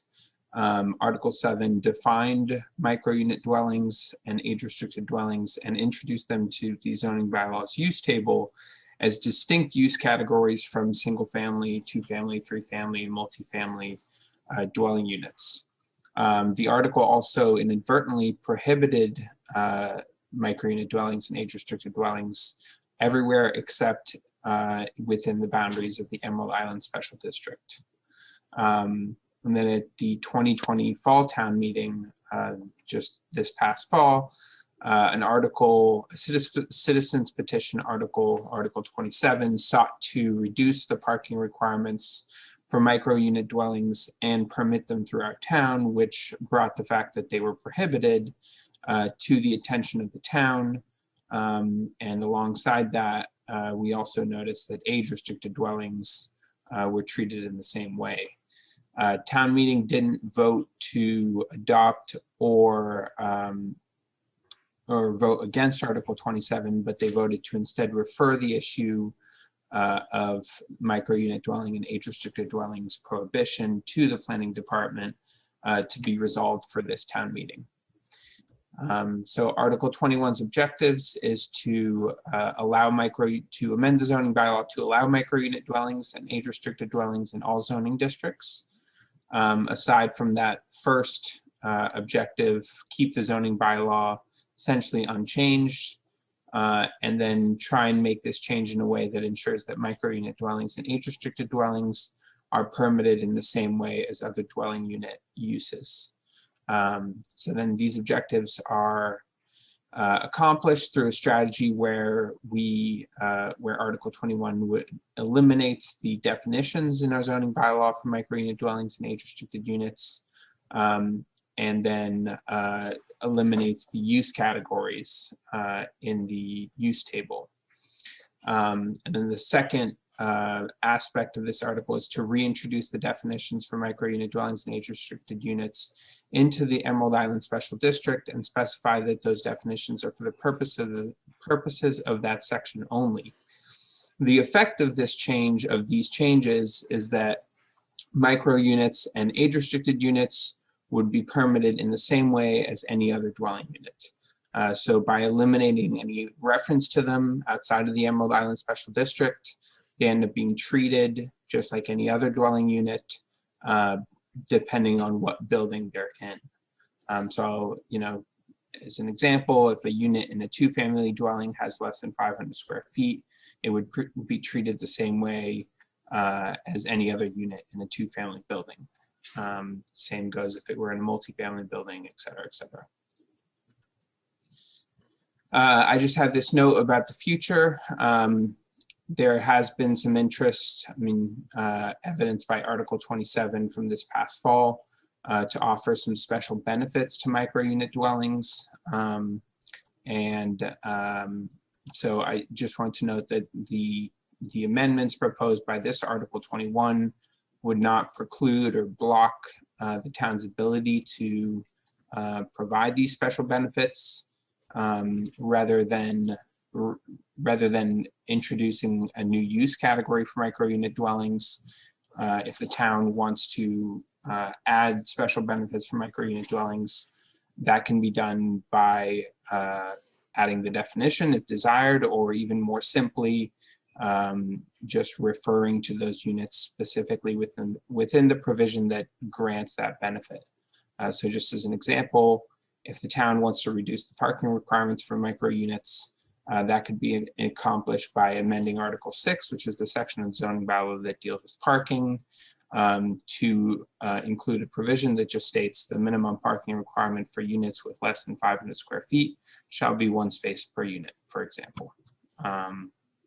I think that's it. One more thing I guess I should mention that this presentation doesn't cover is that there was some confusion in the fall about the definition, our current definition for micro unit dwellings. It's a little difficult to understand, I suppose. And as part of that article, as part of moving that definition into the Emerald Island Special District section, that definition's been tweaked a little bit to be consistent with the way that the building commissioner has been interpreting our existing definition. Okay. So I'd just like to make a comment and suggest that this is something we ought to be very careful about. It seems to me that the road to the courthouse could be paved with special benefits for micro unit dwellings and age-restricted units, in the sense that my understanding of fair housing law is that provisions that tend to distance or benefit, what am I trying to say? Provisions in local ordinances that tend to discourage family housing can be viewed as discriminatory. And what we're doing here is giving benefits to dwellings that are intentionally designed not to be family dwellings. So I don't have the, I don't know if that's a problem. I just suggest that we look at that very carefully and be very careful before we move in that direction. I agree. Just to be clear, this article does not reduce the parking requirements for. I'm not. Okay. We're talking about future. Yes. Benefits. Then we should just keep that in the back of our mind. Yeah. So, I'm always afraid. I'm always scared when certain things like that are proposed here in Brookline. So, any other discussion, questions? Just raise your hand, John. You just scratch your chin.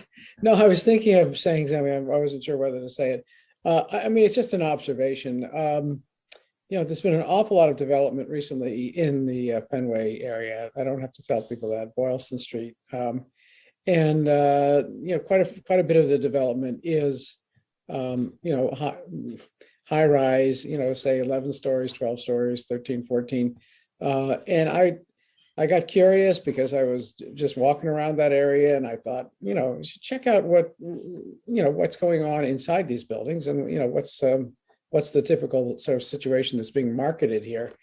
And what I just came across was, and this is just one example, in one of the new buildings, 650 square foot unit going for over $4,000 a month, So I just think we have to be realistic that this form of housing, fine.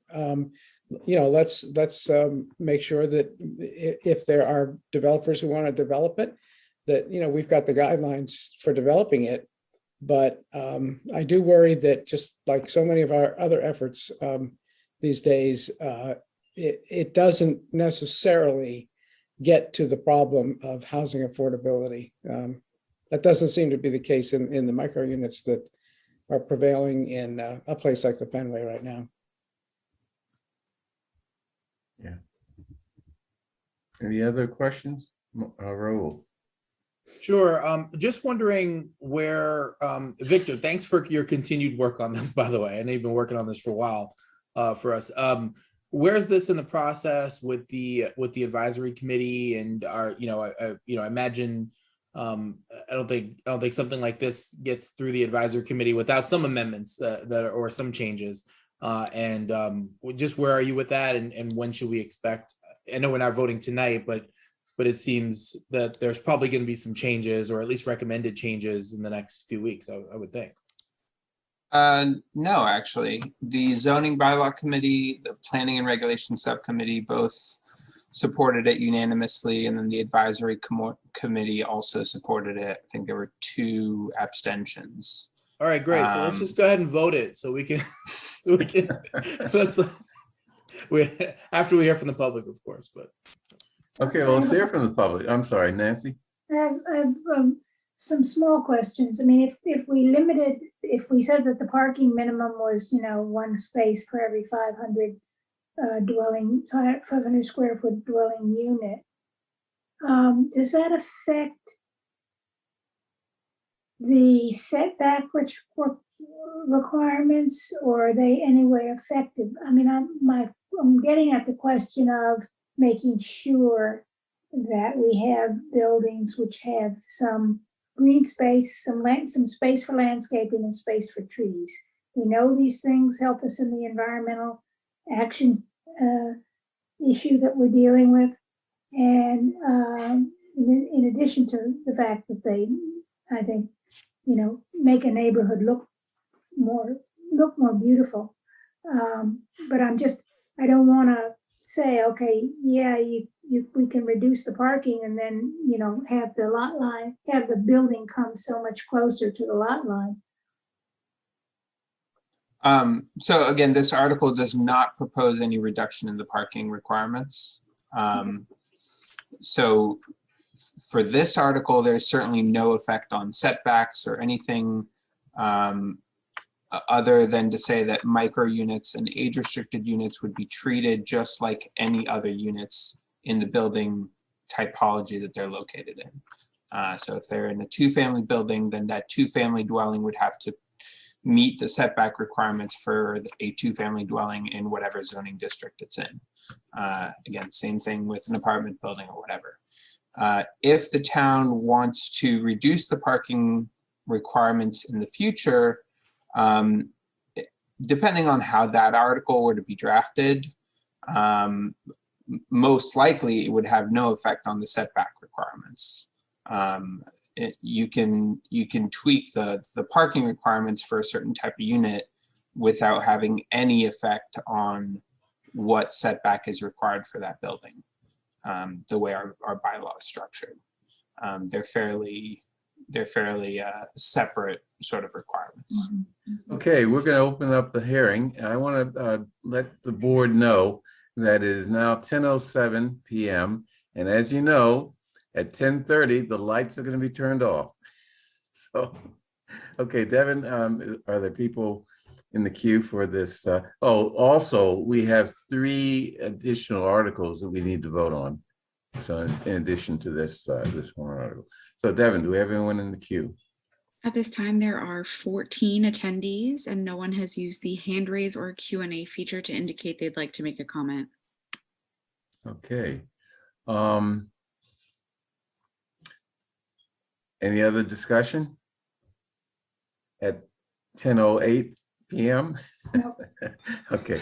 I don't know if you're serious about this, Raul, but does anyone think it makes sense to vote on this?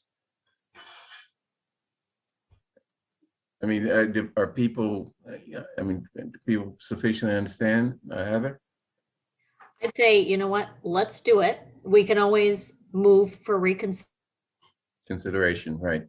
but it's one less thing we have to address in the upcoming. So I move favorable action on warrant article number, what article is this? 21. Micro units, all in favor, Nancy? Aye. Heather? Aye. Roll? Aye. John? Aye. And chair votes aye. Thank you. Thank you. Okay. You don't have to come back, Victor. Well, I'm Not on vacation this. tomorrow, so that's good news. Okay. Okay, so we have warrant articles, further review and possible vote on the following warrant articles. Warrant Article 18, Preservation Lawrence Historical District, Local Historical District. Let's start with that. Any discussion before we vote on that? Bernard, before you start, I just wanted to give you the update that the advisory committee position on Article 18 is favorable action 24 to 1 to 1. Okay. Any amendments? Not that I know, not that's indicated on their tracking sheet. Great, great. Any questions from the select board about Article 18, warrant Article 18? We had a robust discussion last week on this. I just want to know who the one against is, but that's it. Tell me later. Okay. Okay, I move favorable action on warrant Article 18, Lawrence Local Historical District. All in favor, Nancy?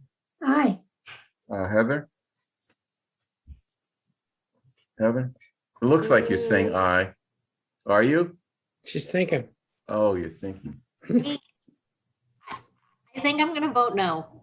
Okay. Roll? No. John?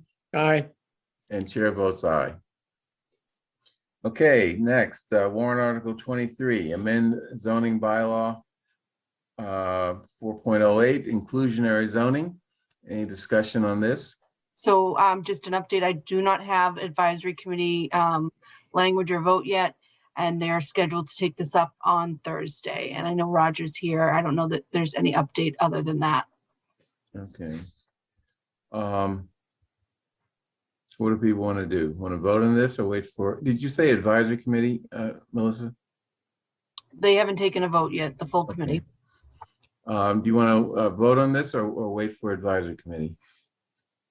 I'd prefer to wait. Pardon me? I'd prefer to wait. Okay, I mean, Just one yeah. person. Has the subcommittee suggested any amendments? Melissa? I don't know where they are with that. Okay, so there's no reason for us to vote on this. Warrant Article 35, encourage voting resolution. So Article 35, you should have a revised language from the petitioner. You also have a referral motion from the advisory committee that those were both sent to you earlier today. Okay, did everyone get it? I didn't. I mean, I was tied up all day, so it's not as if it's anyone's fault. Heather, are you about to say something? I haven't seen it either. Yeah. I think we need to wait on that because any amendments would be, would impact, what we have to say about this. Well, but would that apply to the referral?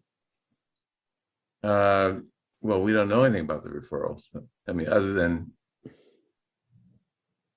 yeah, I mean, we need to, before we can say we want to refer, we should see what improvements to the main article have been suggested by advisory committee. Mm-hmm. So Bernard, the advisory committee motion is a straight referral. They're not amending the resolution itself. Okay. I can pull those changes up if you'd like. The what was sent by the petitioner and then the referral motion from the advisory committee. Okay, can you bring those up? Okay, so the referral motion's right here. Can you read that? Oh, yeah. Can somebody? Oh, a select board Let committee. me zoom. Oh, I can tell you, they want to set up a select board committee to deal with this problem. Bernard brought his magnifying glass.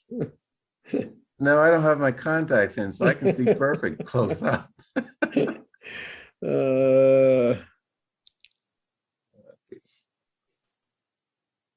And Okay, then the amendment. Oh, yeah, yeah.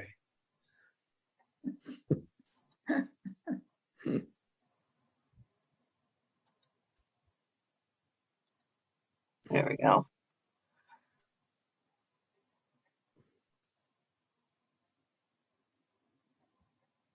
That's the voting one. Yeah, so the bulk of the article is the same except for the last whereas clause, which also requires a study committee. okay, so, and whose study committee would that be? New town clerk's study committee? Yeah. Looks like the town clerk. Okay, I don't know. I'm inclined to go with the advisory committee's referral to a select board committee, which I don't like setting up these committees, but I don't think Don't this do is it, ready Bernard. Don't for. do it. Don't do it. Let's let the town clerk take care of this. Well, we don't know who that is. It's gonna take a while for them to get organized. I haven't really seen this enough to read all the language. I would prefer to wait to vote on it. Okay, good idea. just, I agree. I'd like to do it a little more thoroughly. Okay, we'll put this off till another time.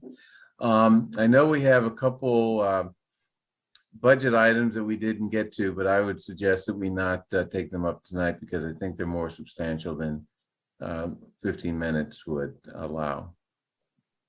I could take care of unclassified pretty easily because that is, we've covered it through the free cash allocation. A lot of it's policy driven, but it's up to the board how they feel. If they're ready to end it, I'm happy to do it next week. Well, why don't we try unclassified unless other people want to just end now? What do you think, Heather? This. Let's go to 10:30. Okay, so let's do the unclassified. Sure. So the unclassified budget is essentially items that are not found within departments. So they're non-departmental items. The first is the liability catastrophe fund. That is policy driven. So the target for the liability catastrophe fund is 1% of prior year net revenue. So to meet that policy requirement, it requires an appropriation of $81,223 into the fund. Same thing with the Affordable Housing Trust Fund. Once the priorities in the waterfall of free cash have been met, any available balance that's available in free cash, 15% of that would go to affordable housing, the trust fund. So that would allow for $80,737 to be transferred to the trust fund. One of the first stops in the waterfall of free cash is to make sure that the town is shoring up the unreserved fund balance position, and the stabilization fund is the mechanism that we're using to shore up the town's financial position for unfunded unreserved fund balance. So the recommendation here is a transfer of $2,829,788, which allows the town to recover some of the loss in revenue that was experienced last year, but is getting us closer to the 10% target that the town policy requires. General insurance, we have seen an increase in general insurance, primarily driven by increases associated with our building projects. So we have a high school that has a new building. We're also using a strategy to try and update the valuations of our properties. And David Janikakis, the procurement officer, has a 5-year strategy to get the values updated. So the appropriation for general insurance is $883,358. Audit and professional services is at $147. And that covers the cost of our annual audit and also provides the town administrator with a $45,000 professional services budget to do. Essentially, it helps us with study committees that may require additional assistance. Most notably, we've used it for some planning studies like the River Road Study Committee and other other types of study committees like that. Printing of reports, that is essentially what we call the town meeting account.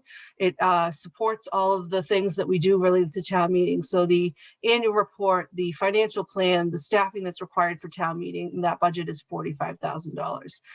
The select board contingency fund pre-COVID was used for supporting the activities of the select board, most notably feeding the board when we had meetings in person. And so that budget is $10,000. It's for other miscellaneous expenses that are small enough that they don't need to go to the reserve fund as well. We are a member of the Mass Municipal Association, and so our the town-wide dues are $14,239. Vocational technical program, these are for students that choose to enroll in vocational school that is outside the purview of the school committee. And so that is a $92,895 appropriation. And last but not least, we have our reserve fund, which our policy requirement is similar to the liability fund, and then it's 1% of prior year net revenue. That would normally be a $2,829,013 appropriation, but upon the recommendation of the town administrator, we have an additional $1 million in that reserve fund. So that brings the reserve fund total to $3,829,013. So that is the unclassified budget. Next week, we'll talk about the CAP, and I will also give the board an update on where the advisory committee is with the budget. Great, thank you. Any discussion of these items? Nancy? I'd just like to ask Mel and Melissa a question. What number are we shooting for in the reserve fund? Melissa? So the recommendation is still to, I think we need to hear from the school department on where they are with managing their deficit. But at this point, we are still recommending the $3,829,013 as the reserve fund number. Given that we're also not sure of the timing of some of the COVID related funding, I think it's probably safe to say we would recommend keeping it where it is right now. And if we need to adjust in November, we can also do that. That's what we did this past year. Okay, any other discussion? Okay, I guess we made it underneath the wire. It's 10:21. I did that in 6 minutes. We appreciate it, Melissa. One of many things we appreciate you for. Okay, unless there are any other questions, comments, or items of business, I would like to end the meeting. Okay, bye. Hi, everybody. Thank you. Good night. Good night, everybody.